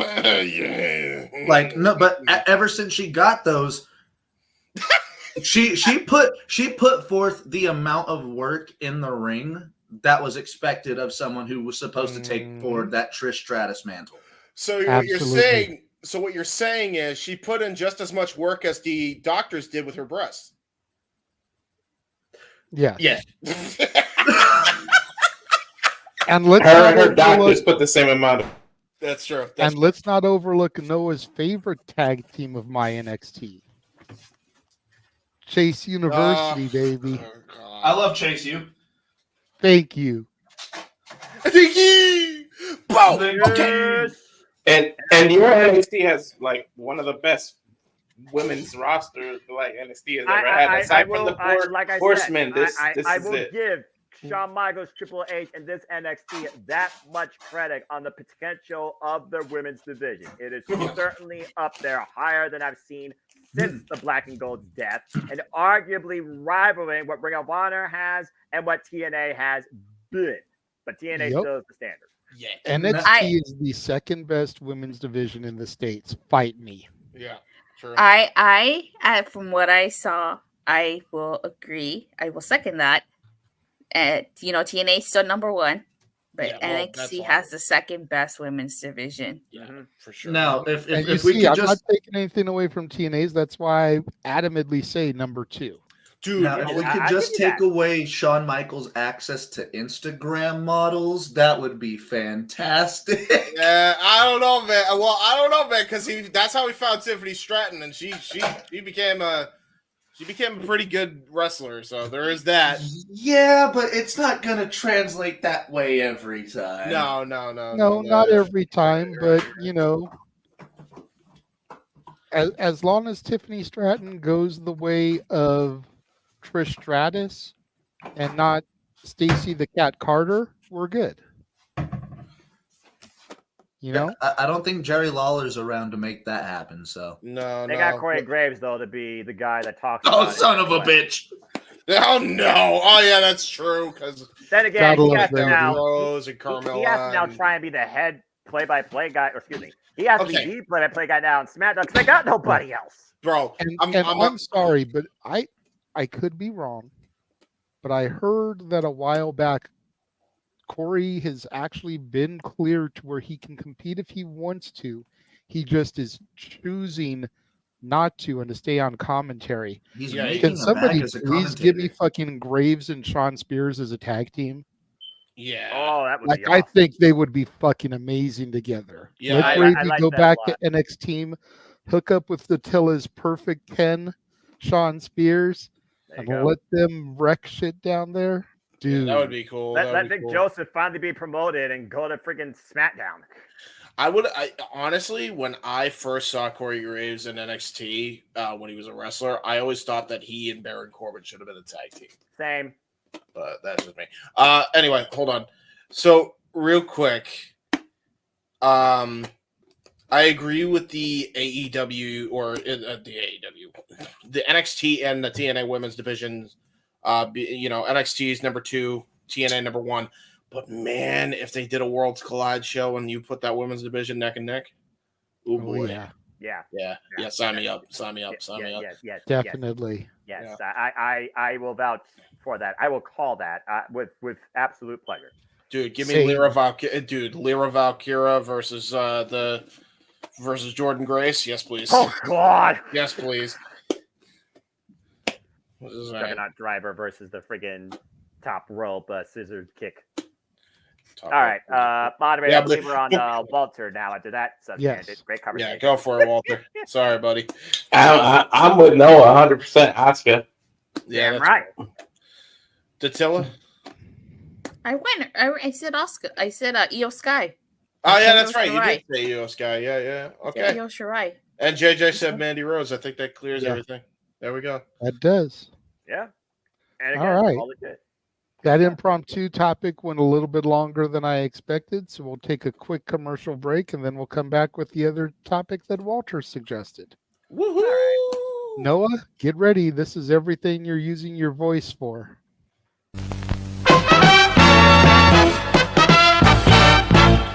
And now, preview time. So let's take a look at what's coming your way. What am I losing my voice on? This is the Weesa Gonna Die tour. I'm not. 3, 2, 1.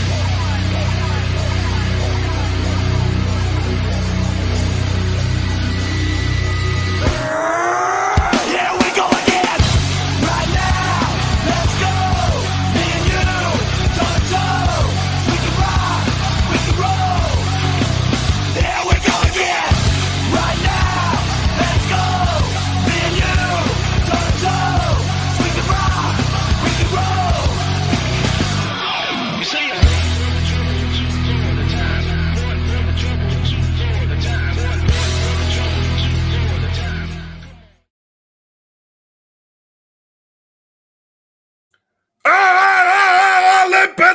Limp Bizkit, it's great.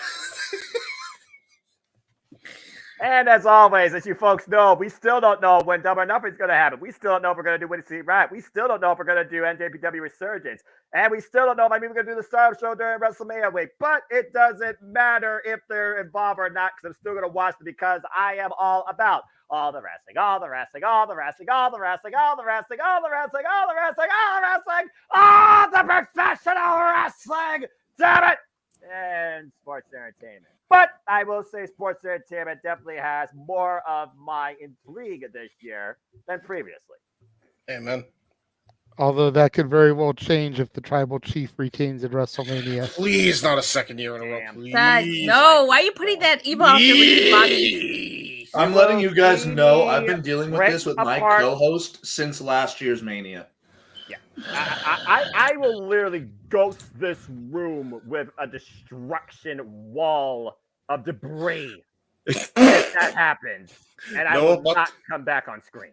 You are coming to us from the void. What are you causing destruction to? Oh yeah, that's fair. You can't see his backdrop, can you? Yeah, you can't see my backdrop.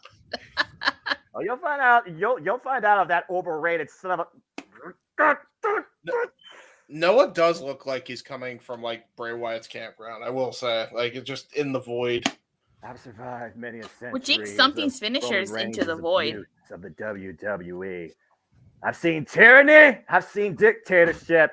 I fought it all, man. You know what I'm saying? Anyway, continue. God damn. Dig what I'm saying. That was pretty good. That's really good. Wait, what were we talking about? Let me mix gimmicks. Okay. Yeah, Vincent. Bro, Vincent's just like every hippie, bro. It's a bunch of guitar strums. Bro, Vincent's just like... Where do we go when we die? He's just every hippie, like, ever, dude. Like, that's what Vincent is. He's just like that... He's like that dude that's friendly, but also has this weird cult-like mentality to him, and also is like, hey, you want some LSD? Hey, Vincent is cool as fuck. That guy is I agree. awesome. I like the Righteous. I think the Righteous Lance Archer has a very unique dynamic. The Righteous with Lance Archer is like those two guys that are trying to draw you into a cult. and that big guy that's going to force you into the cult. Whether you want to or not, because everybody dies. And by the way, they got 2 big guys. Don't sleep on Dutch now. Oh no, dude, big Dutch. Dutch is the Righteous have interacted with Crew Day. They've interacted with every member of us so far. So we are big Righteous fans. Oh, okay. Well, get them on open mic night. Hey, I will try my damnedest. damnest. Colonel we've ever seen. There you go. Do what you can do, Maddie. But anyways, Death walks. Our last topic is another one that Walter suggested. Another reel he posted in the open mic night chat. This should be fun. And it basically came from a Not Sam podcast. And they were talking about the modern era of wrestling that we are currently in. And they were trying to pinpoint what moment kicked off this era. Like you can say that Austin 316 or the double turn at WrestleMania 13 or the Montreal Screwjob kicked off the Attitude Era. You can say that, the Rock's Get the F Out promo or the Cena Kurt Angle moment defined and kicked off the Ruthless Aggression era. But what moment kicked off the era that we are in right now? What's this era even called? I don't know if they've defined it yet. Maybe the Bloodline era, because it's the been the Triple H era. The last era was the Reality era, was it not? I think so. Yeah. So yes, I think so. I remember something about that because that really drove me away for a long damn time. Yeah, Reality. I don't want to think about reality when I think of my wrestling. They said that the Bloodline storyline is definitely the defining story of this era. Right. But what moment, whether it's a Bloodline moment or whether it's something completely different, do you think kind of kicked off the era that we are in right now? Interesting question. James had his hand up first, and then I'll go to you, Datilla. Go ahead, James. Got the easy answer when Vince McMahon got the boot for being a perv. Damn. Stop me when I'm telling lies. It's hard to argue. SummerSlam 2 years ago. So that's fair, but you don't think that this era jumped off prior to that? No, and I'll because tell you. You got to think there's a few storylines that are still going on that started before that happened. Yes, but here's why I say that is the turning point entirely, right? When the Attitude Era started in canon, it was when Vince McMahon came on television and said, quite frankly, we are sick of thinking your intelligence needs to be insulted. How ironic later he would insult our intelligence multiple times after the fact. But yeah, that's when he came on TV. That's when the Attitude Era officially kicked off, right? And the whole creative direction started changing rapidly. Literally, it was right after the Montreal Screwjob. You could probably lump them in as like 1A, 1B. But around that time is the official mark of the Attitude Era actually truly beginning. Because you got to remember, during the faction warfare crap and the Bret Hart with Team Canada 1.0, like that whole thing was still a part of the new generation, technically. Austin and Bret going up against each other at Mania 13 was still a part of the new generation. Sid winning the WWF title in what do you call it? The Rumble in San Antonio and turning heel and becoming the cool bad guy still happened in the new generation. So all of that was new generation type stuff, technically, even though it was very Attitude-esque. But it didn't really kick into high gear until Vince made it official, and they had no choice but to change creative plans or else they were going to die. It's very much similar in this case. You had really good storylines coming in. You could even argue there were better storylines that were coming out of the Bloodline stuff, especially from last year's Mania. You can argue that maybe there are points where the stuff officially began, but truly the new era kicks off when Vince McMahon gets the boot for being the person that he is, which we will not get into. And as a result, because of that bad publicity, they had to change plans and forced their change in creative. And literally, like, it might as well have been overnight, very similar to when the Attitude Era happened, like in canon, because everything shifted. The Rock became essentially the chairman of the board, taking Vince's seat. He's now the runner of that thing, and now it's a power struggle between him and Triple H. Cody's is on the side hunter, basically. Now it's like Cody versus The Rock, but also Cody versus Roman, and Roman's still got a stranglehold on the title, and now you have Seth involved. You have Punk on commentary calling, like everything just completely like went belly up,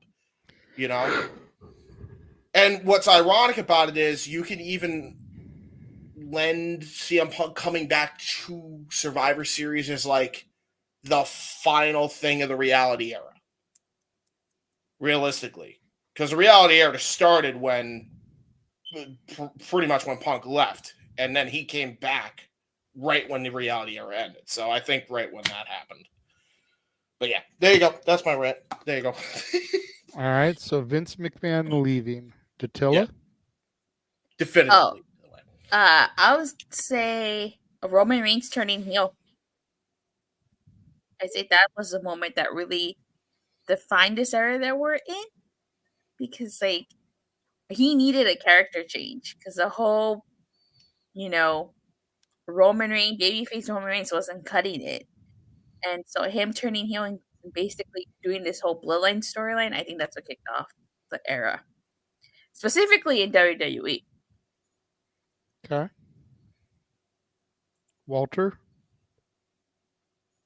Not that I want to remember this time, but I think what officially kicked it off, sadly, is when the world shut down in the pandemic. 2020, forcing them to do the Thunderdome, and then when they came back, because that's what made Roman disappear, because he had to take precautions because his leukemia and everything. He had to take precautions and disappear, and when he came back in remission, he got that chair, but then he went heel, and that's what kicked off the whole bloodline, and that's what led to everything. So even though the cutoff of, you can call it the Thunderdome era or whatever, so like right after the Thunderdome era ended and we came back from the pandemic and the world started opening back up, I think that's what defines this era, and that's what started it right there. Can you really count it though as a different era, considering it was still reality sucking, and we just established that the reality era of WWE sucked, and pandemic also sucked? I mean, I'm just saying. Maddie? So I completely forgot that I feel like the reality era ended about 2019, right about when the pandemic hit. Did it? So I lump the pandemic era, Thunderdome era, that's all in one. But the thing is, Datilla's right. It starts when Roman Reigns returns and spears the Fiend, spears Braun Strowman, leading to their match, and then eventually aligning himself with Paul Heyman. This really should be the Bloodline era, because it's defined the last 3 years of main roster storytelling. And it's hard to argue that almost everything has run through either them or the Judgment Day for the last, 2 years now? Yeah, 2.5 years. That's fair.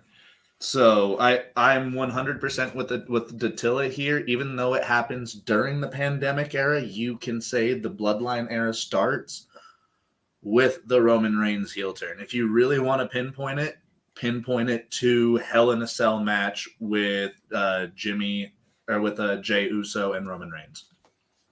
Would that mean you are separating that as its own era then? Because I feel like that this is still a whole new era after Vince getting booted.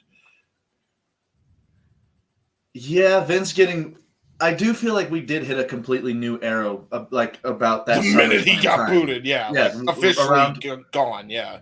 Well, here's the thing: is he wasn't officially gone. Like he still had his shit in there, running things how he wanted it ran, and then eventually he got brought back. Yeah, no, yeah, I'm talking about like when this year.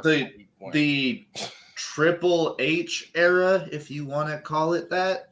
Yeah, I guess you could say it's a completely different time, and we can kind of pinpoint that to SummerSlam of last year. Well, yeah, but that was also a lot of that was dominated by the Bloodline. Yes, although that forklift spot was still gnarly. Love that spot.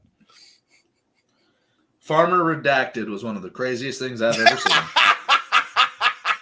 Farmer Redacted. That's good. I like that. Noah?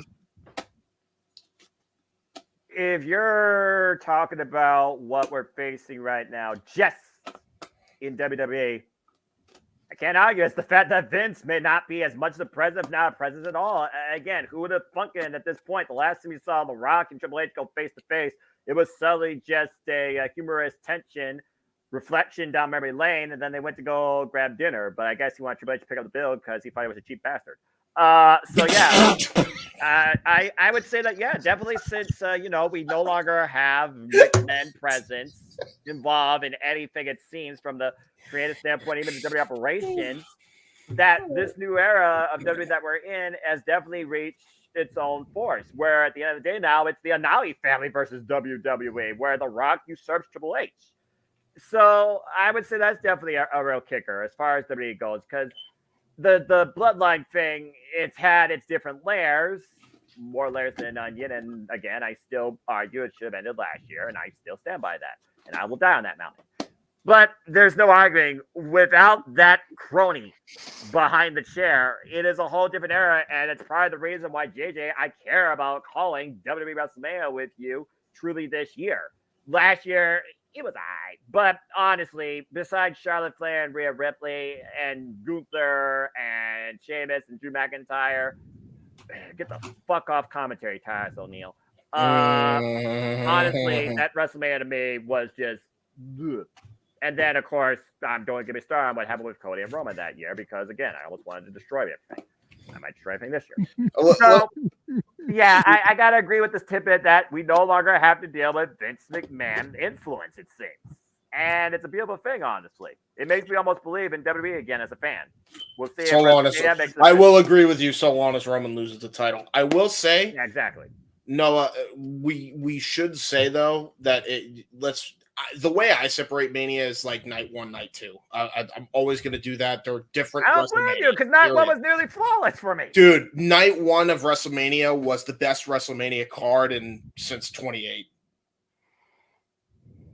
Honestly, actually, I'll even go further back and say from top to bottom, best card since 24. Okay, I'll give you that, because 28, we still had that and Team Teddy shit.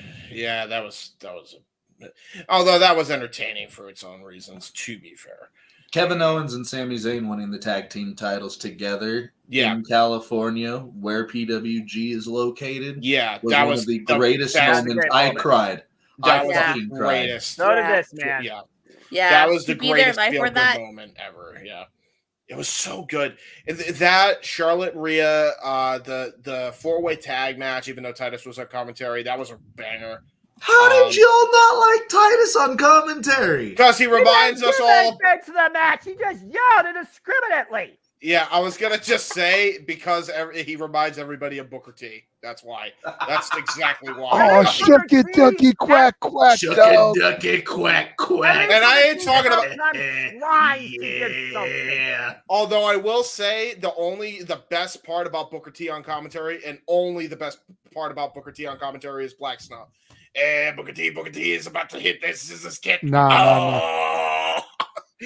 Booker T isn't he on Blacks? No. Damn it. Sorry. I had to. Go ahead, JJ. Oh, God. Booker T during Trick Williams' entrances. Yeah, but he just channels Black Snow because it's his... I'm not going to say the word. Don't. You know what I mean, though. You know where I was going. He's his brother. He's his brother. There you go. Right. To whoop that trick, and JJ will whoop that trick all night, even though he's never mind. Anyway, we're not going there. All right. So, but yeah, bottom line, no, Vince, you actually might have me as a WWE fan once again, based on what this WrestleMania looks like that we're calling. This hardly might be the greatest WrestleMania ever if we get the one right decision. Dude, Cody is in the land of the free as the American Nightmare. You for Dusty, you have to give him the belt, bro. You have to do it. So maybe what defines this era is Cody winning the 2023 Rumble. Maybe that's what kicked off this era then. That's fair. Slim Jim coming back. That's what defined this era. I'm about to say, CM Punk coming back to WWE, I think also defined a lot of what, if we're just talking about WWE. I mean, if we're talking about just the industry in general, I think the industry truly hasn't been the same since AEW came into existence. When you really all think about it, by the way, when you really all think about it real quick, just completely random sub-tangent, but kind of relates. Eli Drake, a.k.a. L.A. Knight, is the reason why Slim Jim came back. Just saying. In canon, in kayfabe, they came back. So am I to expect L.A. Knight to ride up in WrestleMania in the Slim Jim car? Yes! Oh my God, yes, please. So AJ Styles and LA Knight's going to be brought to us by Slim Jim. Logan Paul, Randy Orton, and Kevin Owens going to be brought to us by Prime Energy Drink. What the hell other sponsorship shit am I supposed to If this was Detroit, it would make sense for him to pull up in the car like Cena did. I agree. You know, we're going to get Fundamentals Crunch again. Bodies right now. JJ, stop it.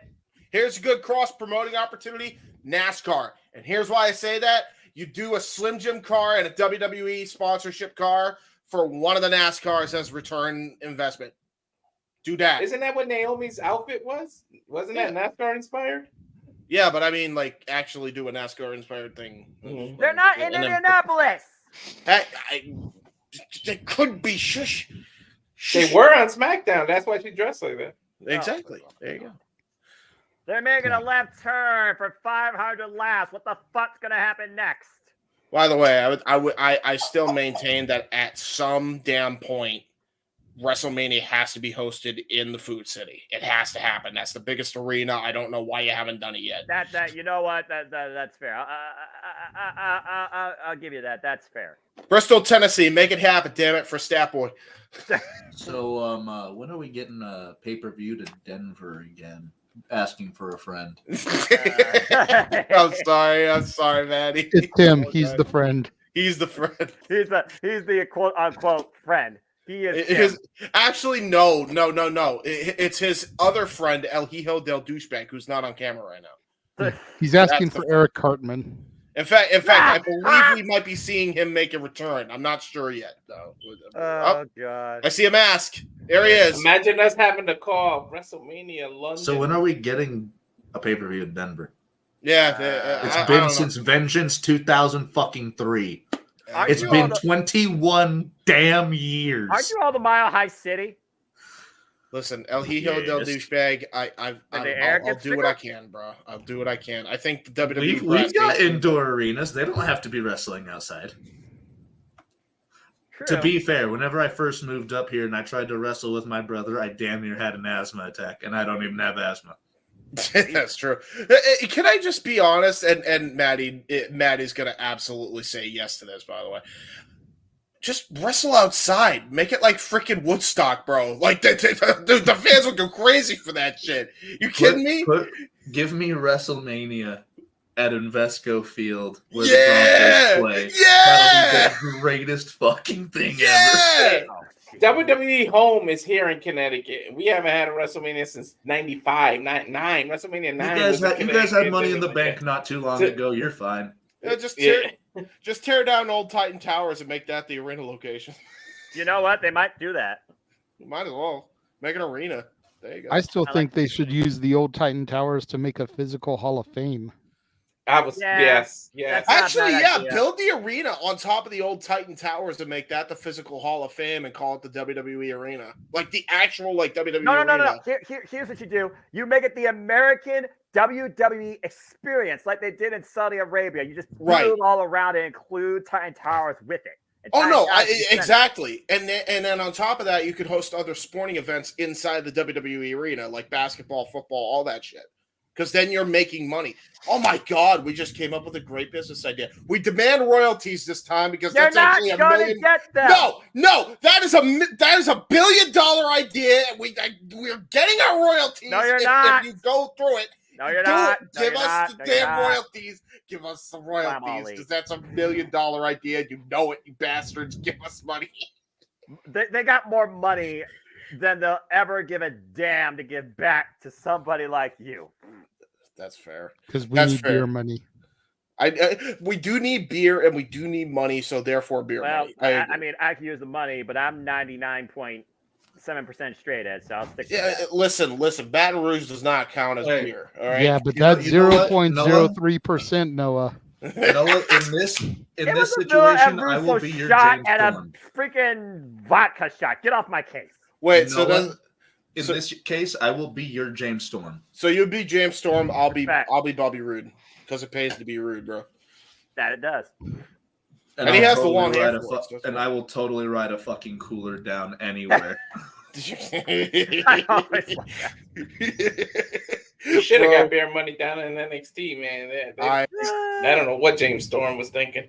I don't know either. To be fair, I think James Storm was thinking, I don't want to be ruined by the creative direction. I'm happy just being a local, like a bigger independent guy.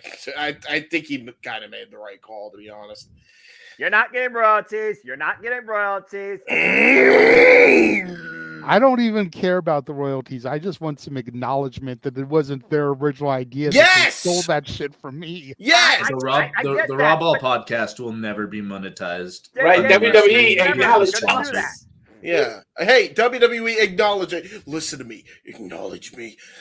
Anyway. I have been saying that since the freaking open mic night after WrestleMania last year. Dude, it's absurd. Anyway, sorry. We're talking like crazy. You know what? It's a free week. There's nothing going on. There was no collision. There was no rampage. Everything picks up next week where my freaking nightmare is going to be bothering me while I play freaking Balatro on my PlayStation 5 and give less than two shits what you all are doing. These topics lent themselves. That's not true, Noah. That's holes. not entirely true. There was Rampage. It was live after Dynamite. It wasn't on Friday night. I had nothing on my Friday. I don't have Fox. I'm surprised that wasn't a topic, JJ. JJ. Have a Rampage. Yeah. What, did they have a 3-hour like Rampage? Oh, so it was like... Yeah, it was Dynamite and then Rampage was live afterwards. On TBS or TNT? Same channel, TBS. They did it all on TBS. Okay. Yeah, I'm surprised you didn't make that. You didn't make that a topic. AEW testing the waters for a 3-hour show. It's not the first time though, so you gotta consider this with Collision and Battle of the Belts. That's a 3 hours in itself. And here's the difference between Monday Night Raw, 52 weeks a year on a weekly basis, versus AEW 3-hour stints. They're two different shows back to back, not the same damn uniform thing that gets boring to try and draw you in to the end. I will agree, but to Datilla's point, yeah, they're saying that they did it to see if 3 hours of Dynamite could work on Wednesday night. No. I will. Well, let's. Can I just say, I think all of us, realistically, would not mind 3 hours so long as you actually book the 3 hours correctly with a shit ton happening. That's the big problem. They don't book enough substance for the sauce. Yeah, I don't want 3 hours. No. 2 hours is fine. 3 hours. 2 You hours barely make the ratings now. 2 hours is the perfect balance time for a weekly wrestling show on a night. Go ahead. Can I ask one quick question to everybody here? Go ahead. Go for it. What the fuck? Aside from Dattila, because I will never ask a female their age, how old is everybody here? 32. 28. I know where you're about to go with this, I bet. 40. 47. I'm 25, by the way. So when I was a little kid, When he was a young warthog. When I was a young warthog, I was around as a kid whenever they went to 3 hours. And I was excited. I was like, yes, this is more wrestling. This is more that I can consume. Because that's all I watched as a kid. It was that and sports. Wow, I never really grew up out of that. Anywho. How does that reflect against yourself? But I digress. As I've grown through that, I've had to watch 3-hour Raws for what? 12 years now? More, maybe? Mm-hmm. Yes. It's too much. And they're not putting enough wrestling on there. They're not putting enough wrestling on there. And my worry is if AEW gets that third hour, they're either going to not put enough wrestling on there, or they're going to put an hour of fucking AEW Dark on there, where it's just squash matches or short matches and segments. You're going to undermine your roster by trying to add so much more in without letting stuff breathe and build. Exactly. And with the amount of wrestling that there is out there, you can go watch New Japan. You can go watch MLW. You can go watch fucking AAA. You can go watch CMLL. You can go watch whatever the fuck you want. GCW. You can go watch your local indie promotion. Go support independent wrestling. That's Revolver. But there's so much wrestling out there that, almost 12 hours of on-air TV a week is way too much. That's putting in half a work week for some people. I will say, though, the reason I say they may have no choice is if rumors are to be believed, I also saw and heard TNA might be up for sale soon, or at least that's the rumblings. What? When did you hear? I don't know. I don't know where. I don't think it's up for sale. They didn't even allow Scott D'Amore to buy it. No, I know. That's why I said the rumor. There was like a rumor site. I wish I had saved it because I thought it was unsubstantiated, but I saw it. That's why I say it was a rumor ultimately, because I don't know how true that is. But if that's the case, I mean, I'll be honest. Nobody's outbidding Tony Khan. Forget about it. I don't even care. You could be Scott D'Amore. You could be anybody else. The only person that might be able to outbuy Tony Khan is Freddie Prinze Jr. So he may have to make room for TNA to have its own slot, and he may have no choice but to put Rampage. No. I'm just saying if it's true. No, I don't think that's true at all. I don't think so. Dattila and I are double teaming you on this, and you're eliminated. We're keeping you down for the 3 count, bro.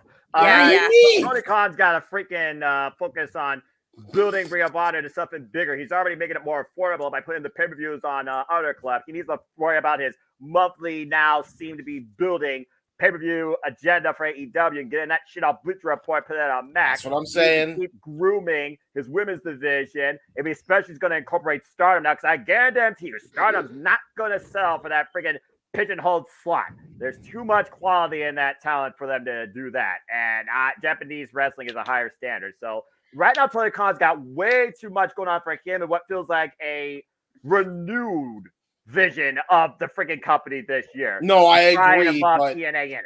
I agree, but I will say this.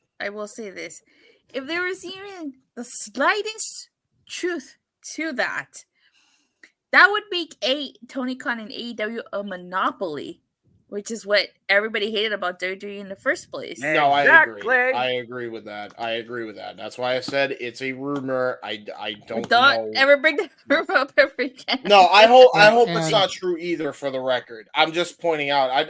Personally, I'd rather Freddie Prinze Jr. buy it because he just put Scott D'Amore in charge because he's smart. But anyway. Hey, what's on your mind about that, bruv? And how about you reiterate what it means to say the R word here and buy it? Wait, what'd you say about me? The R word. Anyways, holy fucking shit, guys! Caught me off guard there. We're completely overlooking the fact that WWE, if this is true, may want to buy it, if for nothing else, but to get their access on all the DVD and the video footage. Think about what they can do as far as their productions go for people like AJ Styles if they have the TNA library. Mm-hmm. That's what I'm saying. I mean, honestly, WWE having TNA would be a great counterfight to AEW having ROH. Man, what a freaking statement. I never thought I'd say that. Like, back in 2008. Now I'm saying it in 2024. Where we are at today in the industry. Oh, boy. Just saying. TNA is always the little engine that could, I call it. I don't think it's ever going to have to be sold. That is fair. As far as the actual topic at hand. Yeah, what were we talking about?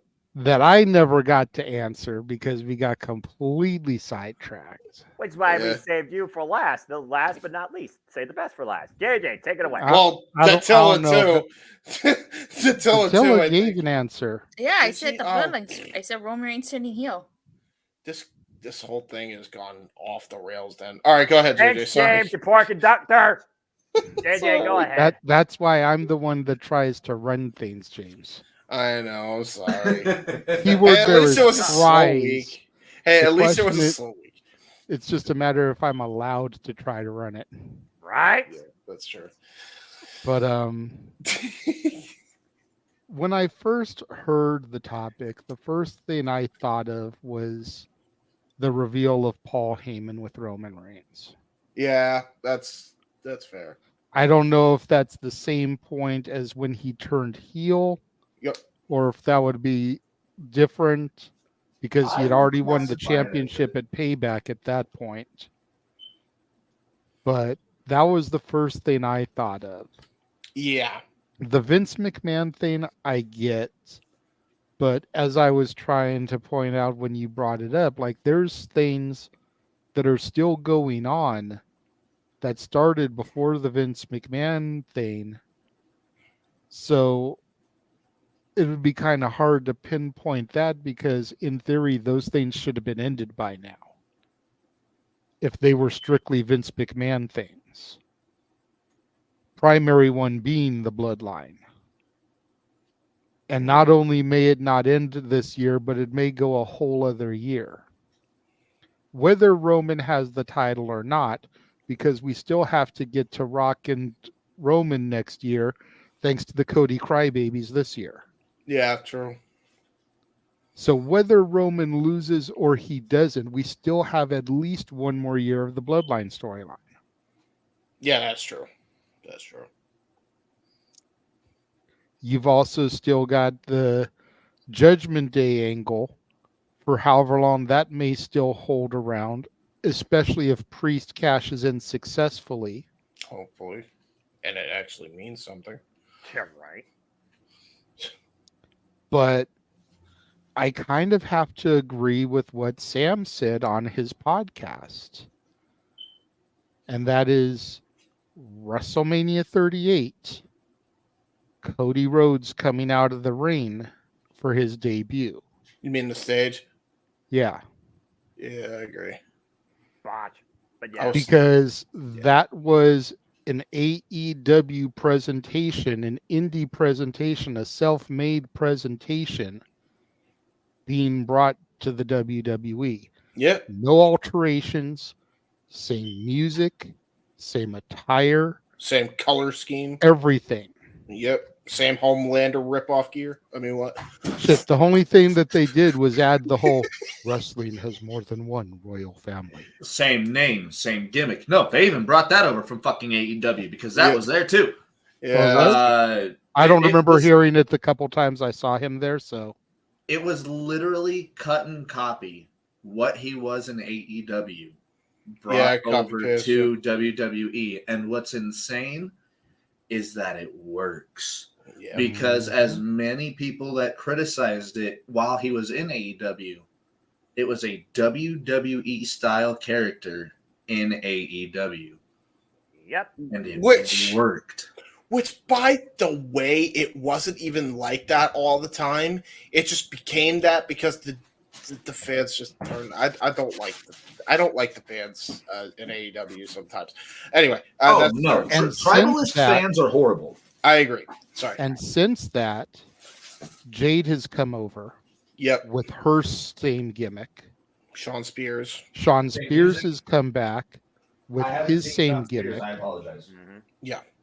The only one who's really altered anything about them is Brian Pillman Jr. to Lexus King. Mm-hmm. And even then, still a member of the Nightmare Factory or was a trainer of the Nightmare Factory. So there is that. Also, Maddie, to go back to the R word thing that Noah said, even though I don't think he meant that R word, I have autism, so it's okay. Everybody's got the R word. I know you told me the other day. Oh yeah, that's right. Okay, we had this. Oh good lord, these freaking idiots! Rumor. Oh, gotcha. Okay. Golly, you guys are about as freaking slow buffering as freaking the IBM computer was when it said Toronto was in friggin' America. I figured you didn't mean that word, but dude, like the comedy gold when you said the R word and me saying, what the fuck you called me was priceless, dude. That was priceless comedy time. Hold on a second. Yes. We need Dragon Zord power now.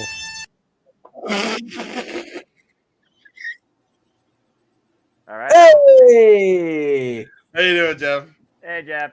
I'm good. Apparently, you got called a reread before I came in. So I'm just going to try again. There you go. There you go. Great. I'm at the center of the madness. As usual. You're the center square. Yeah. What the fuck? You're the center square. You got to do it right, Jay. You got to center square.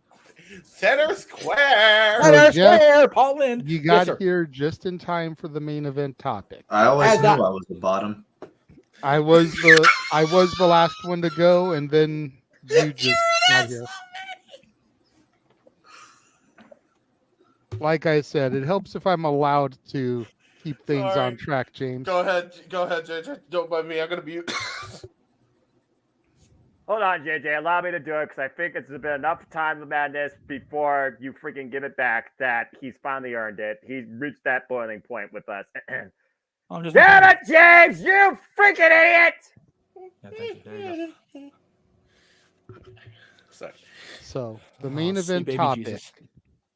the current era of WWE that we are in. Yes. When did it begin?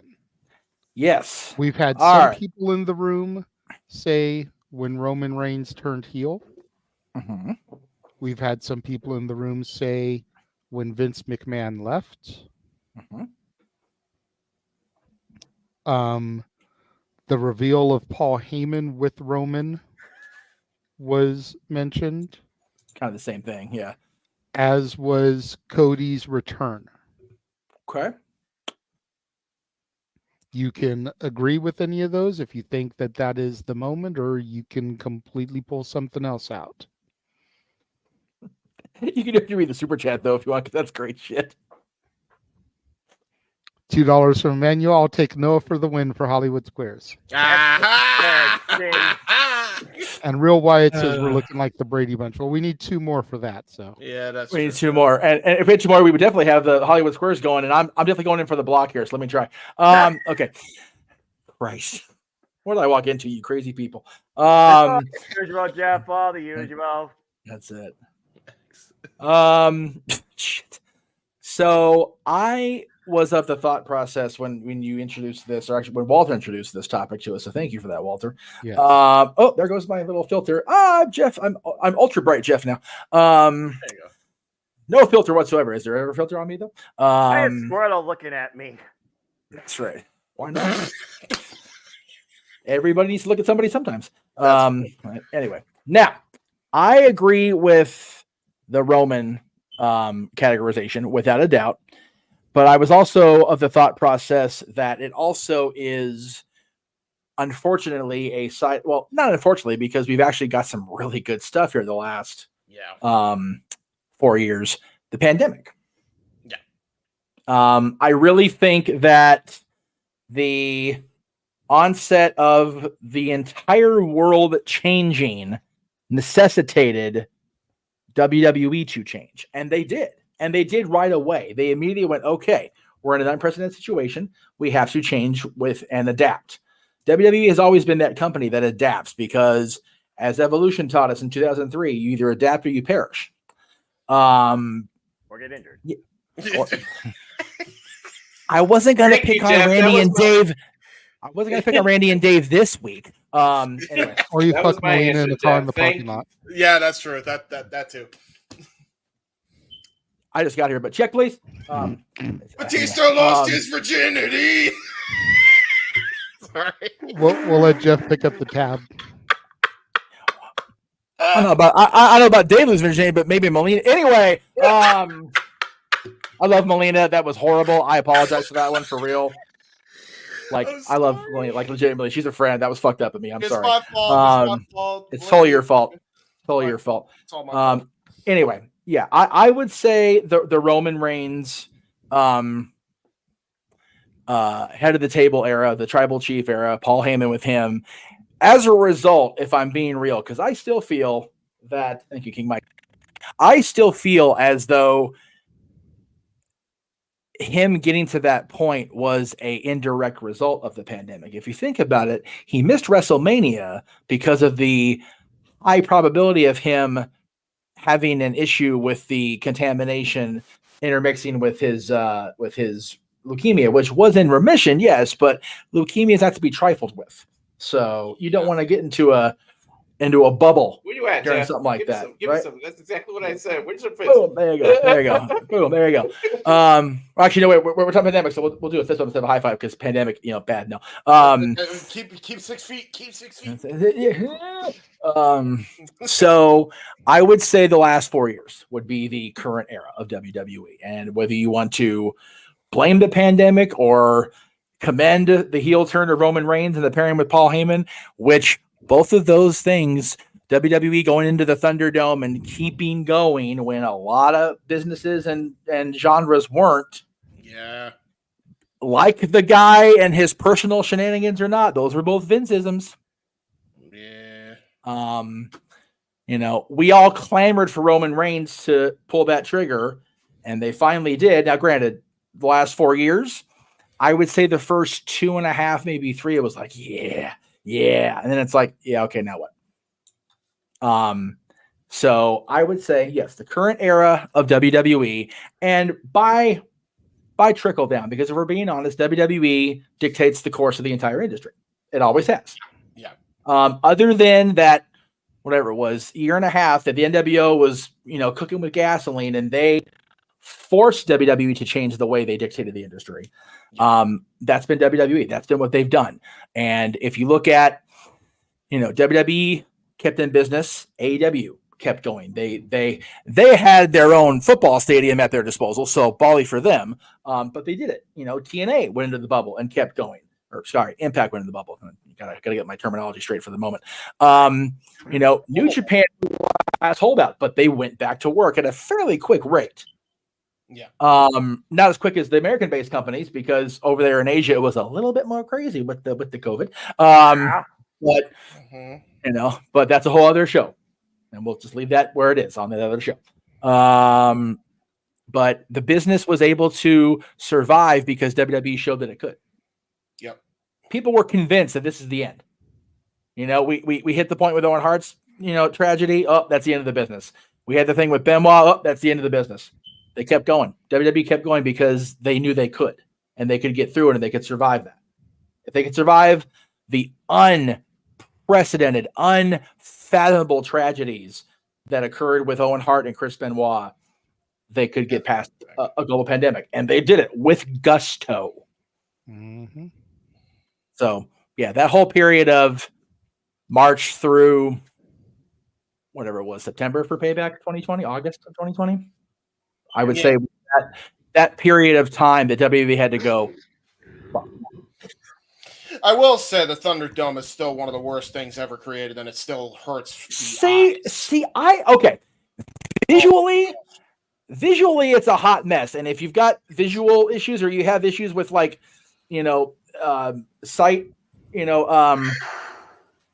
sight sensory, goddamn, don't watch Thunderdome Era. Oh my God, you will die. You will have a spaz. It'll be a thing. Yeah, it's bad. But out of that, could they have done it without, they proved they could. They just didn't have the ability to remain patient with it, and they wanted a full crowd. However, they got it. Now, again, AEW had the people pockets throughout their stadium. TNA ran empty. It was doable in a lot of different ways. WWE just wanted to be innovative. They wanted to be different. And if, they want to, sorry, Jay, if they want to give people onset epilepsy, hey, that's their decision. That's their choice. They're grown people. I have chosen, I've had to, in watching back some of these, especially like WrestleMania or whatever. I mean, luckily WrestleMania was outdoors, and the one year it wasn't, there was nobody there. So that was nice. Watching that Thunderdome Era stuff, you have to really focus your eyes on the ring or it hurts. It's bad. Yeah. So other than the crowd, I think it's the resulting thing has been the major creative shift. Yeah. And maybe this is me looking a little too conspiratorially into it. Them having to consolidate and keep things more in-house opened up a lot of eyes to a lot of shit that hadn't been seen before. And they went, maybe we should look more into the corporate structure of this company and figure out where the problem is. Yep. And they found it quick. Well, not quick enough for some folks, but yeah, yes. but they Yes. found it In quick. the last, They realized it was a problem. in the last 4 years, the creative direction has shifted upward, and the people power. Oh, I'm sorry. The people in power have been made to shift. So that was good. That was good. Ironically enough, the head of the table was the issue. By the way, Matty Laws, what were you trying to say? Because you came on camera for a second and it looked like you had something to say. I assume it was about the Thunderdome because you looked very upset. No, it was the fact that the Thunderdome may in fact be one of the worst periods of wrestling I have ever had to sit through and watch. Yeah. Did you have to sit through 2010 TNA? Hold on. The issue I had with it is because I was in one of those Thunderdome watch-alongs. Oh God! Oh, and they gave us cues. Yeah, they did. For when to clap, I did when one. to act like we were entertained, and I'm like, this is not. This you guys are doing this without holding a gun to my head. Yeah. The problem with it is it was studio wrestling, but we live in an era that studio wrestling does not work anymore. Yeah. You can't can the laughter in wrestling in 2020 through 20. You can't. It's a different audience, it's a different time. In every WWE show though. And even then, studio wrestling exists. If you were a fan of the NWA era, the last 10 to 15 years, they run out of studios. And as far as I remember, there was never anybody telling us when to cheer or boo. It was organic. So yeah, there was a lot that was wrong with the Thunderdome era. But I still, the question is, what started this era of WWE, and what started and the answer is the pandemic and the Thunderdome. Yeah, you're right. And Roman. So The only argument I have to that though is eras can be short. So we can have that pandemic era be its own separate entity and have it end the moment we have live fans introduced again. Yeah, I mean, I tend to believe, and like I said, I connected the dots Pee Wee's Playhouse style with the whole, having to do that opened up a lot of other cans of worms that weren't wanting to be opened up. Boogeyman style, or like? No, I mean, like I said, corporate structure shit. People running the show shit. And again, there will never be, and I don't care who you are in this room. There will never be anybody at the head of a wrestling company, running a wrestling company, that's ever going to be squeaky clean, going on the express lane of the pearly gates. It's not going to happen. It's not that business. Wrestling. How about any company in the world? Period. You got some skeletons in your closet to be. Well, that's not entirely true. It's just I've never been involved with one that is. Yeah. XO. I get it. I understand the reference. I see what we're doing.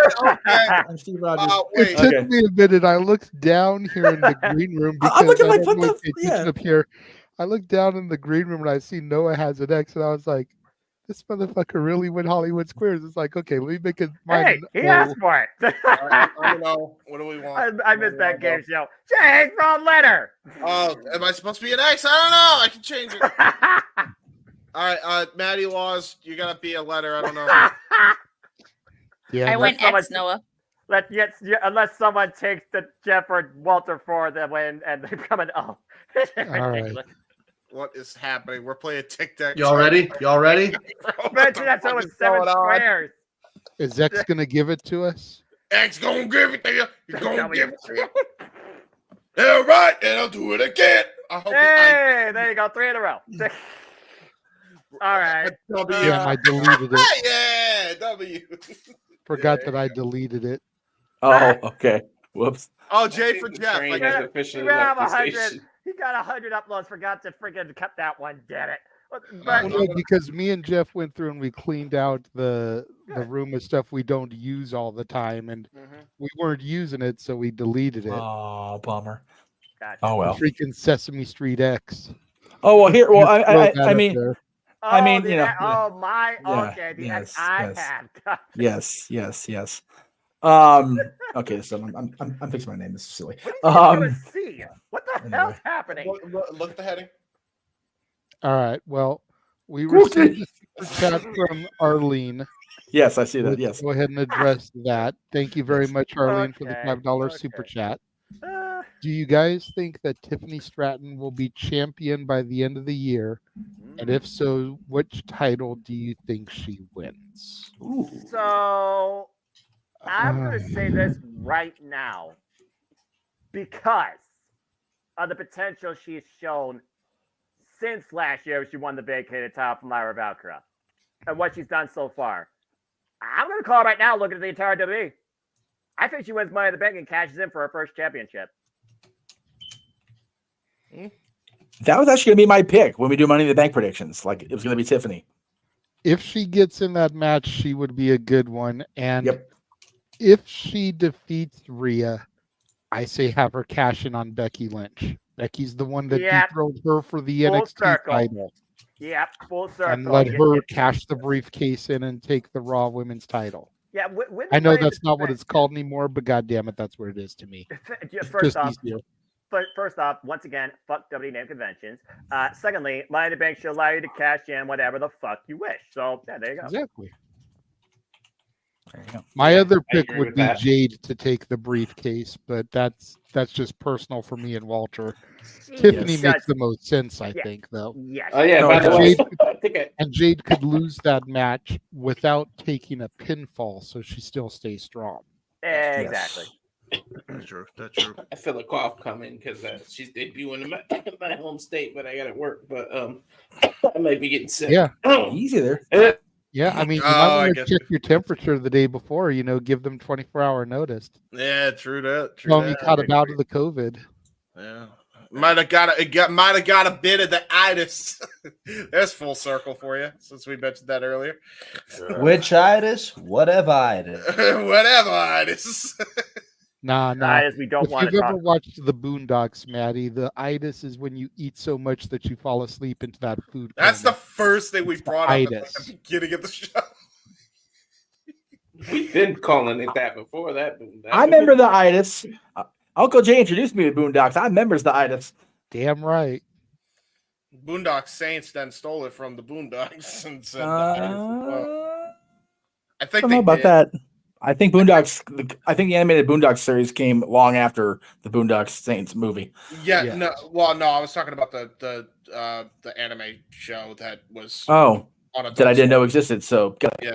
Cool. Yeah. Okay. Okay. Monster. All right.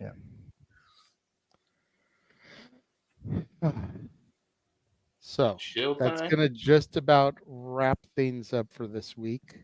Yay. I feel the need to run once again our WrestleMania week trailer now that Jeff is here and can actually see it. Look at him getting all excited sitting up Yeah, there. baby. And then we will come back and we will do our shills and everything and we will sign off. So even though we ran it earlier today, now that the man whose name is on the marquee is here, here is everything that you get to look forward to, not even counting the people that make the plus sign in the middle of the screen. On WrestleMania week. Aha.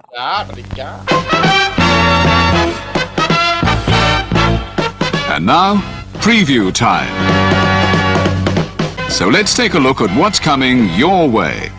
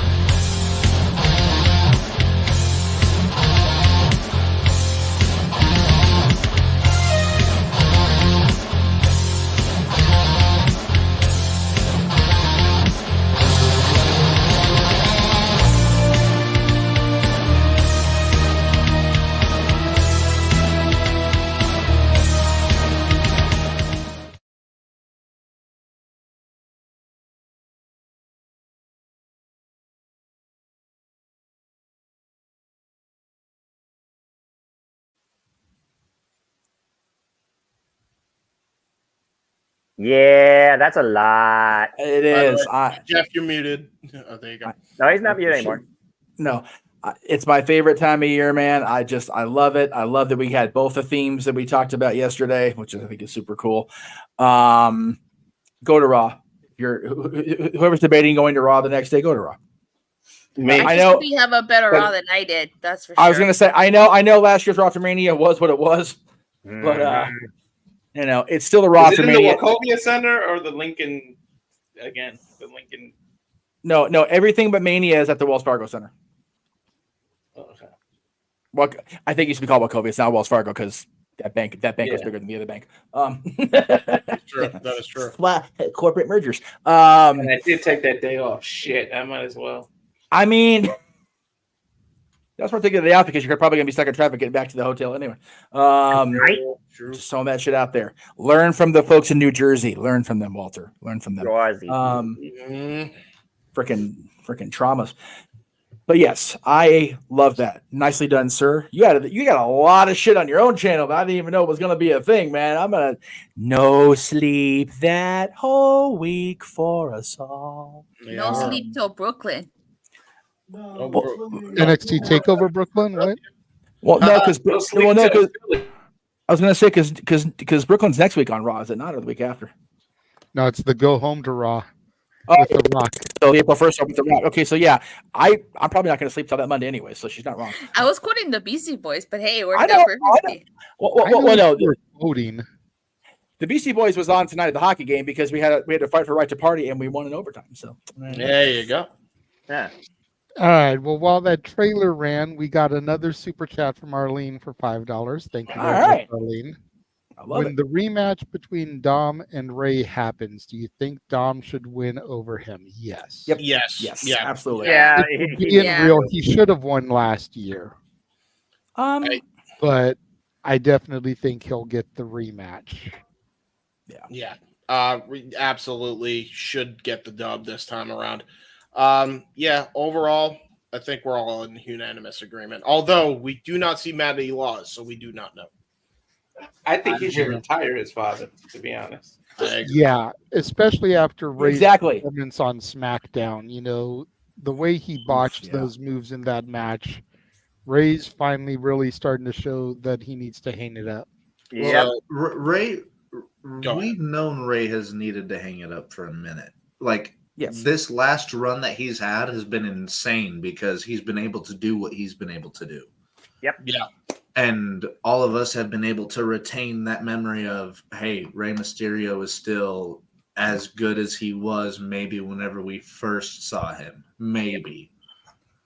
Yeah. Well, I mean, he's almost 50 fucking years old, guys. No, for real. For real.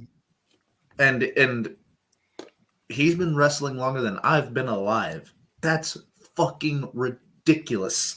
Yeah. Do you realize how many WrestleManias he's missed due to injury on top of that? Mother, can you get my Ovaltine and cookie ready? Thank you. Yeah. real quick, also, add to Maddie's point, also, he had a superb indie run on top of his WWE return. Dude, his matches in Lucha Underground were ridiculous. No, they were. Nuts, man. Go out of your way to seek those out if you've never seen them. You want to see some of the best of Rey Mysterio, you can't not skip over Lucha Underground. You can't do it. No.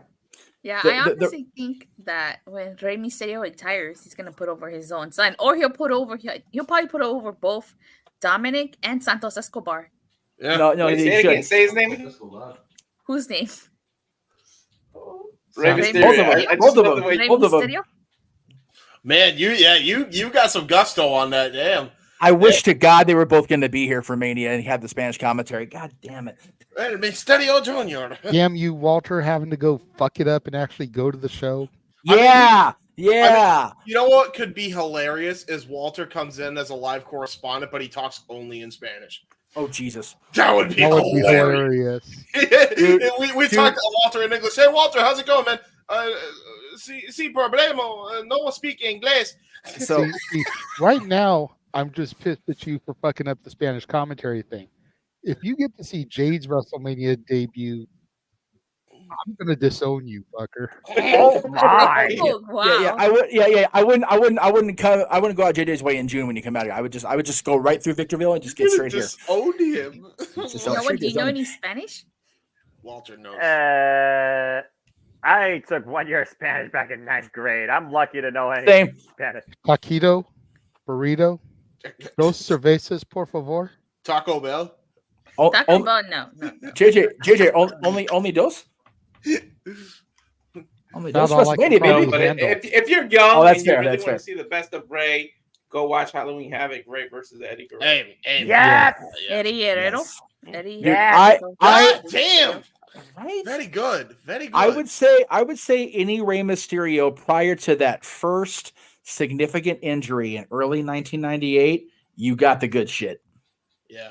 Because Psychosis in ECW and WCW, Malenko in WCW, Eddie in WCW, Chris Jericho prior to the injury.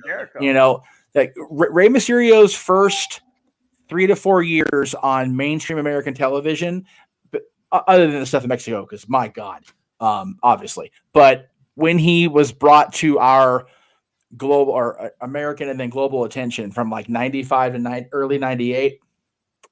And what I was going to say earlier was the trouble with Ray now is his brain's finally caught up with his knees as far as it's just not there anymore for him. And it's not that he's not trying. And again, I'm not going to sit here and say he's botched any moves because, I botched just trying to get to go to the fucking bathroom in intermission here on the show. Is what it is. I got the friggin' athletic ability of a sloth on a good day. But the thing is, at least you're not a McMahon tearing quads just trying to get in the ring. It gets close. It gets close, brother. It gets close. That's both the male McMahons. Hell! If you want to go the whole family, 3 out of 4 McMahons do approve of quad tears. They've done it. It's that fourth one that we're worried about. It's that fourth one though. Stephanie's holding out. Well, don't jinx it. Don't jinx it. She's staying home. She's staying home. She's relatively safe. Yeah, she's retired. She's the smart one. Listen, kids, you know this, Jeff. If they run around and she trips on something, quad tear. Could happen. Step on a Lego. I would tend to. Y'all that aren't parents out there, there are few things in this world that are worse than stepping on a Lego. Dude. So when you see Legos introduced as a hardcore match weapon, don't laugh. It's not fun. Yeah, it's not some serious ass shit. That serious. Like that was one of the few times I popped for Joey Ryan for real. It's like he introduced Legos. I'm like, you are an evil, twisted mucker brother, Joey Ryan. Shame on you. But I applaud it because it was funnier. I will argue though because cause a good person to go evil. I will say this though, because I'm along with you, even though JJ doesn't agree with the fuck Joey Ryan trade. Michael Nakazawa did it better, and that's saying a lot. Sorry. Nakazawa is also an evil son, but dude, okay. I would like to appeal. I don't know who runs. I don't know if like Lego's like a subsidiary of somebody else, but I would like, if I may, to appeal to Lego to keep your product out of the hands of Minoru Suzuki. People will die. God. They will literally die. Yes. No. He will create cities to destroy them as weapons. Yes. Go ahead. Yes. You talk about King Kong Godzilla, Minoru against anybody with Legos. Like we're talking like countries level. Just no. Yeah. I take your guys' Lego deathmatch spot and I raise you Brandon Cutler bringing out an entire bag of D&D dice, which is yeah. I am not a fan of his. I have stepped on a metal D4. I am a D&D nerd myself, and that shit stuck to the heel of my foot, and I was yeah. If I wanted to make somebody pop with a toy in a hardcore spot, I would use a bag full of jacks.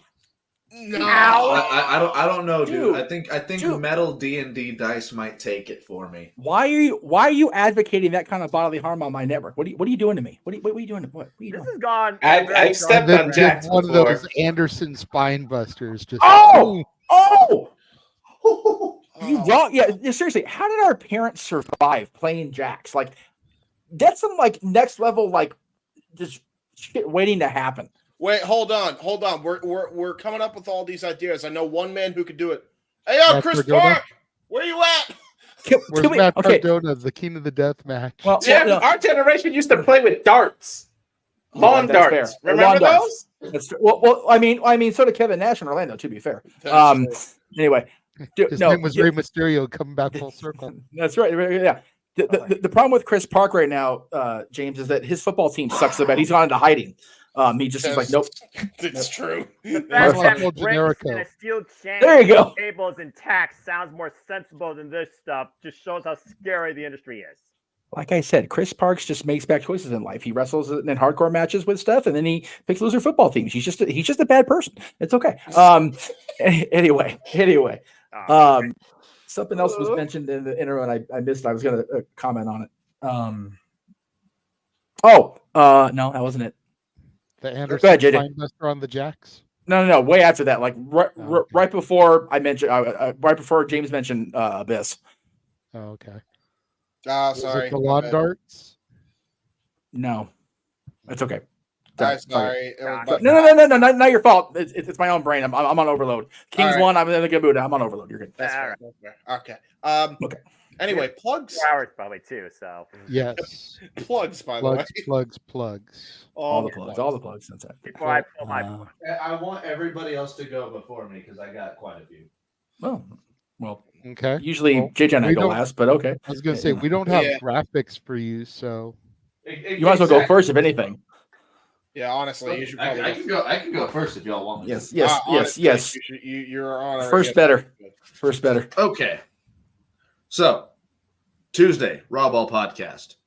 Wednesdays, we might be doing Crew Day. Thursdays, we should be doing Crew Days. Every pay-per-view, we will be doing a watch-along, and that includes Ring of Honor. Other than that, I'm here on Wednesday for the Greg Cherry Show, as always. Woohoo! And anywhere else that anybody wants me, I am usually available for. So just keep your eyes plugged anywhere and everywhere. I should be there. And yeah. Wrestling karaoke next Saturday. You down? Karaoke? Dude, I'm always down for wrestling karaoke. You know that. Yes. All right, we'll add your name to the wheel. Next Saturday, my name will be on the wheel because your boy knows wrestling themes. Yeah, your buddy. Boy knows wrestling themes. Can you do that auto-tuned New Japan Bullet Club theme? Oh my god! Which one? That'd be hilarious, actually. Wait, why are you vacant? No, I'm confused. Because I'm about to vacate this freaking thing. He's the winningest champion of all time. That's right. He's the GOAT. Oh, no! Toriano, no! Not this guy again. Oh no! Now it's back to unknown. I don't know. How dare you go away from Yano? Hey!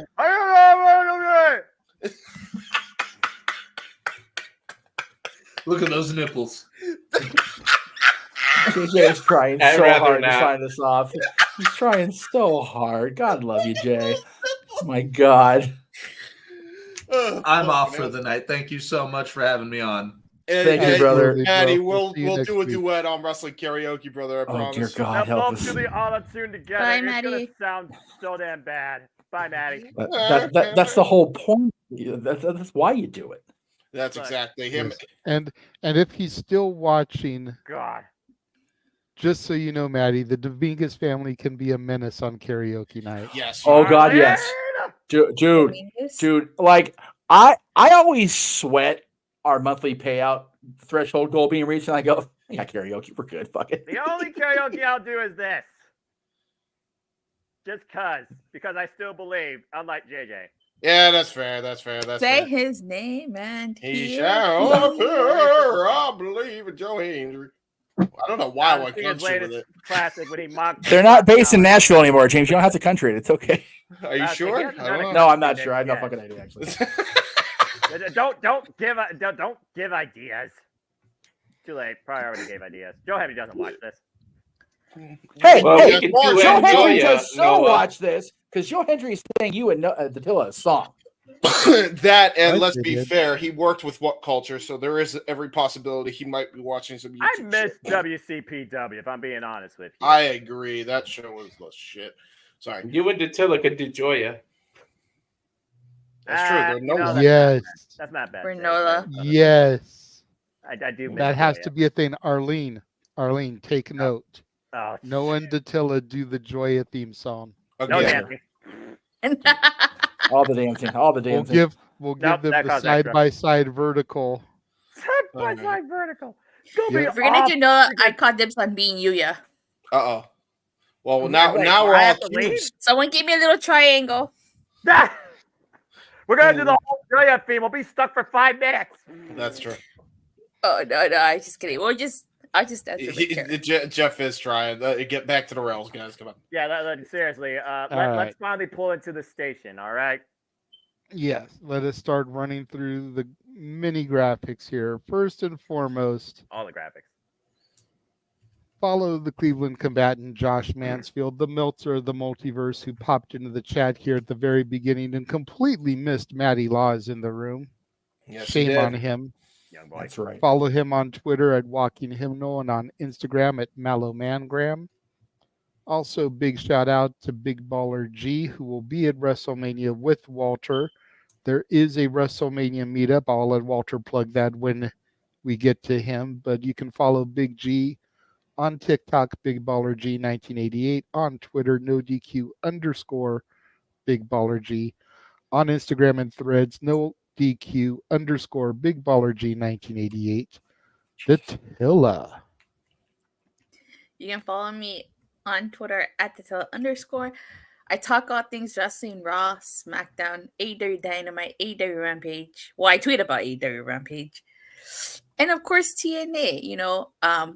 I go live Mondays, Wednesdays, Fridays, occasional weekends for all things TNA exclusively on Body Slam, and I have some cool simulcast coming for WrestleMania week. I have 7 simulcasts, so talk more about that next week. Including NXT simulcasts. Yes, she will be doing the Go Home to NXT, Stand and Deliver, and the NXT After Stand and Deliver as co-host for her friend. Clarification, only Stand and Deliver will be simulcast. Go Home and After will not be simulcast. That is true. You're going to have to let me know your friend's YouTube channel then so I can make sure I'm there to mess with you in the comments. There you go.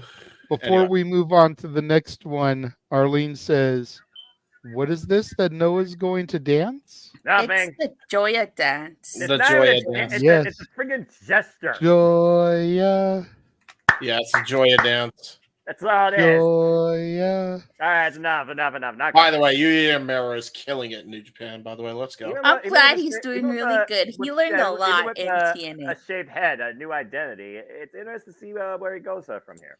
Well, I mean, when he comes back to do Joya, it's going to be weird with a bald head. I don't think he's coming back. Nah. No, probably not. He had his excursion. Now he's in New Japan for the long haul. That's fair. Anyway. All right, Walter. Yes, I am. I was on mute. Botch. All right, so on the X, Twitter, whatever the hell you want to call it, it's at Walter Alex Cruz. The Instagram is Cowfire Farm. The YouTube is at Rage of Wrestling. We do got the watch along coming up April 13th for UFC 300. We are doing a no DQ meetup. I believe Big Baller said 1 p.m. on Saturday at the Xfinity Theater there in Philly. So I'll get the confirmed exact time, but I believe he said 1 o'clock on Saturday. So once we get there with that, once I talk to him and we get it official, I know he mentioned 1 o'clock Saturday. So that's what I think. And then we got more content coming out, and that's it for me. There you go. And just so you know, Noah, Arlene's always messing with me too. Says, meanwhile, Shawn Michaels missed the opportunity to turn Thea Hale heel. No, he did not. How dare you, Arlene? Leave my Thea alone. Thea heel? Gone heel. Yeah, Thea Hale heel. Yeah, Thea heel. As long as she's a student in Chase U, she'll never graduate to that next level to become a champion. Chase U. Never. By the way, am I the only one that thinks that the wrestling camps like the Creed brothers and Alpha Academy should have been a part of Chase U because it's not really much of a university. I'm just saying. It's not even at the. Breathe, Noah. Breathe. Okay. Remember, Noah, they have to pay for those rants. That is true. Until then, Chase U represent. I Now- believe in Chase U. I do not believe in Joe Hendry. They have to pay us like they pay for those calendars. But just remember, Noah, if you enroll in Chase U, he may believe in Joe Hendry one day. So just have to keep the faith, brother. I still say Noah will enroll in Chase U before I believe in Joe Hendry. Never. WrestleMania weekend's coming. It could happen at the same time. Would that be beautiful over spring break? That would be weird. Spring break. For us. I'm gonna go full on Rocco's Martin live gift never mode here in a moment. If you all don't stop talking about Chase U. Okay. Excuse That's me. gracious. And that's the perfect. You sign can right follow there. me on Instagram, the Renegade JJ Williams, on Twitter, ROWJJ Williams, on YouTube, Casa D18 Studios. Thank you to everybody that is currently watching, the 8 of you that are watching on my channel right now. Thank you to everybody who has super chatted throughout the evening. My primary show, For the Love of Wrestling, Mondays through Thursdays, 9 a.m. Pacific, noon Eastern, where I cover all of those shows, all of those companies. SmackDown and Impact on Mondays, Raw Tuesday, NWA Power and NXT on Wednesday, Dynamite on Thursday. I've said it on social media this week. I will say it now for the world to hear since I'm on a live feed. If you are not watching NWA Power on the CW app, download it. Watch this week's episode. Specifically, fast forward to the semi-main event, Tiffany Nieves versus Ruthie J. Yes. One of the best women's matches I've seen, period, in a long time, and definitely the best I've seen on NWA Power since I started covering it. There you go. All right. Holy shit, was this match fucking phenomenal. There you go. Finally, NWA gets a dub. Make sure you tune in every Tuesday to Stat Boy Sports Bar, 3 p.m. Pacific, 6 p.m. Eastern. I don't know exactly what Stat Boy has on deck, but I'm sure with the UFL kickoff next weekend, he will be previewing those games. Of course, the USFL and the XFL merging. So that's going to be big. I know the UFL champions from last season and the XFL champions from last season are going to be facing off in the opening game this year. On Saturday. So that should be big, yeah. This coming weekend, next Saturday will be kickoff. Yeah. That's why it would be a preview this week. Yep. And yeah, Mikey's switched back to 4 o'clock, 7/7 o'clock, but WrestleMania week, we're going to have him go at 3/6. That way it doesn't interfere with y'all doing the predictions. That makes sense. There you go. Okay. Well, no, we were keeping everything at uniformed times. We had talked about that, you and I, off air. Oh, That's okay.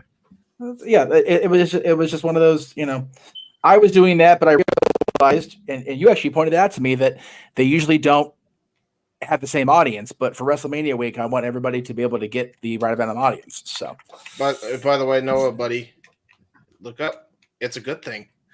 Yeah. We got a $5 super chat. Let me host James Yeah, from about Arlene. Let Noah rant, damn it. JJ, Jeff, whoever wants to, set a timer for about 20 seconds. I'll give you something. Okay, good. At least it's for Arlene. At least give her 2 minutes. 2 minutes. It's Arlene. 2 minutes. Anybody else, they got a super chat more for that. Alrighty. It's Arlene. She's your 2 number minutes? one fan. So 2 minutes? Okay. 2 minutes ranting. All right. Ready? Oh, Lord. All right. Go. You don't freaking believe in Chase U, that unaccredited university that has nothing but jack shit going for it because of damn counter campaign. You want me to believe in your NXT? It's not going to happen. Never. Not when the world falls in eternal darkness due to a total eclipse on freaking April 8th. I will never believe in Chase University. I especially won't believe in the two dropout hookers that came and get part of Godfather's whole trade after ruining the integrity of the Heritage Cup. We would almost believe in Riley Osborne, maybe leaving Cup with Drew Gulak. But no, you cannot hold up to the integrity of the Heritage Cup. You cannot hold up to integrity of technical wrestling. You gotta have some mid-range victorious T-Neck bullshit reality, midlife summer night's dream, love story angle, and a fucking underrated, unaccredited college in fucking WWE. This is why I don't care about WWE. WWE is nothing but fucking piss poor, B-rated reality, trying to cosplay as wrestling. That's why Roman Reigns is so fucking overrated. That's why he needs to lose the damn title. Why didn't Cody win last year? It's beyond me. It's absolutely fucking ridiculous what WWE is doing right now. If you want me to actually believe that WWE can actually book good professional wrestling, are you fucking kidding me? There's a reason why I only have one women's match actually mattered last year.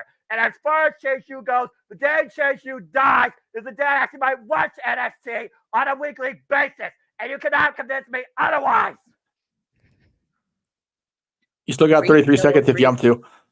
Oh, okay. Let's see. What else? Oh, yeah. As far as Roman Reigns goes, holding WWE down hostage, absolute, utter, stupid, lazy bullshit. Contemporary ways of WWE just bleaching the audience dry of their money while trying to control them with a vacuum filter that still takes away from me actually believing in anything anybody says on the mic. Why don't you try and be fucking organic for once in your life? How does it I believe in TNA and AEW and NWA when it comes to their promos, their pageant, what they do in the ring, more than the biggest company in the industry with all the smoke and mirrors, hats, and tricks that you want to throw at me? You don't need this.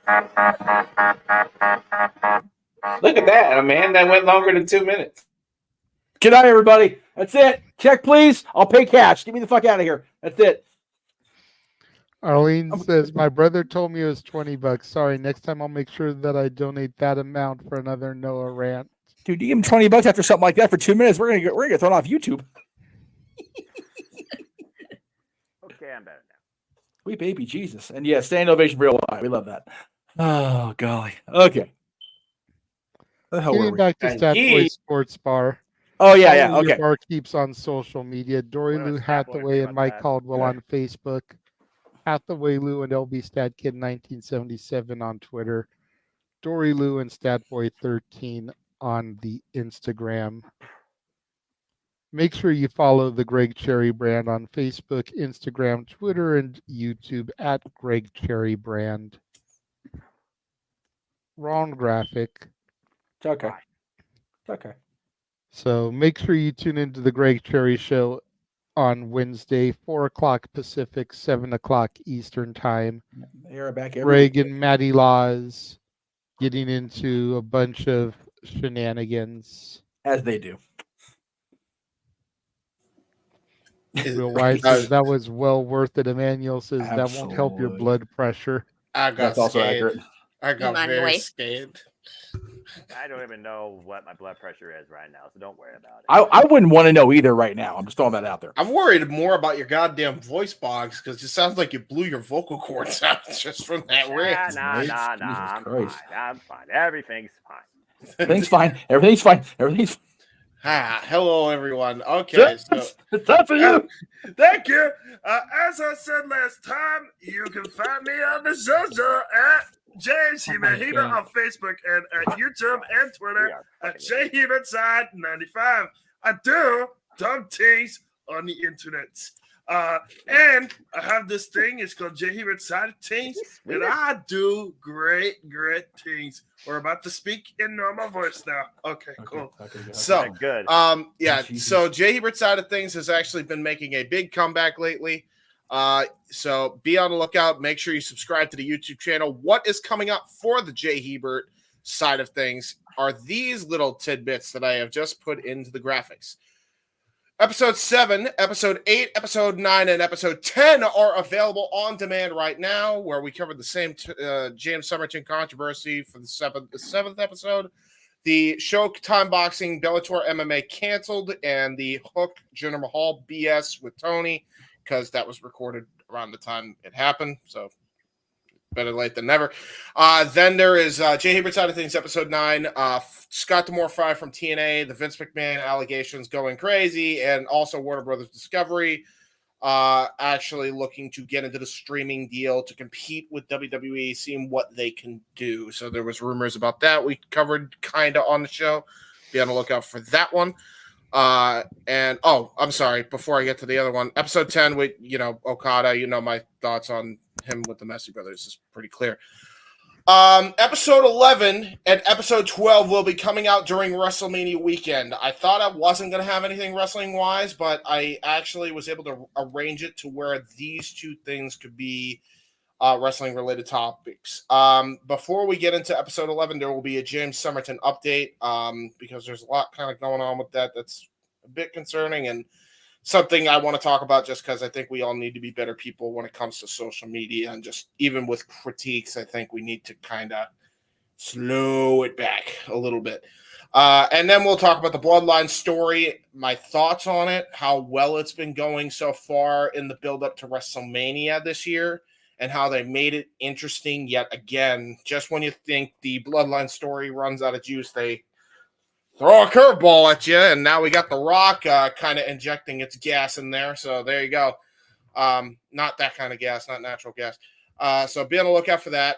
Episode 12, why WWE should hire YouTube musicians. That's going to be an interesting one. You'll notice Nick Nocturnal, Andy James, Jonathan Young are front and center on the title there. So be on the lookout for that one. And then the week after WrestleMania, why Sneeko and Jake Paul? Oh boy, why they're degenerate losers, and that'll be fun. And why the legacy of Dragon Ball Z creator, the legacy of Dragon Ball Z and Dragon Ball creator entirely, Akira Toriyama. Noah just mentioned it earlier. The legacy of that man, we're going to be covering on that podcast because, man, the world lost another great one. And then the last one that will be on there, the week after that, will go back to single episodes. Update on the Will Smith Jada. Will finally did it. He's finally done with her. Yay, finally. I actually talked about this, I think, episode 5. And I wanted to cover it for a while. Finally did. Now there's actually an update to that, so we're going to be covering it. As always, you can check out my uncle's documentary trailer, the first one in a Million documentary, which you saw earlier on the broadcast, as well as the new trailer, which is him giving a speech to the number 1 team in the state of New Hampshire. High school-wise, check that out. It's one of the best speeches. By Matty Laws has even said that. One of the best speeches you will hear in sports. You want to know why the pros in hockey say he's one of the best coaches to ever do it. Listen and you'll know. I'm telling you, go check that out while you can. That is all I have for my plugs. All right. There you go. Noah. That's freaking awesome. Cindy got to meet Bull Nakano and Medusa. That is freaking awesome. Oh, sorry, plug. 2 legends of the industry. Follow me if you choose on the Twitter and on YouTube. And then Foster 1916, as always, for all things wrestling. Because I am nothing more but a simple man and a lifelong fan of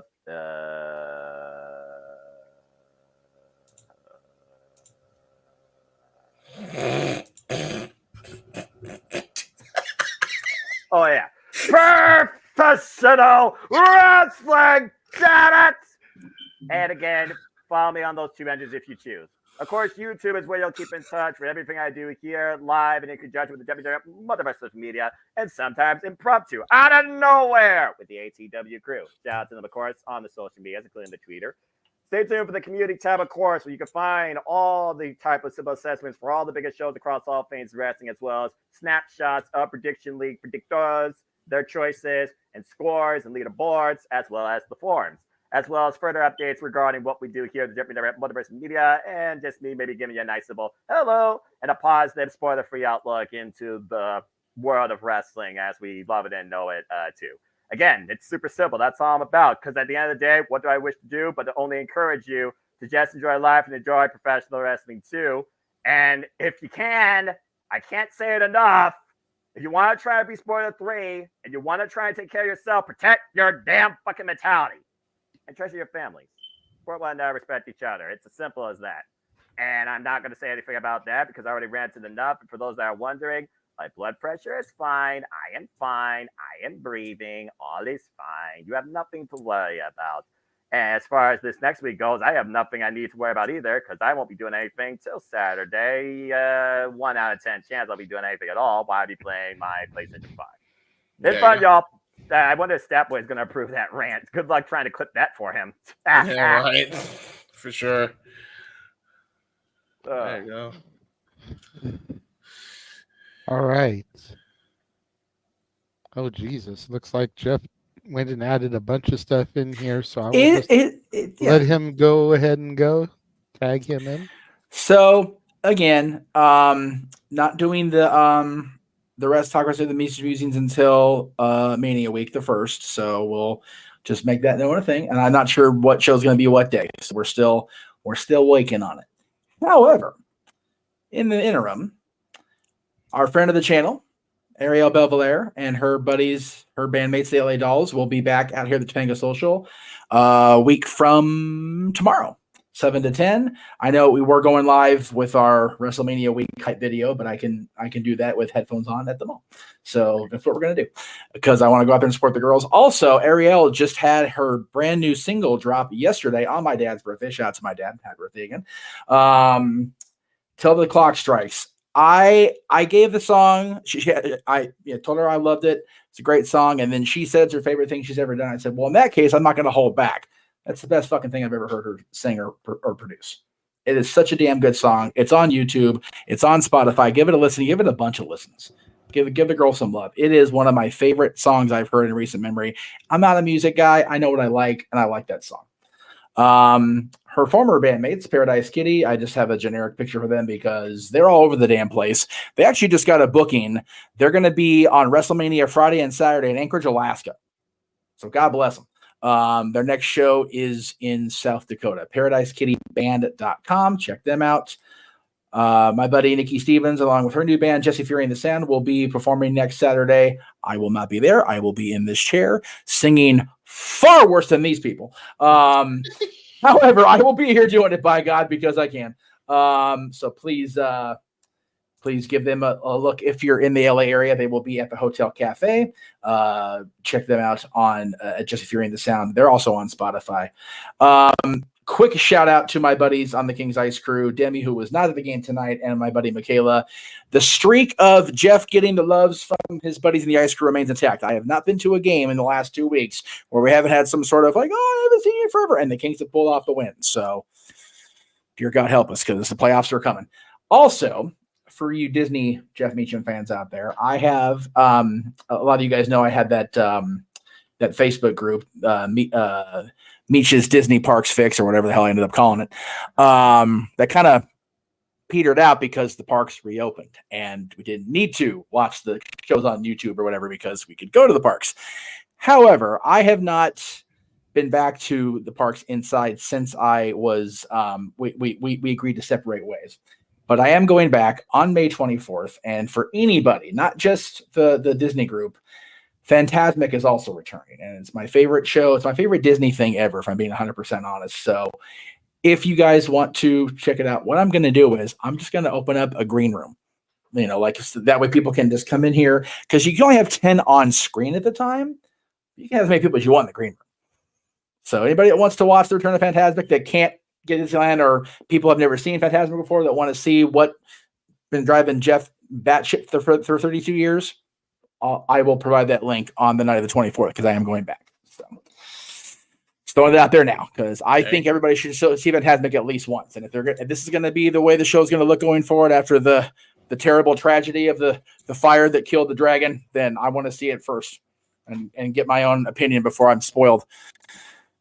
So that's really it. Besides the the basic stuff, I'll be running I'll be able to run Statboy Sports Bar this week. I should be able to at least participate in the Greg Sherry show off screen. April 23rd. That is the week after Rebellion.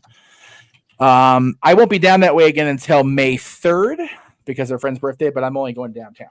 So, Emmanuel, if you guys are if you guys are in the availability of going on May 24th or Friday, let me know. I will be there for sure in the park that day. Only going to that park. I'm not doing DCA. Just too expensive, and I go to California to day drink, and it's not doing that right now. So anyway, that was my plugs. Again, Talk Wrestling will be back. Talk Wrestling is actually going to be back that week at WrestleMania. It's going to be the series finale. Not to be like a downer at the end here, but trying the approach that was asked of me to do it, bring it back to Q&A form, has not provided to be worth my time at the end of the day. And I can do Musings, which is a broader show. I can do, talk about whatever I want and then still do the shills. So anyway, so whatever day I go Talk Wrestling Live that week of WrestleMania will be the series finale. So history. So be ready for it. And then like the Sat Boy Sports Bar this week, Greg Sherry Show this week, Musings probably this week, just to kind of get going again. And then we're off to the races Saturday with WrestleMania. So WrestleMania week. So oh yeah. Oh boy. Right. Emmanuel did have a final question for us. Mm-hmm. Said if I had to ask a question to JJ and Jeff, if they were a tag team, who's the hot tag and who's the muscle? Oh, Jesus Christ. I would probably be the muscle and Jeff the hot tag. You think he'd be a better sympathetic babyface in the ring waiting to tag me in to save the day? Nothing got anything to do with being a babyface. We could be a heel team, but being is how I used to wrestle. Well, that's fair. I figure I would be the muscle doing the majority of the work, and you'd be the one to get the hot tag. Yeah. Come in, hit your 5 moves of doom, and get the pin. I'd rather be Mikey, who also wrestled, than maybe like the Jim Cornette teaming up with the Midnight Express and just sit there and cower in fear of me getting hurt more than I already am. You don't want to be the Mikey because Mikey broke his arm by being stupid. No, that's what I'm saying. Have Mikey be your teammate and me be like the cowering manager who doesn't want to be there. Like be the I don't want to be here. I don't want to be here. And get tagged in and go, oh fuck, now what? And shit my pants like Colonel Parker in War Games. Okay. Yeah, so. I agree with that answer. Yeah. 5 moves of doom. That's me. That is going to just about wrap things up for us tonight. Until next weekend when we will be back with Wrestling Karaoke, the 2nd annual Wrestling Karaoke. Hell yeah. Looking forward to that. I know Noah, despite his outward appearance, is looking forward to that. He enjoyed himself more than he will let people know last year. If you don't believe me, go into the archives and watch that video from last year. Mm-hmm. Watch Noah do Kingdom. He enjoyed himself. Watch Noah do Sexy Boy. Watch Noah do Vince McMahon Stand Back with the dance. Stand back. And Jay, don't forget, we're kicking off Wrestling Karaoke with the man called Sting. So hopefully Noah is studying the words, listening to it, so that when we come on the air, there's none of this grumble, let me find the lyrics. God damn it, son of a bitch. I will tell you right now, Noah, prepare, because the lyrics are hokey as fuck. Well, yeah, I mean, it was the late 80s, early 90s. Like, we're talking hard to find one that wasn't. We're still like hair metal shit. Oh, yeah. I like hair metal, but unfortunately, my hair is thinning. It makes me sad. I like hair metal, but it wasn't hair metal. Oh god. Oh god. So, until next week for the 2nd annual Open Mic Night Wrestling Karaoke Show. For Matty Laws. For Mr. Reliable. For everyone's favorite Ranger fanatic, Datilla. That's right. For the Heeb man, James Hebert. The simple man with the spectacular voice, Noah Foster. The man whose name is on the marquee, Jeff motherfucking Meacham. Yep. I am the Renegade of Wrestling, JJ Williams. Thank you all for joining us and tuning in this evening. We will see you guys next week. Pay the fee and he will rant. Good night. The Jeff Meacham Networks, Multiverse of Media. For over 15 years, the recognized symbol of excellence, and the standard bearer in coverage of sports and entertainment.